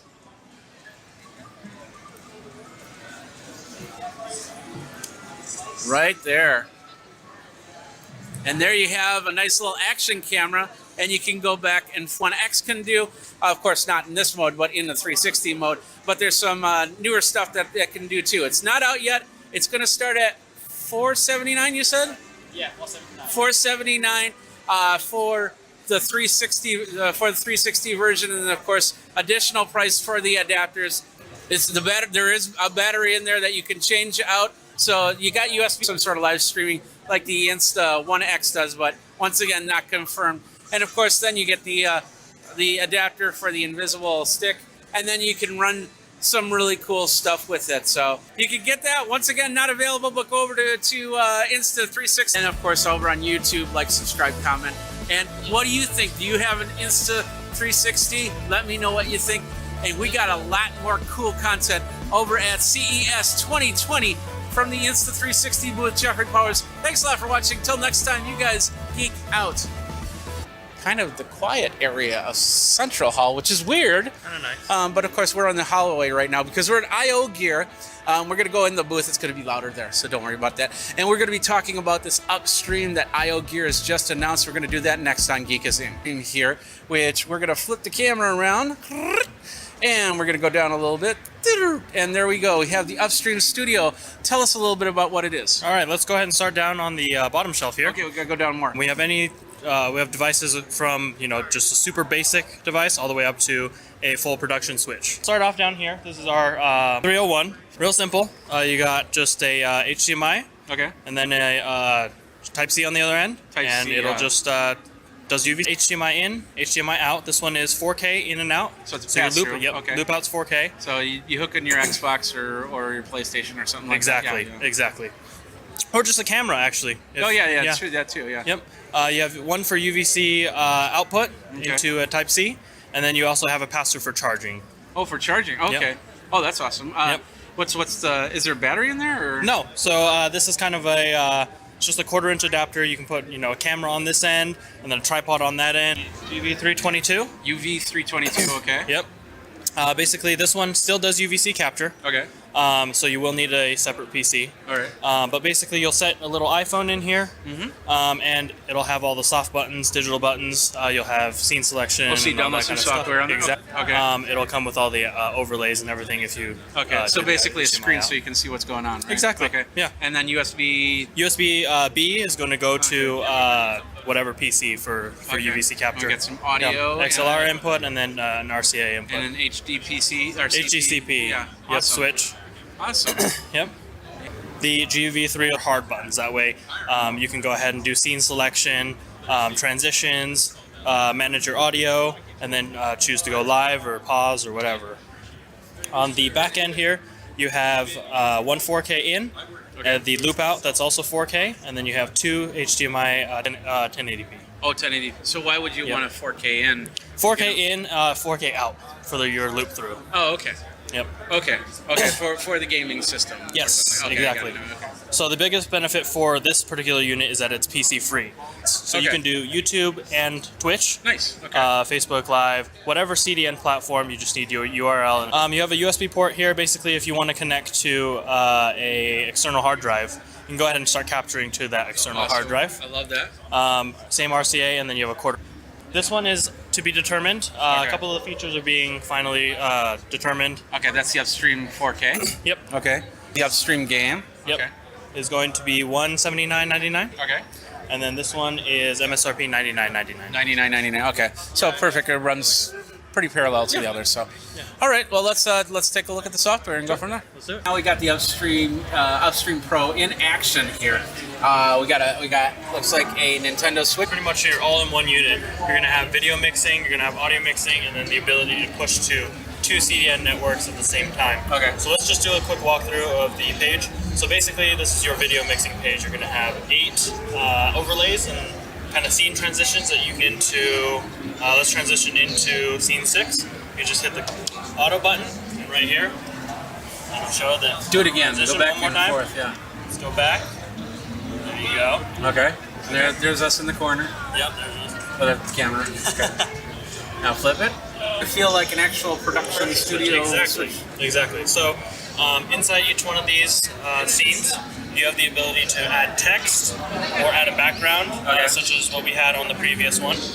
You can do picture by picture, picture within the picture. You can do just one.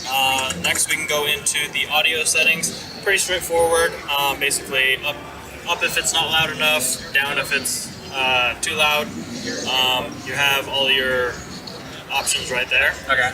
And then for the last page, you have basically you'll input your URLs and your stream keys. You have 2 different servers. You can turn them on both at the same time. Okay. You have your transitions and your audio delays and all that type of stuff. So in this current configuration, we have the switch going in the 4K input. Okay. And then you have a 4K loop through right here.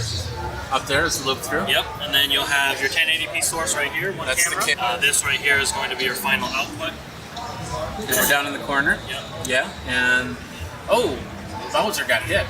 Cool. So for about $1,000, you get the console. Of course, you'll need the iPad, which will be more. Yep. And this is a nice way to do it. It's going to cost you a little bit more, but I think that's pretty perfect. So, all right. Thank you very much for your time on that.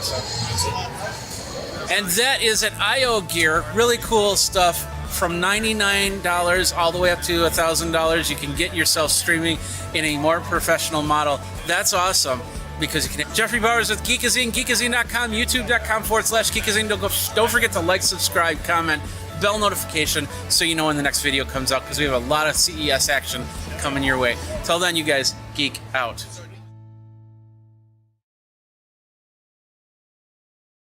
Hey everybody, Jeffrey Powers here with the products, so let's do that right now.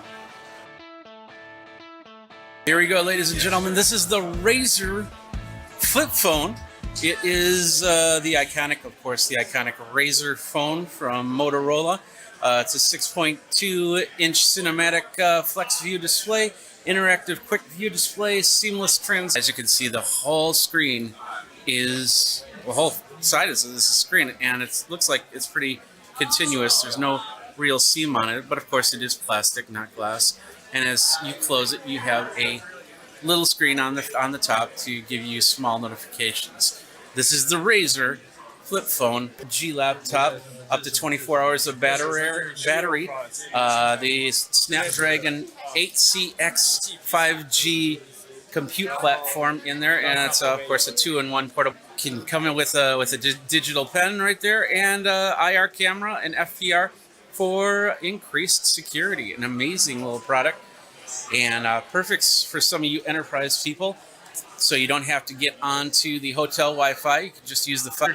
It is the M90 AIO. It's the 10th generation Intel Core processor with a 23-inch AIO with integrated privacy guard display. It looks very streamlined, very clean, very organized. Dolby Atmos that's Face ID. That's up there.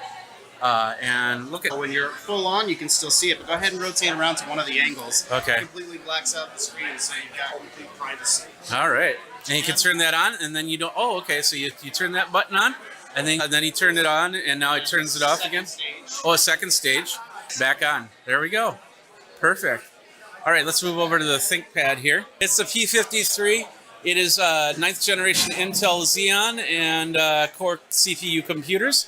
NVIDIA Quattro RX 5000 graphics, 128 gigabit B. A lot of those are options that go up to, so there's going to be ranges of this model with different configurations available. Okay, perfect. Thicker than some laptops that you might be seeing out there, but this is meant to be a workhorse, high performance, especially video editors or anybody working on Nano IoT and the EPC 300. This is going to be more for high-end commercial integration. Okay.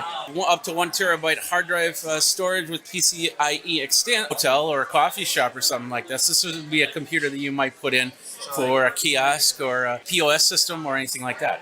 That's back here. These are the ANC headphones. Dual Bluetooth device connectivity, USB charging, memory foam ear cups, boomless microphone design, and mobile fold when I put them on. So they're a little bit smaller than my ears. I like the bigger cups design, but it is pretty comfortable, very lightweight, and yeah, I could feel the strap. It's not too bad. So usually if they're too heavy, it really pushes down right here. So I really like this design. I'd like to see the cups just a touch bit bigger. So this is definitely, if you're doing some coding or something like that, that would be perfect. And if you're not into the 5G Yoga, well, this is just the Gen 5 X1 Yoga, which has the 10th Gen Core Intel Core processors, 4K HDR screen, ThinkShield, privacy guard, just like the other one. So if I'm like right here working, and then you walk right and here. then I come in behind you, kind of seeing what you're doing if the camera detects. That's kind of a downfall on that, because then the computer's watching for specifics watching you. So. Correct. All right. Well, that's the X1 right there. We got a lot more to cover here. There's a lot.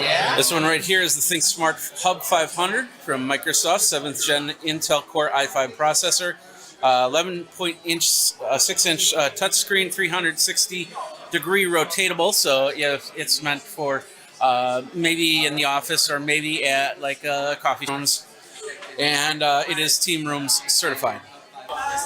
Next up is we have the ThinkSmart View. This is an 8-inch HD touchscreen, wide-angle viewing, anti-reflection, 1.75 10-watt full-range speaker, 5-megapixel wide-angle camera, 2-microphone array with mic, mute switch, 2 gigabytes of RAM, 8 gigabytes of eMMC storage, Wi-Fi, and all that other good stuff. So, and it's pretty thin. If you need something thin, guide. Optics by Loomis. It's got a resolution of 1920 by 1080 at 60 frames a second. Field of view is 40 degrees at 16 by 9 ratio with a Qualcomm Snapdragon 845 SoC and Android operating system.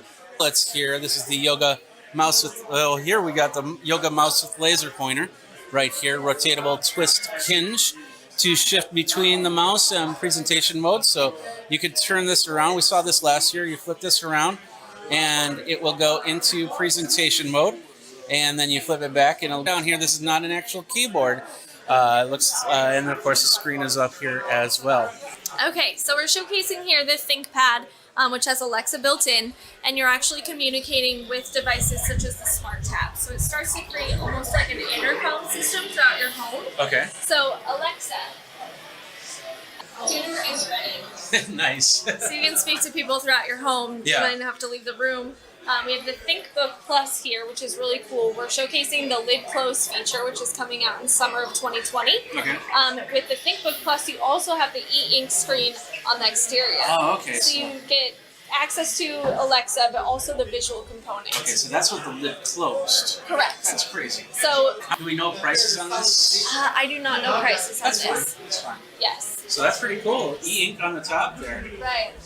How much it's black and white e-ink, not color. Can you do anything with that, or is it just display? This one's just kind of a display for now. But there is a touchscreen option? Yep. Okay. So that'll be all. So this you can utilize Alexa. All right, so that is a lot of the products from Lenovo at CES 2020. Some of it's going to come out very soon. Sorry about the light. I'm going to have to move the light to the top here. But anyway, lots of cool stuff. And of course, hey, the Lenovo Ducati, which is a 10th generation Intel 8 Intel Core i5, 12 hours battery life with a 1080p IPS screen, and two watt speakers with Dolby Atmos, and up to 8 gig. Got a lot more content. CES 2020. Jeffrey Powers with Geekazine. Thanks a lot for watching. Go over to geekazine.com. Go over to youtube.com/Geekazine. Go ahead, like, subscribe, comment, the bell notification for the next video. I'm going to turn this off. And thanks a lot for watching. I'm going to get something to drink and then go to the next one because it's got a lot more video. Jeffrey Powers with Geekazine, CES 2020. We're in a nice suite here on the Venetian.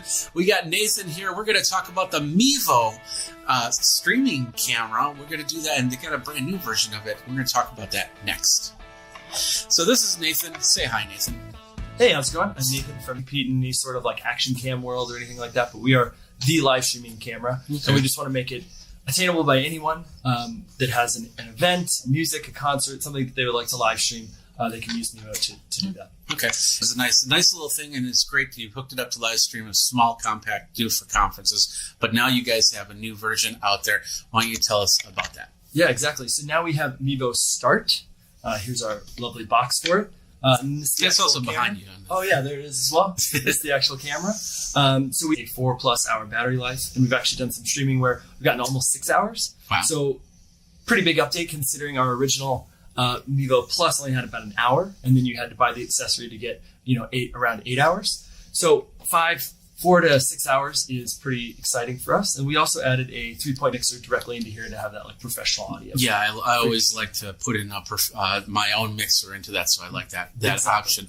Plus, I also like the option that if I wanted to, I could actually take the mixer and put it into the camera, so then I could have audio coming from the camera rather than the board. So there's many different options on that. So yeah. Give us a rundown of the features. Yeah, for sure. So we can just kind of walk through the camera in general. So on the front, we have this kind of like action cam type style, uncurved lines, I guess you could say.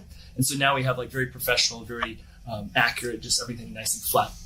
Okay. Then we have an RGB LED underneath. This is to kind of show you some statuses like network or if you're streaming or recording. Is it like a tally light? It is kind of like a tally light. So it kind of gives you just a little bit of feedback to know what the camera is actually doing at that time. Okay. On the back, we've got a power button and LED indicator here for the battery level. Charge the camera from 0 to around 80% in about an hour and a half. Oh, okay. So you can always quickly charge it up if you need to. And then below that is the SD card slot for your SD card. You can put anything. Then send the video signal that way, or no? No, so it doesn't support video through it like a webcam would. Yeah. But it does just handle the quick charge. Okay. And also we're going to support USB mixers this way as well. And then on top, speaking about audio, more audio, on top we have 3 microphones, and this is where we can do some audio manipulation, I guess you could say, where we can kind of Fraunhofer for this. Fraunhofer? Okay, perfect. So how many cameras can be supported in a stream? Yeah, so right now we currently support 1-to-1. So basically 1 camera per 1 mobile device. Okay. Guys, up to a single mobile device where you can have like a true multicam sort of switching experience like you would in a traditional production. And what about a desktop option? No plans as of right now, I guess I could tell you. Well, but besides the live stream, that's what I was going exactly. with that. So we do support a live stream, which is a product created by Vimeo, and we support them fully. And you can bring, I believe, up to 10 of these into that software. So if you wanted to do a multicam production with live stream, I could have 1 main camera, 1 on each of the people that we're interviewing, and then a couple cameras around to kind of give the overall view. So some other things to highlight: it is for pre-order now. It's $299, so a little bit cheaper than our Mevo Plus. Okay. And it's going to be shipping in April. Okay. POE. Yep. Nice. We have wireless antennas in here, so you can use your mobile phone for streaming, or you can connect it to a router. How many antennas are in there? It's dual antenna. Dual? Okay. And it supports AC. Okay. But if you want your production to be from a router or a switch, and it converts it to USB, goes at the back of the camera, or if you have power over Ethernet, which is starting to become more popular these days, you can actually power your camera through Ethernet as well. That's awesome. Yeah, pretty cool. And this will be for sale in April as well. April as well? Okay. And then other accessories, I would guess, with that too, right? Yeah, we're going to be launching a case, and then we have our standard stand here that we already sell that we're going to be, making available. Obviously. Okay, stand is right there. There we go. So as you can see, that's pretty small form factor right there. What platforms does it stream to? Yeah, so right now we support LinkedIn in our next update, and then we're going to be launching Twitch when Start launches. Oh, Twitch. Yeah, oh, yeah. Twitch will be a pretty big one for them. Exactly. So.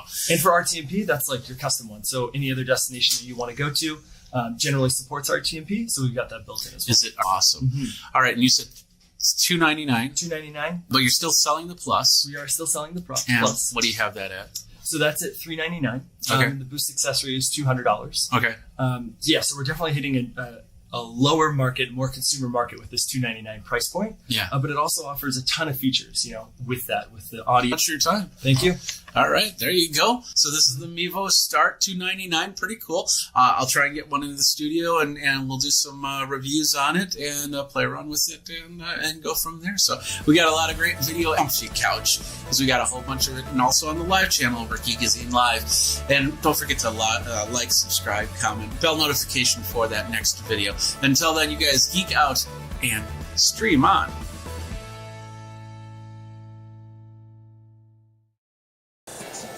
And we are back. Jeffrey Powers with Geekazine. What's up, MIK 2020? Yeah, okay, thank you very much. Sinjo here. How you doing? Hi, I'm fine. Yeah, that's great. And so you got it's called a single handheld iris recognition device. It's kind of self-explanatory, but why don't you tell them what it's about? Okay, so our arcade platform is designed for user verification and identification. A camera thing there. Maybe next generation. Yeah, but this actually records your iris and checks your iris right there. And what is this used for then? Okay, this is we can use for the access controls and the user identification. Okay. So especially in yeah. So they already have the database. So now it's time to we can use that iris for the service. Okay. Yeah. Okay. Actual place to live, but it's all accessed by iris. So you would then register my iris and put me into the database there. So when I need to come and go, instead of having a key or anything like that. Competitive is our iris recognition. We support a little bit long distance. Okay. Like 30 centimeters. 30 centimeters, While yeah. the other platform is a very short distance. Okay. Okay. So, and the image sensor is it a IR LED? Okay. Yes. For the system. So in 5 years, 5 years later? you could use it. You'll still be using this in 5 years. And, Yes. Okay. We can guarantee it's a continuous. So this is more than just the remote because you have to have a database to put it in, correct? Yes, this one can be adapted any existing. Okay. Yes. So there's many different versions of the product. And is there a subscription model to this, or is this a one-time fee to put something in? It's not be. We can consider in the one time the purchase in the company. This is most probably in the future. Yeah. We can bring it anytime. You can this iris recognition replace in the current security system. Okay. Okay. Is it out yet? Do you have any clients right now?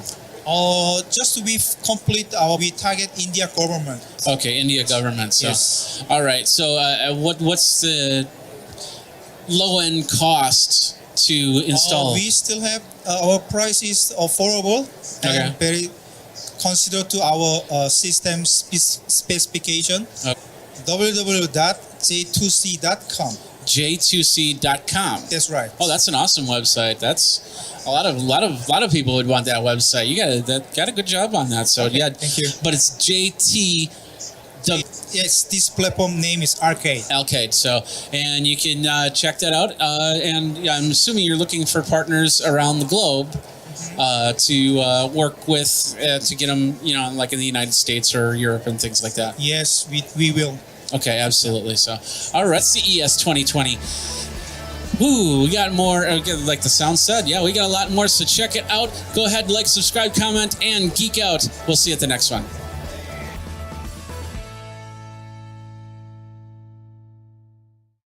2, 1. Hey, everybody, Jeffrey Powers here from Geekazine. Annyeonghaseyo. Korea. We have Jiwoo Kim. Grab your microphone there. It's on. Just talk. Okay. And you have a thing called B-Plug. Tell us a little bit about that. Okay. My name is Jiwoo Kim. I'm working for the A9. A9 is the manufacturing company. Especially IoT device. Okay. We make a B-Plug. B-Plug is a brand of the A lightness. Okay.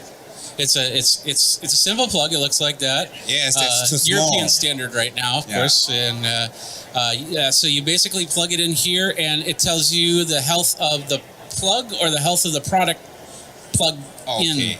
Okay. A little bit. I need to explain to this plug. Okay. So we can plug in your home the lightness. We decide the user's status. Okay. Especially in a specific time, they use your electricity. Mm-hmm. We decide the users is safe. Okay. But maybe the 1 or 2 days they did not use any informed another person, so they check the users.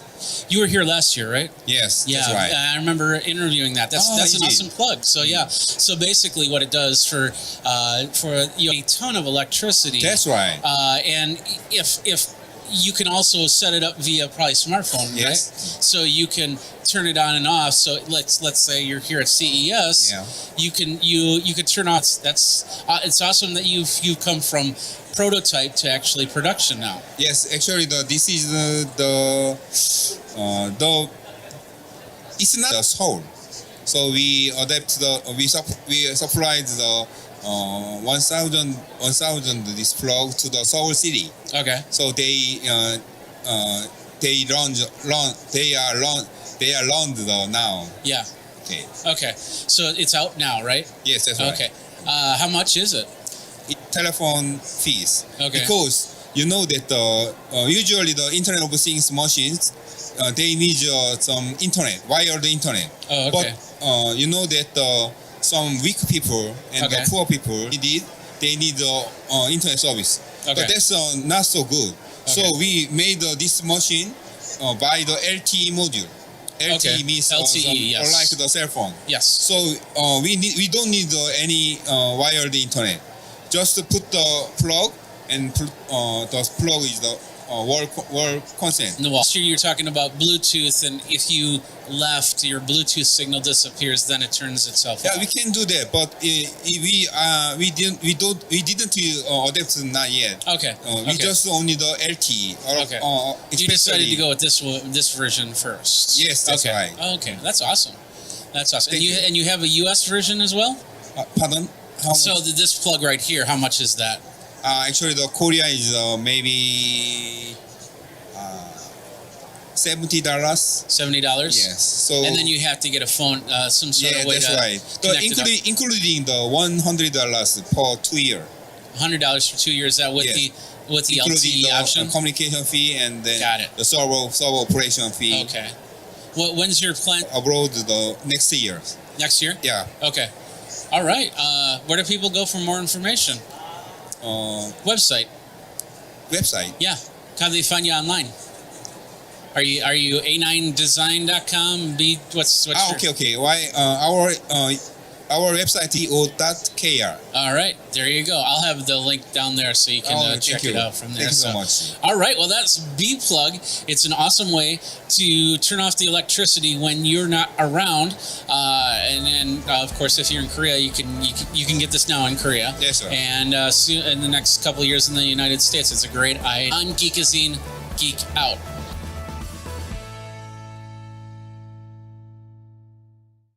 We are back. Hey, everybody. Jeffrey Powers here from Geekazine. It's MIK 2020. Can I get a woot woot?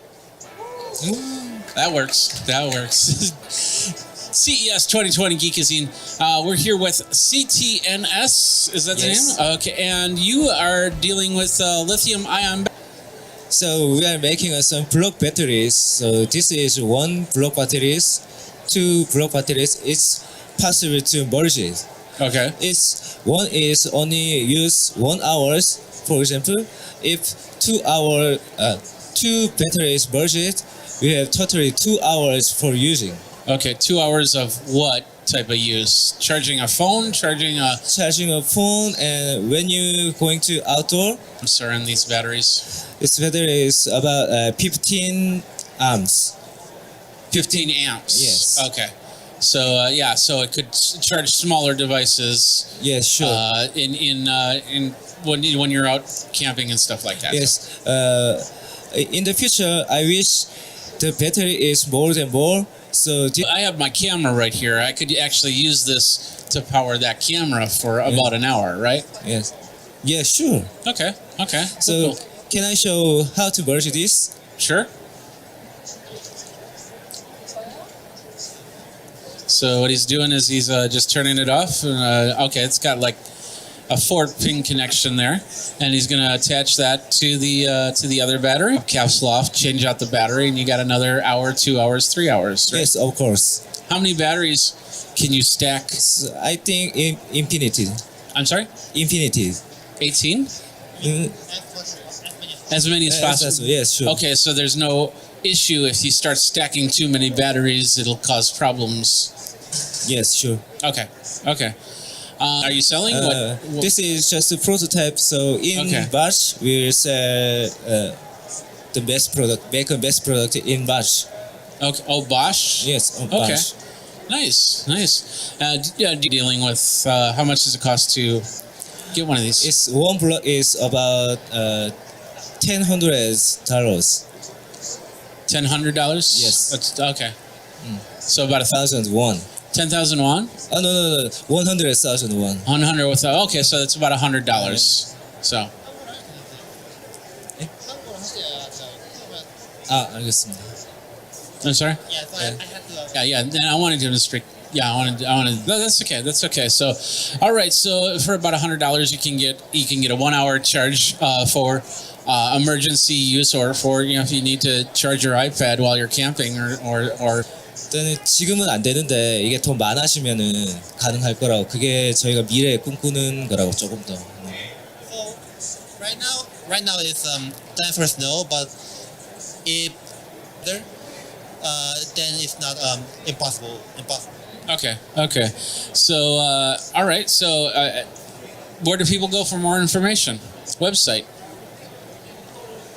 .com, right? Yes, right. So that's RAYNORSMAKERS.com. All right. Okay, well, there you go. Thank you very much for your time. Thank you. Was there anything you wanted to add or sweet from CTNS? Though we got a lot more at MIK 2020 and CES 2020 with Geekazine. So check it all out over at geekazine.com. Geek out, folks.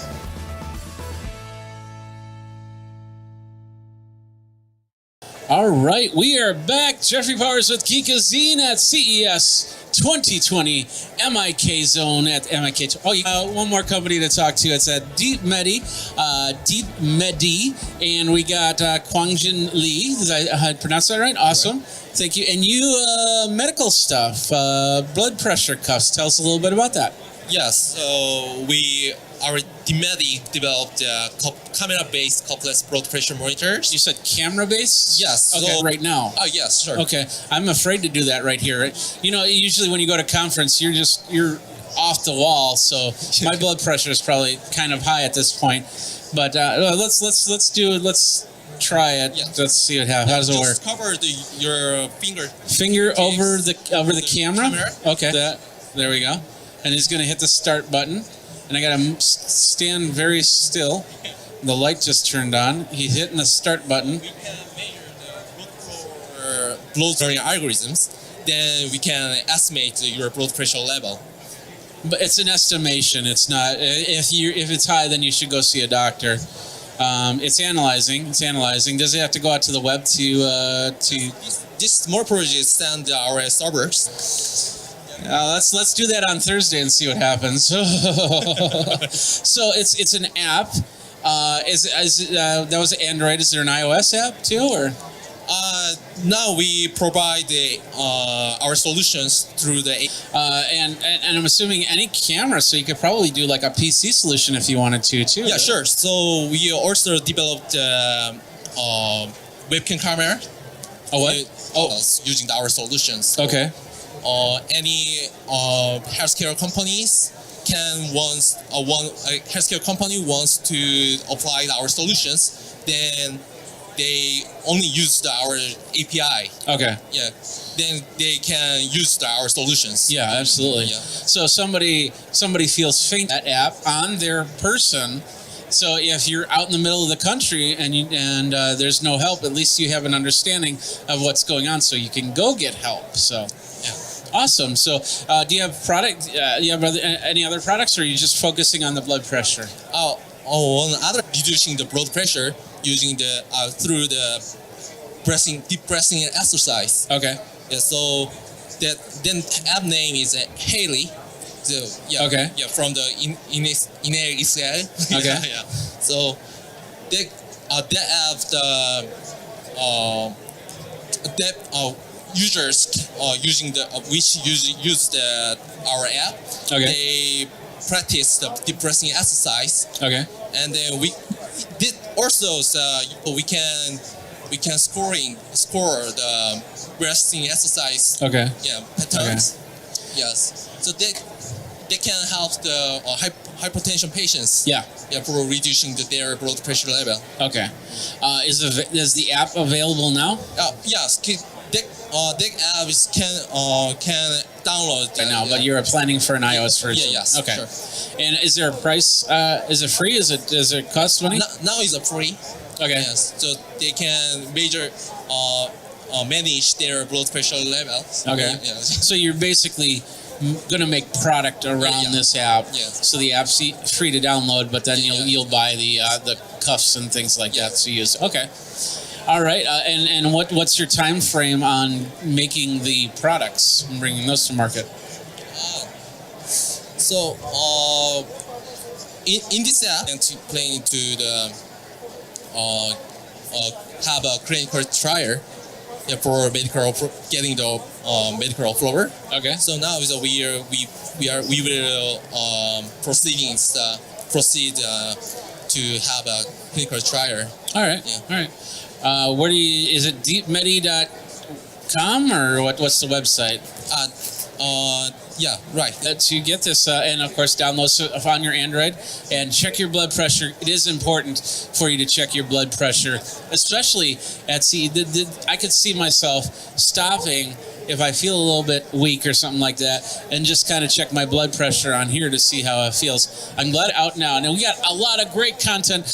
I'd like to thank everybody at MIK 2020. You guys are great. Give yourselves a round of applause. There you go. There you go. And amazing news for bringing me to Korea these last few times, helping me with CES and coming here and getting in front of all these great companies. We got some great companies you might have even heard of before that are using it. So that's the best part. So I'd like to thank everybody here for that, and I give you a round of applause. Thanks again over on Geekazine.com for 2020 at CES 2020, MIK 2020. All right, we are back. How you doing? Jeffrey Powers with Geekazine. Welcome to MIK 2020. Don't come closer. Come closer. There you go. And we got Daesung here, Daesung Kim, and the name of your company is called Jenny. So grab the microphone. What is it? Geniesoft. Geniesoft? We are Geniesoft. And what is Geniesoft? We are developing the VR content, so virtual reality. It's right here. It looks something like the play the.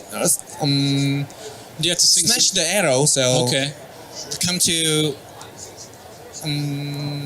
something object. Yeah. So it looks you got the little handheld items and you're smashing them like little laser swords. Yeah, sure. And the notes are. It looks like notes are coming up. You do an up and down. Up and down and direction. All the different directions. Yes, okay. Right. Okay. I'm sorry, but no, that's my English okay. is not good. My English is not that good either. So. So anyway, so you basically you smash around. It's an app. Is it on the App Store? It looks like iOS there. Just we are sales on Steam platform. So and as you can see, the video's right here. How long have you been developing it? We are 1 year. 1 year. Yes, and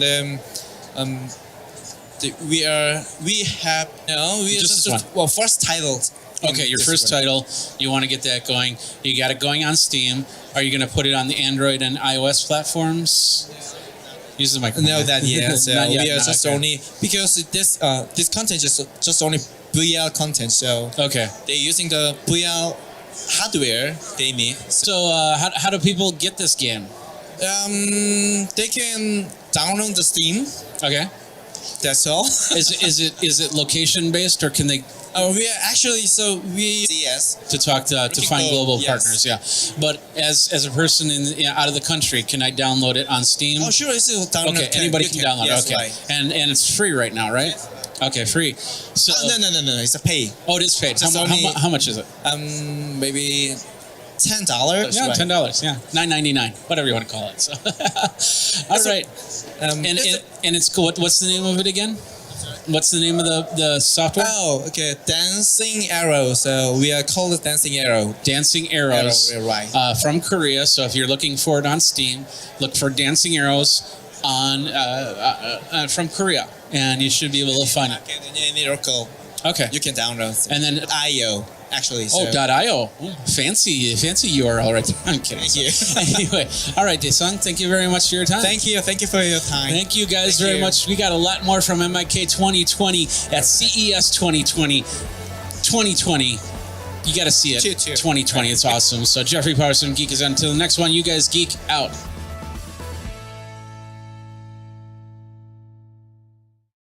We have Young-ho and Thomas. Thomas is the interpreter here, so we'll get to hear some Korean as we go with this conversation here. And the name of your company is called Good Life. Tell us a little bit about what Good Life is all about. Good Life 어떤지 얘기 좀 해달라는데. 굿라이프는 안전을 전기 콘센트를 사용하면서 발생하는 사고를 예방할 수 있는 안전을 위해서 개발하는 회사입니다.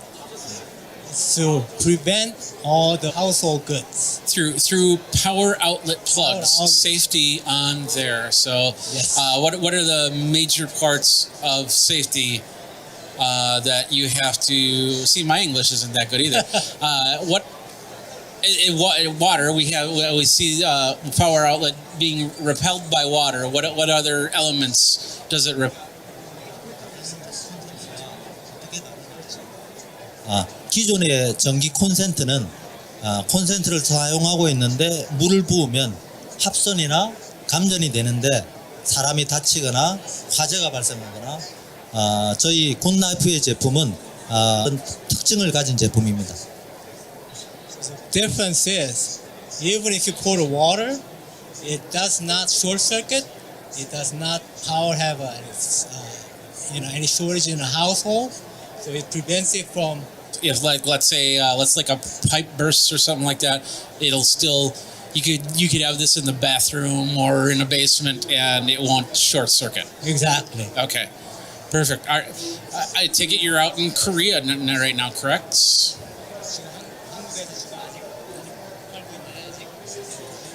이 제품은 아직 정식으로 출시한 제품은 아니고 플로트 제품으로서 올 in Korea. In Korea. Okay. And that's gonna be same thing as in Europe. Okay. Oh, so Europe. Since it's a European plug, that makes sense. Any European plug country with a European plug, you'll pretty much be selling in, right? Correct. Okay. In the United States, they have a type of certifications. Do you guys have?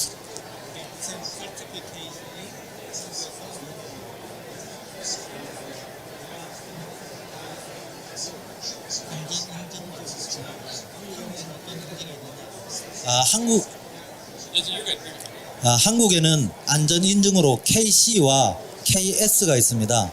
그래서 한국에는 올 가을에 제품을 출시를 해서 KC, KS를 받아서 출시를 하고 미국에는 Yes. No. No. Next year. For these guys out there. Next year in January, it'll probably get UL approved here in US, but it's already have approval in Korea. Working on a US version of the plug. Correct. Okay. How much are these plugs price range?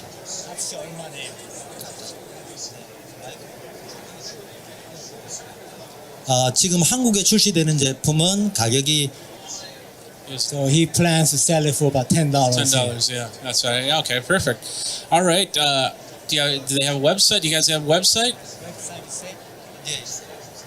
It's on the pamphlet. It's on the pamphlet here. Great. Yeah, it looks like a fun little product and an awesome power strip that's gonna be more preventive than anything. So, all right, Young-ho, thank you very much. 감사합니다. And Thomas. Thank you. To you and Anyan. Or MIK 2020 at CES 2020 with Geekazine 2020. We'll be right back.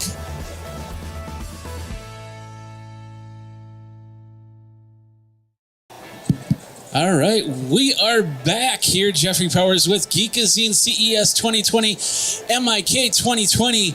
Lots of 2020s. It's awesome. We are here with Nick Bay. That's an easy name. It's like Marvelous, but Marvrus, and they are creating marvelous experiences. Exactly. And in this case, it's learning another language. And this language just happens to be English because I have no idea how to speak English. And I want to learn in my way, my time. And that's what you guys are working on. So tell us a little bit about that. Yeah. So basically, Marvelous, we are creating edutech solution with innovative, creative, immersive content. Our first commercial project is speaking learning to English. Okay. So the basic concept is that make you have a virtual conversation with real life situation. Okay. With a native speaker. Like this conversation we're having right now. Yes. It's all virtual. Right there. Okay. So you can provide lots of like episode. Okay. After that, the system understand users' answer and give feedback in a real time. Okay. What's the incorrect sentence? What's the best answer at that situation? Oh, okay. Yeah. So you interact with the app. Exactly. Okay. Okay. Interactive with the video. Yeah. Okay. And the app can be on and turning on. Right. You can do that. Right. Oh, that's awesome. So how long have you been developing this? So basically, we have developed for last 3 years and have launched one of the best innovative like project in Korea. Okay. Yes. So okay. Last 3 years we developed. So 3 years. Yeah. And what's the next language that you're working on? So right now we have 2 languages, Korean and English. Okay. So because in our country area like Asia, want to learn speaking English, servicing training solution. Okay. Because our best goal is to improvement communication skills. Okay. Yes. Okay, yeah, I'm trying to learn Korean myself. You know, I got a few words under my belt, but I couldn't hold a conversation with you. And so I would use, besides just 안녕하세요 and 감사합니다 and ni ne and stuff like that. So one of the biggest advantage with the VR is that you can go anywhere you want. Like I can put it on my phone, so if I'm in South Korea and I can't remember how to say, where's the library or something like that, I can pull up the clip and just show it to them. Yes, also we provide our LMS solution. Okay, as a translation unit, which is pretty nice. All in one. Is there a cost to this? Sorry? Is there a price to this? Does it cost anything? So right now in Korea, we can download through the website. This is a subscription-based base. Okay. But we are on the... Are you planning to work on a different language in this next year? What's the plans? Yeah, so this year we are focusing on English and education to like employee, like company model. Yeah. Okay. Do you use the app yourself to your own product? And that's awesome. Yeah. So. Thank you very much. So, website. Where do people go to find out more? There is our website, marvelous.com. Okay. So you can check our more portfolio. Yes. There's also a speakitvr.com, right? Yes, we have 2 websites. Okay. Yeah. So you have a couple different options on how to get, to this content and learn whatever language you want to learn. Right now, English and Korean, which is great. Yeah. And go from there. So, Nick, thank you very much for your time. Thank you. Lastly, one more thing? Okay. Yeah. We are looking for like people, maybe from Germany or something. Is that what you're looking? Okay, Yeah. so they're looking for partners in different countries, from France to Germany to Spain to whatever language you speak. Right. If it's we got a lot more. MIK 2020 from the MIK Zone, CES 2020. Jeffrey Powers from Geekazine. Think Magazine, put in a geek. Don't forget to like, subscribe, comment, and hit the bell notification so you know when the next video comes out. You guys geek out. See you at the next one.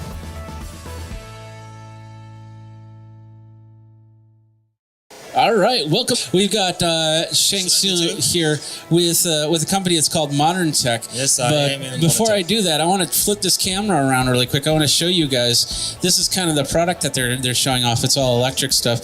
That's that little robot here. So let's flip the camera back here. Yeah, I'm a cameraman too.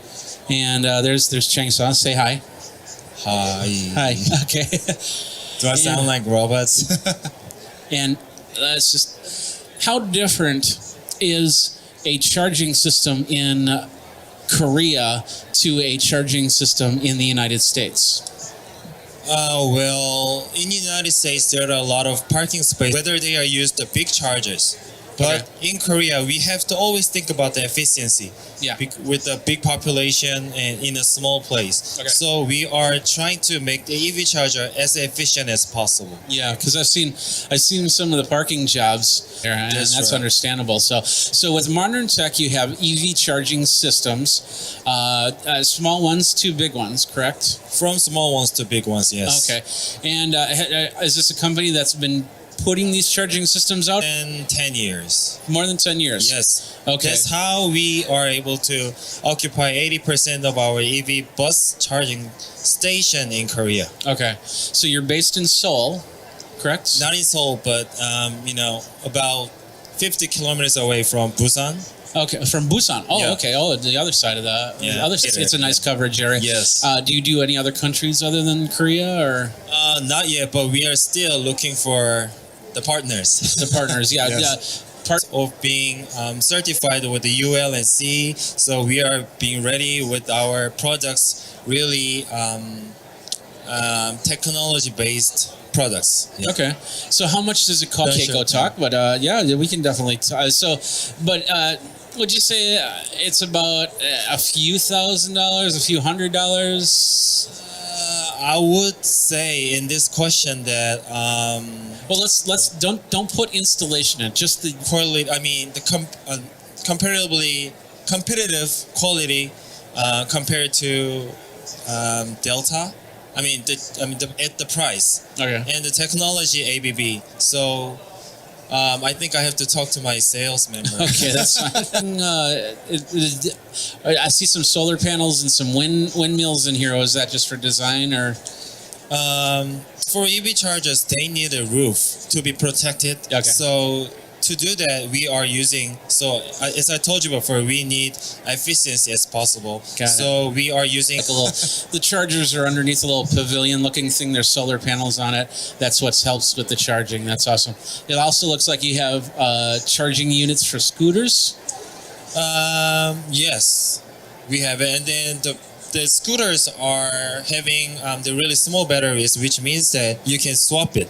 Okay. So- Charge. You pull that out, put that back in the scooter. and That's you're off. right. Okay. You know well. That's awesome. I don't have a scooter, but that's I don't even have an electric car. So, and it looks like you have some patents being around for. We are the first patent to develop the EV roboram charger system in the world on the rail. Yes. On the rail. Awesome. So, where's your website located? Tech.co.kr or No, it's just .kr. Just .kr. Okay, there you go.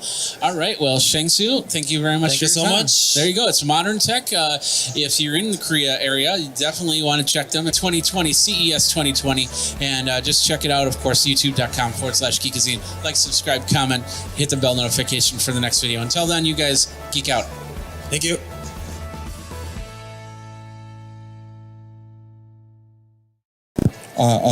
Hey. Hey, yes. Rusty Beatbox makes me happy. Rusty Beatbox makes Rusty me happy. Beatbox, okay. So we could turn that into it's a Rusty Beatbox makes me happy.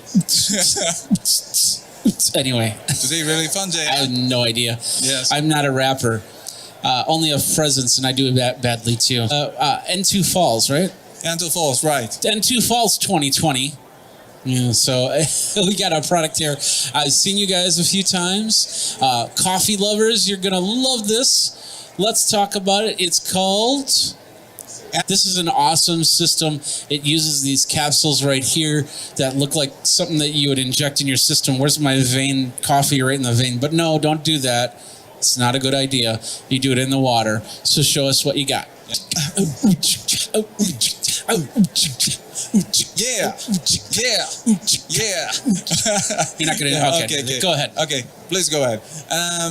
Let me introduce myself. My name is Abraham Kim. I'm the Vice President of N2 Falls. N2 Falls is our brand name. And our company name is the Collie Group. So, okay, thank you very much. And our company is now selling the ample capsules and lead at the same time. Okay. And then we are now quite good success in the Korean market right now. Okay. The reason why we in here to launching for the U.S. markets. Scaling up to the United States. Of Moving course. on up. Anyway, that is awesome. So, Awesome, yes. Awesome. Awesome, yes. Awesome, as they say in Boston. It's cool. it's Yeah, awesome. yeah. I'm not from Boston. The reason so- why? I worked in an Nespresso for a long time. Okay. But in order to drink typically coffee, you need to buy the machines. Yeah. But in our method, you don't need to buy the machine. No. It's a per strength of our products. That is awesome. Awesome, That's yes. Yeah, absolutely. So show us how it works. Yes, it is very simple. Of our products on our company, and you just push it like this on the right angle and press it like this side. Okay. It just become the good flavors of coffee. You see, the patient means to eliminate the customer's inconvenience. Hey, Jeff, try it. Should I? Like if you do, if you should, I should. I'm gonna do it anyway. Of course you can. Well, I can't drink alone. Where is yours? Come on inside. Most of our sales customers is 10 to 30 young generation girls. Okay. The reason why is this flavor is and moreover there is another big strength is of our company, and then including coffee, and then we have a sweet tea product line. This Okay. blueberry Got that right and there. raspberry R&D processes right now. Okay. But we can make it if you can recommend with it, and then we can make anything. And this could actually be hot coffee. I just have to get hot water in the cup. It's hot water and cold water. We can make it anytime, but the throughout is fantastic. Okay. Well, that's pretty sweet. You also have this container. Is the container? Yes, in order to participate in CES show, this is our product of not completed products, and then this is a prototype of our product. Okay. This is a smart kind of a products. Okay. So using some biosensors and then something Biosensors like that. Yes, for coffee. And then You need and biosensors for calculating, coffee. the calories that you want. Really? And something like that. And this is not totally. I already told you. To a phone or something like that, or I beg your pardon? like is it that smart? It's got computers and sensors inside or anything? Yeah, it's sensor inside, and then using the Bluetooth functions, and then you can connect with the phones at the same time. Okay. Does it make the coffee, or I know it's just prototype, but would you carry this around, or how would that work? And this at this moment, this is it's a sensors like this. The smart tumblers access this kind of capsules, and they can directly recognize the calories. Engineers. Okay. All right. Well, so you're coming to the United States, but right now, can anybody get these capsules? At the moment, we are now proceeding to receive FDA approval. FDA approval. Okay. The most important thing is that we are now looking for some good investor. Okay. And are you in the Korean market or other markets as well, or? In the Korean markets, in this year, fortunately, we are now penetrating to Market Kali and something like that. Market Kali, you know Market Kali? Gangnam Ajumma. No. Gangnam Ajumma really want to buy sales figures of Gangnam Ajumma is really fantastic. Okay. So we have a discussion with the MD of Market Kali. Okay. They gave me so positive comments, so that we can connect this kind of our product to Market Kali. Okay. Online market. Beautiful questions. It's a one retail price is the one EA ample capsule $3. 3,000 won. 3,000 won? Yes. Which is $3 and around $3 in the United States. A little bit less, but yes. Okay. So now, during the show, we wanted to ask about so that we can go into penetrating the U.S. market successfully. All right, there you go. Well, good luck on that, and I can't wait to see what's happening in the next year, and I'll definitely be following that. Thank you very and much. we'll keep you updated on Geekazine. So. I do hope so, huh? Abraham, thank you very much for your time. Thank you, Jeff. All right, give me the beatbox out. Okay. Yeah. Yeah, Antofagasta. Yeah, Well, like- okay, anymore. Hey. Yeah, okay, not even doing K-pop here. So thanks a lot to Abraham, and check everything out over at Geekazine.com. This is yours, huh? Oh, yeah, thank you. And we're back, Jeffrey Powers with Geekazine.com, and we are here at MIK 2020 at CES 2020. And made in Korea, awesome products that we're here. We got another one here. This is a company called Seesaw, and we got Moon. Is that what your name? Moon Joe, yeah, and we got an interpreter, Andy, here. That's going to help us here. And so, tell us a little bit about what Seesaw is all about. 고객 주문용 모바일 플랫폼 서비스입니다. 회원을 갖고 있거나 컨텐츠를 갖고 있고 그 다음에 트랜잭션이 벌어지는 고객을 대상으로 자기들이 원하는 So Seesaw is a application. Think of it as kind of like a social media site, but it's not really a social media where the users are not being at a group of people, and you guys can get in touch with that. So to reverse engineer the text message. So you have a group, like let's say a class or something like that, and you want to let them know that that maybe there's no class next week, which would be a great message to get sometimes. Yeah.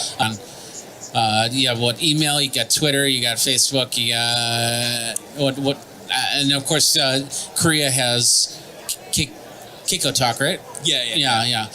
So how many platforms can be connected? So Seesaw is its own platform, but let's say, for example, like Facebook use on that platform. So for example, if you only want to maybe do post an album or write up a blog or just limit it to stories only, but you don't want any pictures or videos on there, you could get is Facebook에 connect 되는 건 아니죠?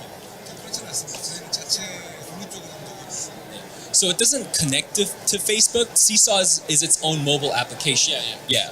But my point is, you're trying to connect to the. The masses is in the masses that you set up, not the masses, but in the class, your classmates, for example. Exactly. Okay. Yeah. And then then one of those places could be Facebook.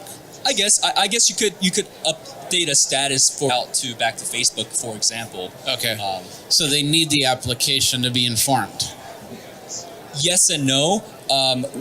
If they don't have the application, they would receive that message via text message, and then they would have the option to. Okay. See, I thought they would get that message via their social platform, like Facebook or Twitter or whatever. So that's not the case. Yeah, that's not the case. Okay, so they would get a text message. To say class is canceled or here's the next lecture. Exactly. Or whatever. Okay. Yeah. Okay. Perfect. So you have to pay a subscription fee to set up for a group of people.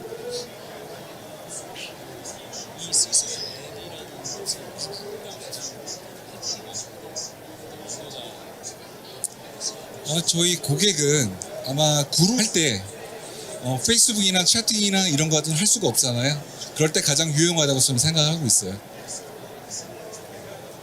So to answer your question, an individual that has an access to a large group of people within their network, or a tour guide with 400 members within your group, anybody that has an access to a large number of group, maybe you're an HR executive with 10,000 employees that you need to reach. You don't want them all of them to get on Slack and download another application or whatnot, but instead you want to get your message across instantly to your selected group of people. So an individual. Do they have to pay a fee to do this? Do they have to? Is this like a university, like a subscription model, or can you download the app for free and use it? How does that work? 관리자한테 돈을 받는 거죠.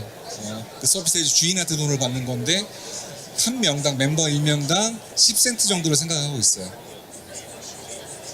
So the pricing model is we charge 1 cent, so it would be roughly around $100. $100 for about 1,000 students. Okay, okay, perfect. It's out right now, right? It's available to use now. 앱 지금 사용할 수 있고요. 한국에서는 릴리즈돼 있어요. In Korea or in Korea. Are you? So right now it's available in Korea. Okay. But they do have plans on releasing it as a global feature. Okay. Available. And the website is Seesaw, I'm assuming? Seesaw.land, Land. And you can get it for Android and iOS. Is there a access that via the web as well online? Okay. From what I Okay. understand. Okay. All right. Okay, well, that's Seesaw at Seesaw Talk and Seesaw.land. Thank you very much, ES 2020 with Geekazine 2020. So go ahead, like, subscribe, comment, bell notification for the next video. We got a lot more, so stick around.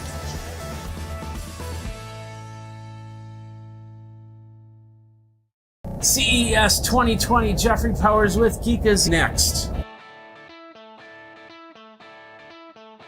Oh, so I'd say mixed tile, turn the lights off. Yes.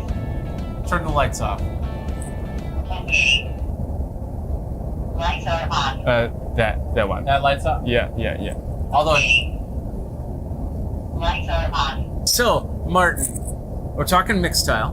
Company, tell us a little bit about the company. How long has it been around? And It's been 5 years. 5 years? Yeah, 5 years. To create mixed style, I'm an engineer. Okay. I'm an engineer, and I'm also a lazy of my life. Okay. And don't waste the time on those errands I don't want to do. Okay. I believe the automation, home automation, is the coolest solution for this issue. Okay. And you don't need to waste or sacrifice others. Internet That's of always Things. a big issue. Sure. Internet of Things. Those technology sometimes will leak your private information to the internet, to the public. So our concept is to build a private progress to your home in your own device. Okay. Yeah, that is, you have your own cloud in your home. Oh, okay. Sure. So everything is encompassed in your home, Sure. rather than some server in Akron, Ohio. Sure.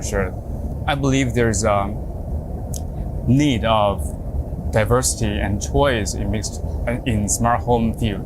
Okay. To purchase every device from the same brand, because you want to have a stable and a completely system for home, right? Yeah, you don't want to be remembering one name versus another to try and do something as simple like turn off a light. Because Sure. I've done that before. Because I've got 3 different systems, from the phone to the 2 assistants. We also know that there's no one brand can provide the best product. Our solution is to combine all the solutions together. We compatible with Z-Wave, Zigbee, Bluetooth, Wi-Fi, all the protocols, and we can make the devices from button and turns another light bulb on. We all know people want to use the best choice of the smart home world, right? The best device of the smart home world. So we build a system that can compare with all the protocols, and we created new don't lose any single bit of information of the controlling. Okay. So in all reality, then Mixtile becomes the smart home manager of all your other devices, right? Yeah. Whatever term you decide to use, that the same idea is there. Yeah. And that is, it wants to bring everything all under one umbrella, under one roof, so you don't have to remember one name versus another. The most of the artificial intelligence are running on the cloud. Okay. And instead of running the artificial intelligence on the cloud, we chose to run the AI locally. All right. That means we call that a Mixtile Edge. Mixtile Edge. Mixtile Edge, and Mixtile Edge can compatible with the differences of protocols, and also it has a 5.0 tops computing power inside the device. You need a device to monitor your home, to set in AI to enlarge or to empower the system of your home. For example, maybe you already have a civilian system at home, and the civilian system has some moving detection right, functions, but the moving detections cannot tell you which one is inside of the field. For example, there's a very young child that if we just to watch the field by movement, maybe some adults walk around with the swimming pool, the system will give you a false alarm. So this is you don't want the false alarm, No, of we don't. course. Yeah. So you want something that's gonna determine whether this is your child getting. Okay. I believe this is the three ideas of Mixtel. The first one is privacy assured, and the second one is to put diversity and choice into smart home system. And the third one is local AI. Well, that's where Mixstyle comes in.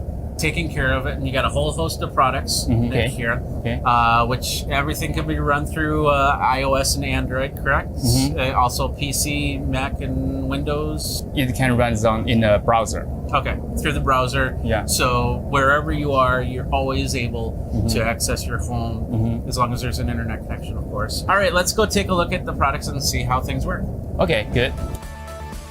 Okay, the Mixtel Edge is the most powerful smart home hub in our product line. Okay. Yeah. Why we created this kind of product, because there are many spacious house or office spaces that far. Yeah. And one hub or one gateway cannot support thousands of devices or in a very large space. Okay. We create this product is to manage several sub gateways to manage all the network. Okay.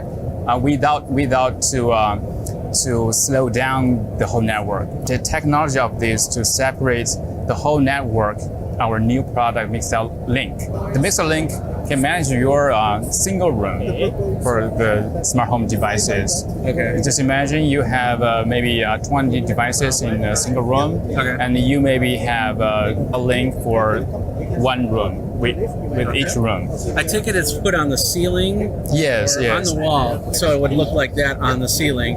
Yes. But right now it's upside down because you're just showing it off. So. Yeah, sure. Okay, but does it work best on the ceiling, or can you put it on the wall? Yes. Yes. Would you put it towards the top of the wall or the bottom of the wall? The top of the wall. Okay. The top of the wall. This to a place that can make the infrared signal to reach every infrared controlled device. Okay. Such as, is it line of sight, or Yes. is it? Does it just has to be within a certain range? Yes. Okay. Yes.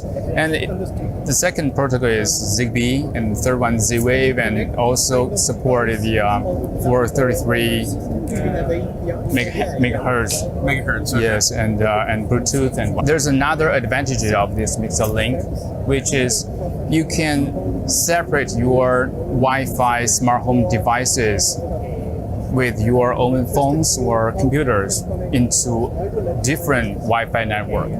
Oh, okay. Okay. So you could have a guest network and gets mixed in with that, so you know if you need to shut all the cameras off, you shut off that specific Wi-Fi. Yeah, more of that. That your camera devices will never be hacked by some malware on your PC or your phone. Okay. And you can separate this. This is the Wi-Fi password. They have no way to get into your cameras. No way. They have no way to get into your smart appliances because No way. those will all be on different Wi-Fi signals. You have all the bands for Wi-Fi signals, and then of course, will that be affected if all of a sudden you're taking up channels 6, 7, 8, 9, 10, and 11 and stuff like that? Sure. This is another advantage of using a separately Wi-Fi network. Okay. You know, our Wi-Fi AP or routers use a kind of technology, but you know, the multi-user that cannot support too many users at the same time. Maybe you have 3 phones a person, and you have four persons in your family, and maybe you have maybe 20 devices in your family, and every device are phones, mobile phones, and PCs or pads. So you need a very high speed. Okay. The data rate to access internet, right? Okay. High speed data rate to access internet, but you know the normal routers or Wi-Fi APs cannot support hundreds of devices. To make the every devices doesn't to disturb you with the phone's network. Okay. Do you also put those outside? Because we were talking about the pool and keeping the kids safe. Yeah. Actually, with some other surveillance cameras, the outdoor surveillance cameras. That camera. Right, so these are the hubs. Yeah, this is hubs. Where would you put in the link as opposed to the hub? For a small house, maybe we can just use one hub, and this is powerful enough for a small house. It can support maybe over. The signal is not that good. Yeah. Maybe you will use 2 or 3 links in your house and link with mixer hub. Okay. But if you have many rooms in your house, maybe, or a hotel or something like that. Sure. Maybe you should use Edge, mixer Edge, to link with 20 links or more. So it would be Edge if you have a higher capacity person. It would be a hub if it's more of a home type situation. Sure. Okay. You either choose the Edge or you choose the hub, and then of course you use the links as more like repeaters, but as repeaters for the specific wireless network. Yes. All right. I think we got that explained pretty well. Yeah. And now, how do we integrate the other IoT items from that? Okay. And we can talk with Z-Wave devices, we can talk with Zigbee devices, we can talk with Bluetooth devices, or Wi-Fi devices, or some line wire devices. Okay. They use their prior. If you get really legacy, yes. Yeah, sure. Okay, some great products there. Let's. To build a smart home system is not a very easy thing for normal people, for consumer.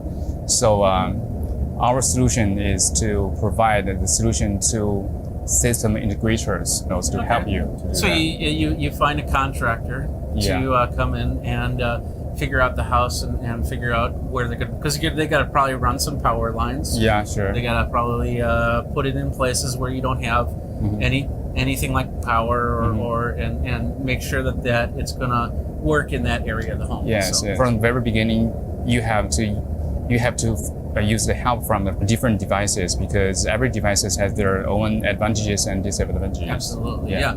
And it really depends on the home. I mean, if it's a brand new home, building it from scratch, that makes it easier to get somebody in there and figure out where these devices are going to go. But then if you have something that, not because they have maybe a landmark ability, or that it's just that old of a home that you can't do anything to, or maybe you're even renting. You want to have your IoT in there. You want to definitely get some sort of contractor in to take a look at it and help you put that all together. Sure.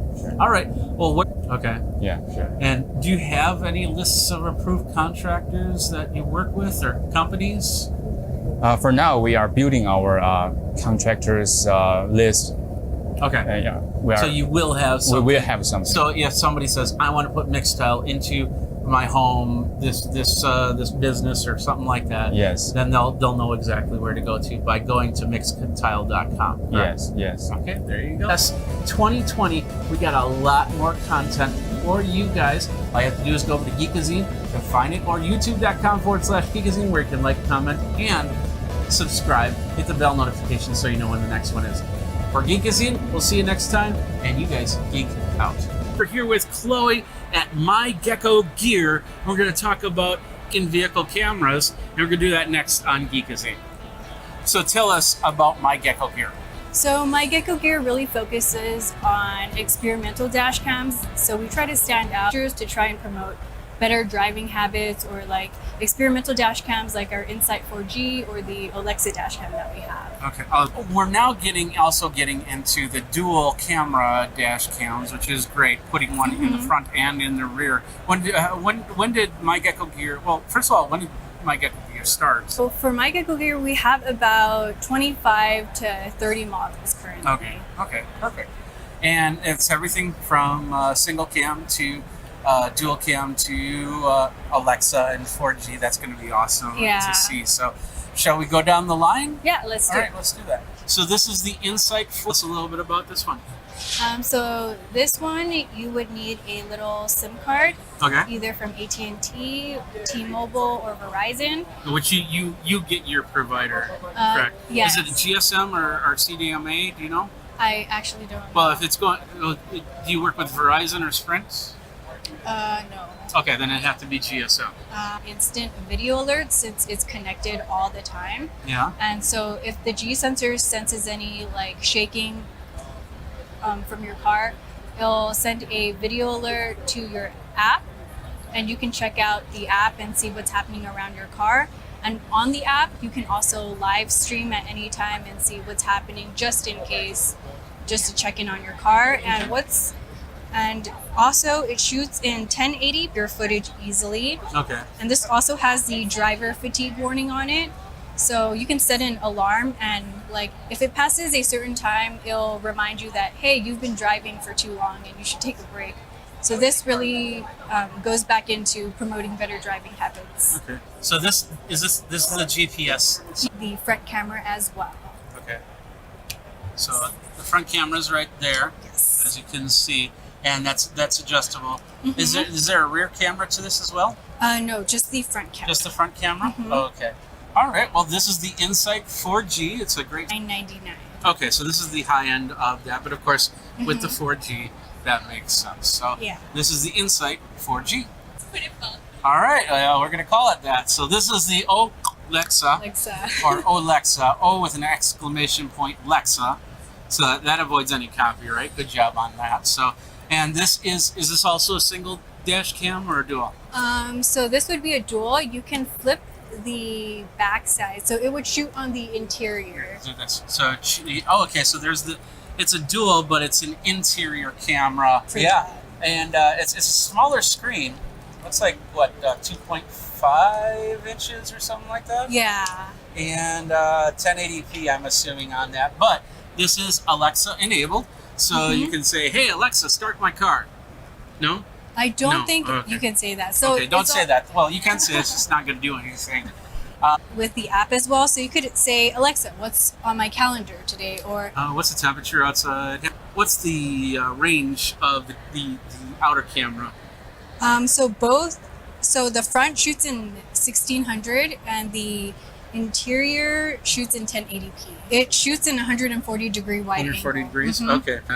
But it's not 4G Yeah. or anything like that, so you have to have probably paired with your phone, right? Yeah, Is it exactly. It's paired with your phone. Bluetooth or Wi-Fi or what? So you will connect it to, I believe you can use Bluetooth, and you connect it with the aux cable so it plays throughout your car. Oh, okay. GPS on it or? Yeah, so this one has GPS logging, it's Wi-Fi enabled, and it has some driver assist features such as the front collision. On it, right? Yeah. Okay. It has the Sony Starvis sensor, so it'll help you render a more well-lit and clear video at night. Okay. What version of the sensor is it? Do you know? I actually don't know. Okay, that's fine. That's fine. All right. And what's the price on the Alexa? So this one would go for Nice for a dash cam if you really need it. And if you're like doing a Uber drive or something like that, and you want something a little bit of extra protection, Yeah. that's awesome because then it does both cameras at the same time, right? Yeah. And so you can actually see what record on what's going on in the back. So, and then you can have them crowdfund drivers out there. This is the Alexa. Go ahead and say it with me. Alexa. we can sing it too. Alexa. All right, next up, this actually looks like my little gimbal camera right there. Nitro. Everything should be like that.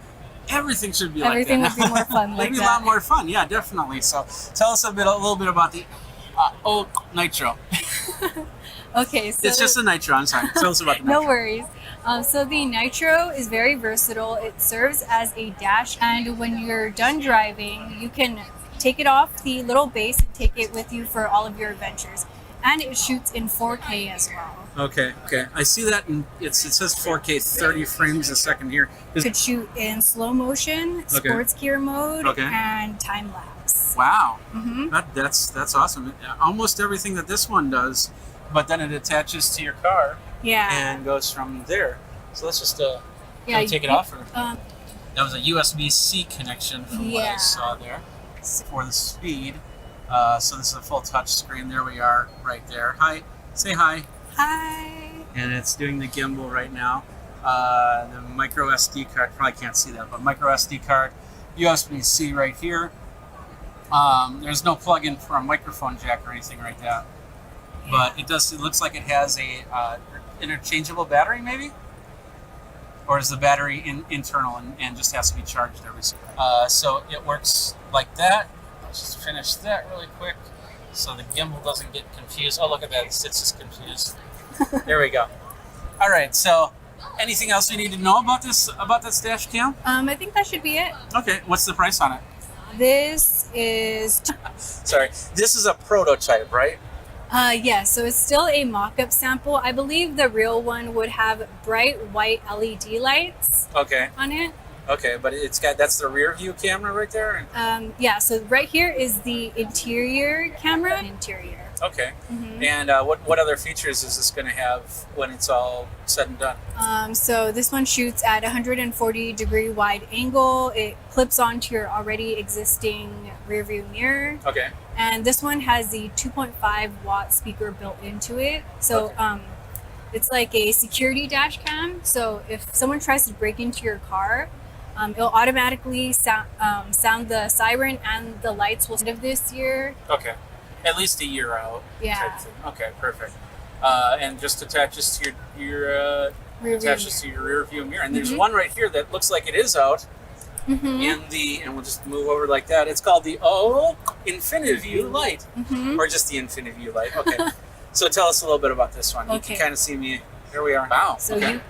you can scroll up and down Oh. to check if your rear view is like, if there's anything in your rear view before backing up. Okay. And this That is awesome. more sensor on the front and the Starvis on the rear. And also, if you click the bottom of this rear view mirror, it serves as a rear view system. So Okay. if your car doesn't have like a backup camera or a rear view system, this would be great for that. Okay. It just has the one camera then, or? Oh, yeah. Well, that's two cameras because Two cameras. we got to back up there. This is the front cam. So the front passenger side cam, and then the driver cam, and then the backup cam. That is awesome. So, and how much is this retail? This one's available on Best Buy and Amazon. Okay, perfect. So yeah, I'll have a link in the show notes on how to get those, because definitely both of those are partners of mine.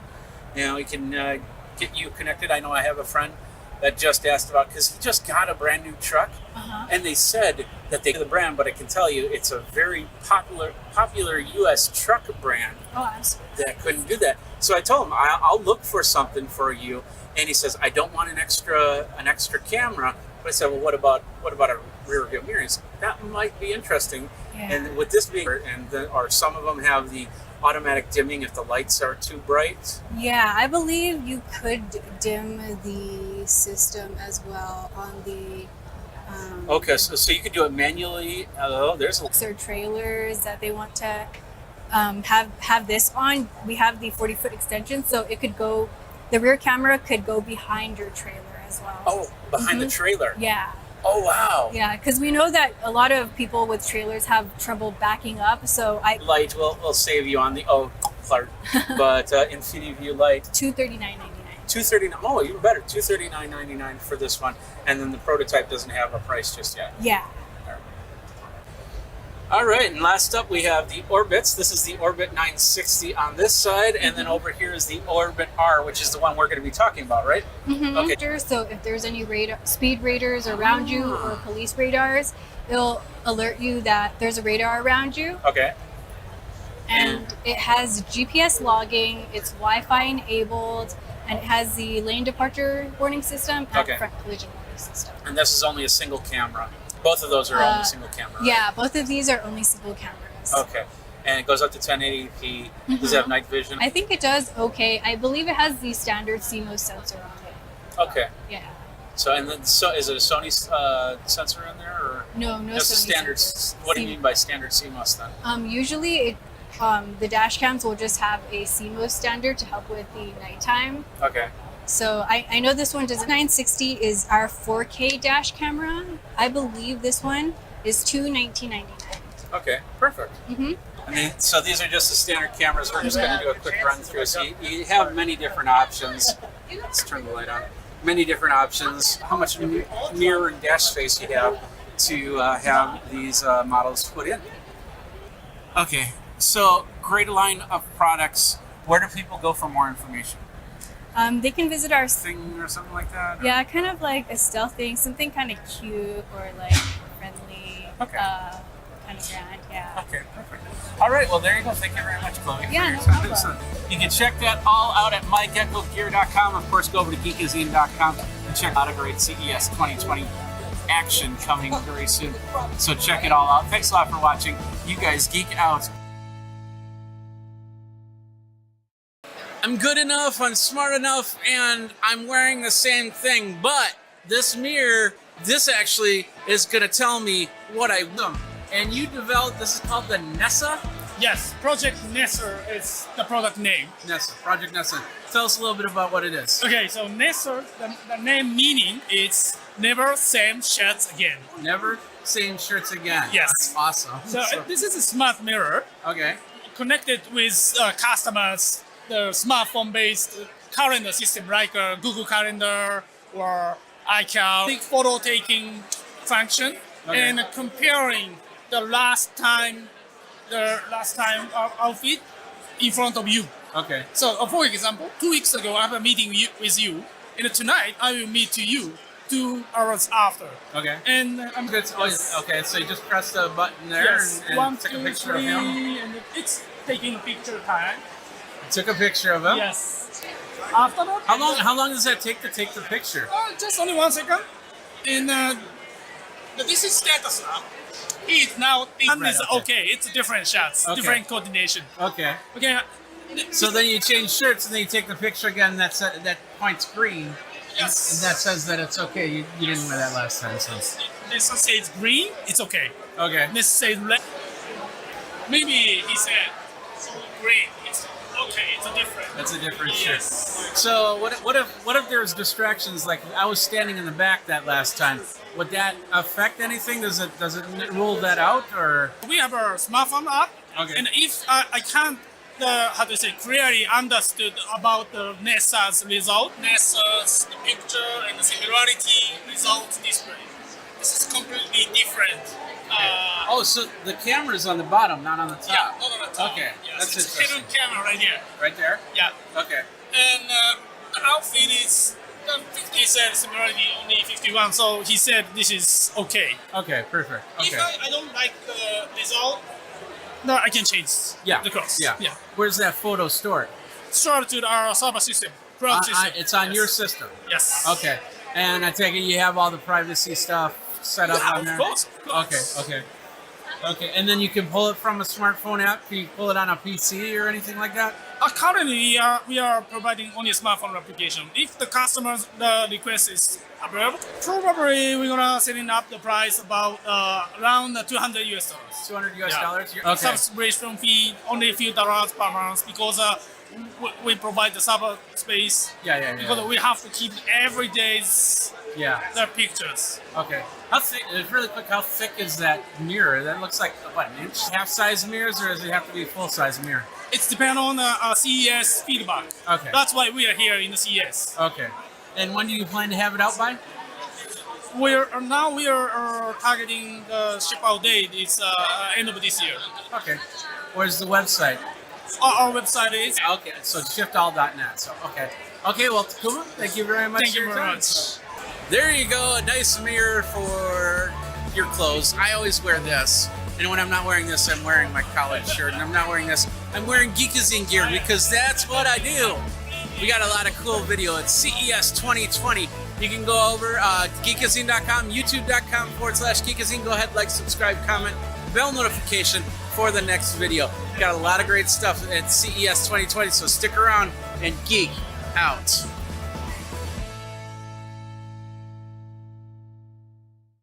CES 2020, Jeffrey Powers here with Geekazine. We're here at the lake, and I'll tell you why in a minute, next on Geekazine. So we have Yan Yun here, Nice to meet you. and tell us a little bit about Unreal.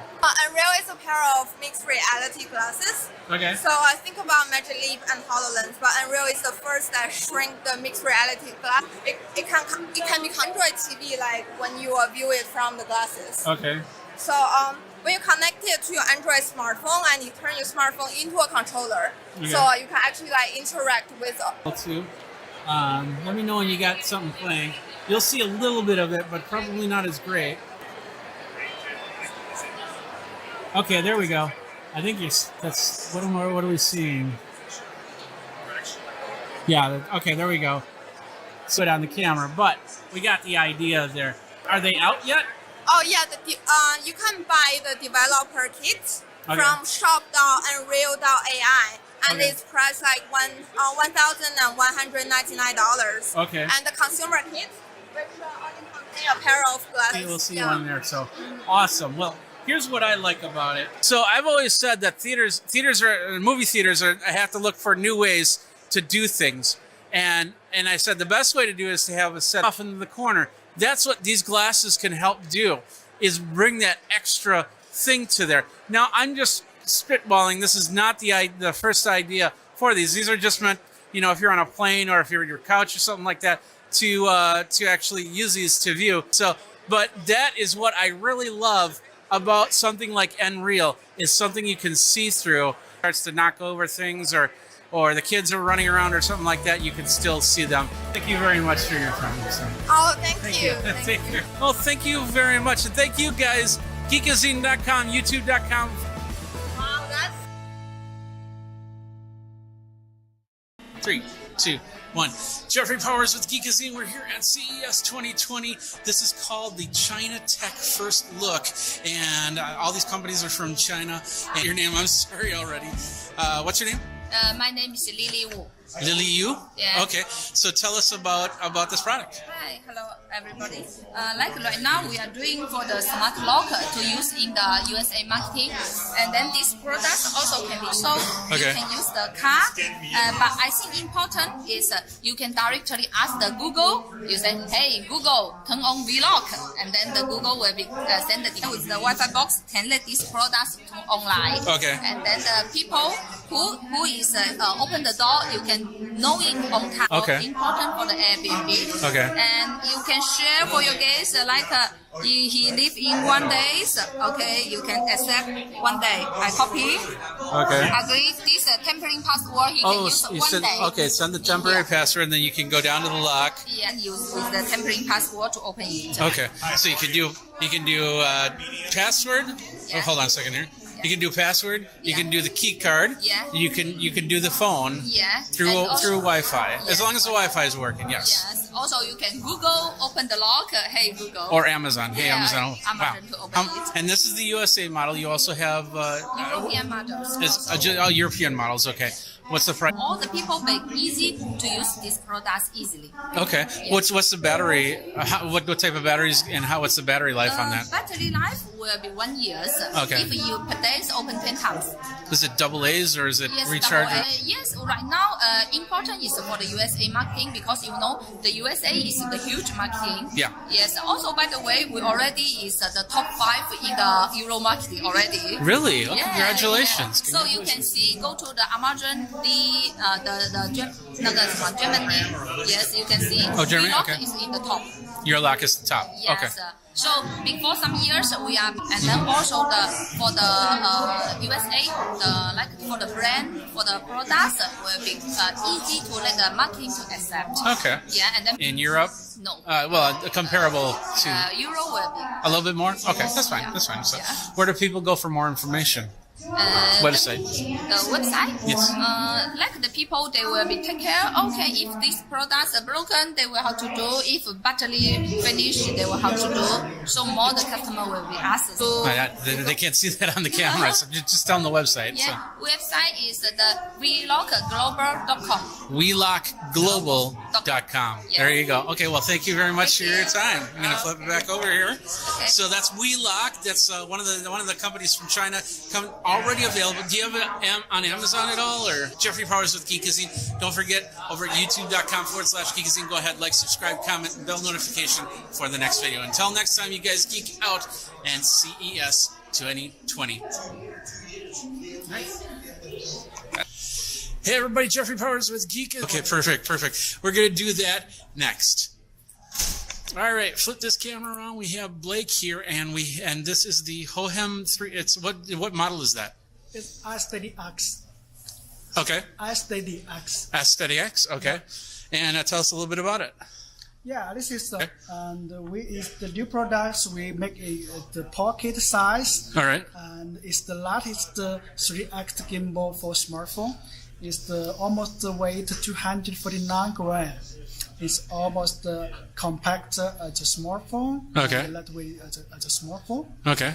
And we make it listing simple gimbal just to make sure like it's simple the controls. Okay. And with the simple to just the single connecting. All right. To switch the vertical screen. All right. Yeah. So just switch a quick button, Yeah, and you're going from there. So yes, and we used able to zoom in and zoom out. Zoom out. Just take a video at here. Tap Okay. once, take a photo. Tap twice. To take to a make video. Yeah. Okay. Do you also have a smartphone app that also helps with that if you have two smartphones? Yeah. Okay. Yeah. Okay. The application and with the gimbal together to make some fantastic video. Okay. So I can show one of the features is the moment mode. All right. Like you can Our through the application pre-roll type stuff. Yeah. Okay. Yeah, and just single start here. He will auto to rotate it. Okay. He will auto rotate to. Okay, you just hold. Yeah, then he will generate a video. Okay. Himself, he will come back. Is there music playing in there too? Yeah, it's a music. You can edit with music. You can just buy the gimbal, working the motors. All right. With the application. Okay. There's probably a lot more features on here, but let's talk about price and availability. Actually, we have not decided the price. Okay, and it's coming out in February. That's right. You said that at the beginning. Okay. But I think it's the lowest product the price compared to other brands. Okay.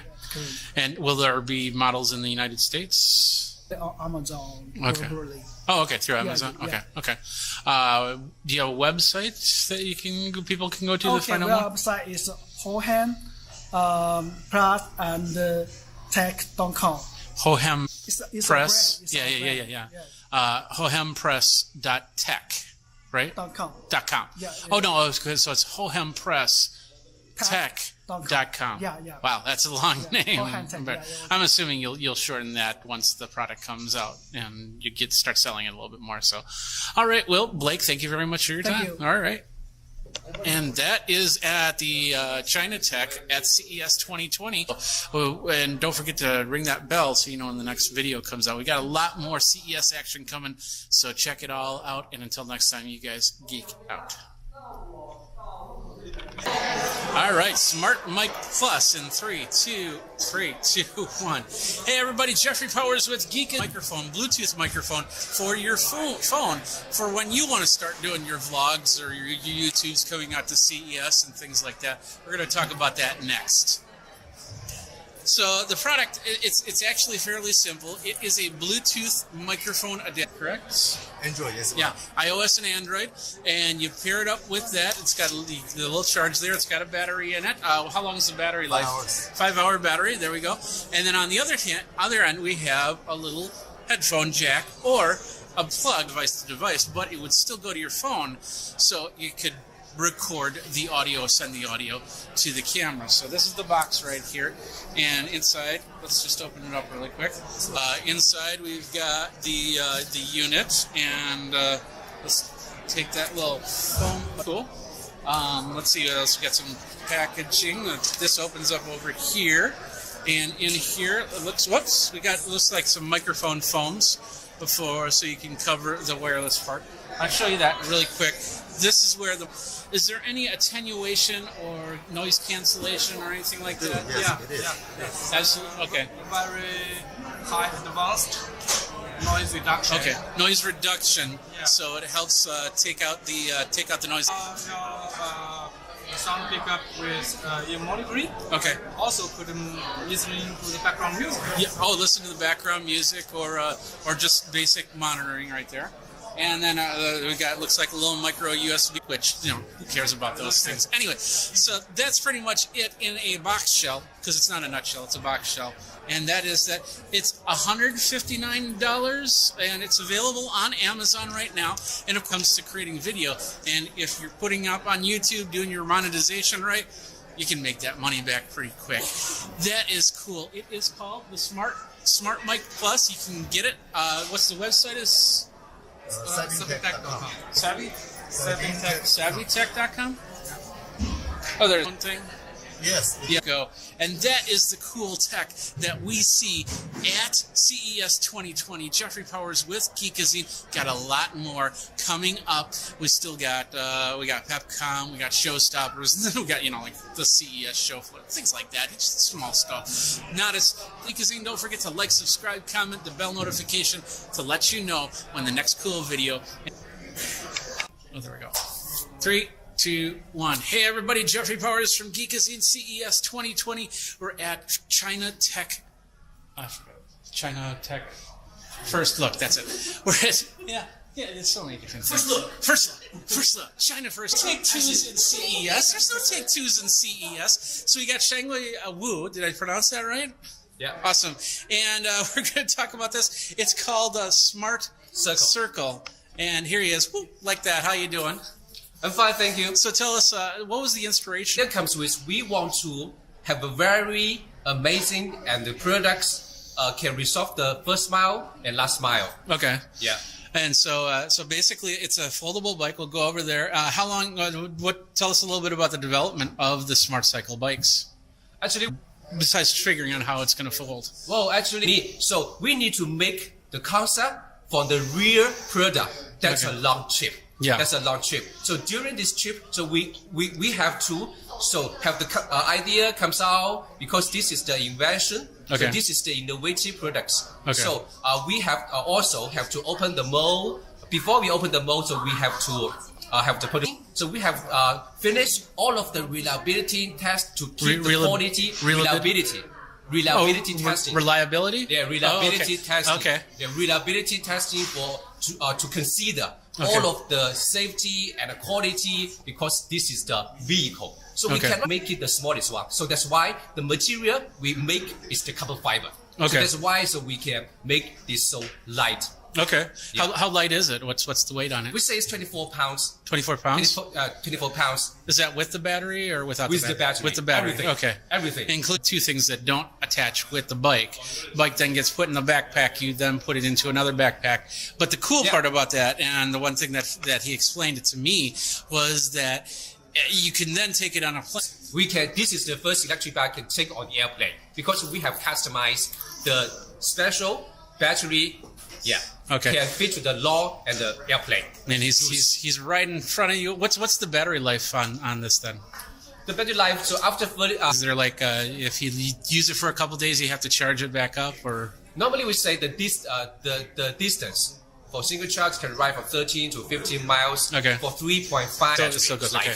And how long does it take to charge? 3 hours. 3 hours to charge. Okay, Yeah. perfect. And what type of is it? Just regular lithium ion type battery? It's the regular battery. Okay. Later on, Samsung battery. Okay. $13.99, $1399 US. $1,399. Yeah. Okay, perfect. I heard $13.99, and I know, I definitely know if you could get this for $13.99, a lot of people would be getting that's for sure. So, Okay. is it available in the United States? Yeah. .com. SmartCircle.com. So people can buy from the Hammer. Yeah, because we have the distributor at the US. The name is called Whammo. Whammo? Yeah, Whammo. Yeah, it's the toys company. Whammo. Yeah, Whammo. Yeah, Whammo. It's Okay. a 72 years company. Yeah, I haven't heard that name It's in a long also time. a partnership. Okay. Yeah. At CES 2020, the China Tech First Look. Yeah, I can say that. We have a lot of video from here, from CES. We got Pepcom, we got Showstoppers, we got CES coming up, which is awesome, and a whole bunch more. Go over to Geekazine.com. Don't forget, and of course, YouTube.com/Geekazine. Don't forget to like, subscribe, comment, bell notification for the next video. And until then, you guys geek out. I'm going to take a quick B-roll of this really quick.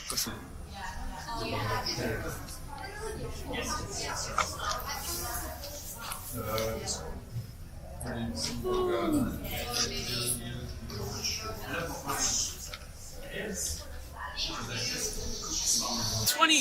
here at PepCom, and we are here with Jared here. How's it going, guys? And you got a new line of portable speakers called Braven, correct? Tell us a little bit about that. You bet. So Jeff, Zag acquired Braven about a year and a half ago. Okay. And last fall, we just launched a whole new lineup of Rocky Mountain tested speakers and a full lineup of earbuds.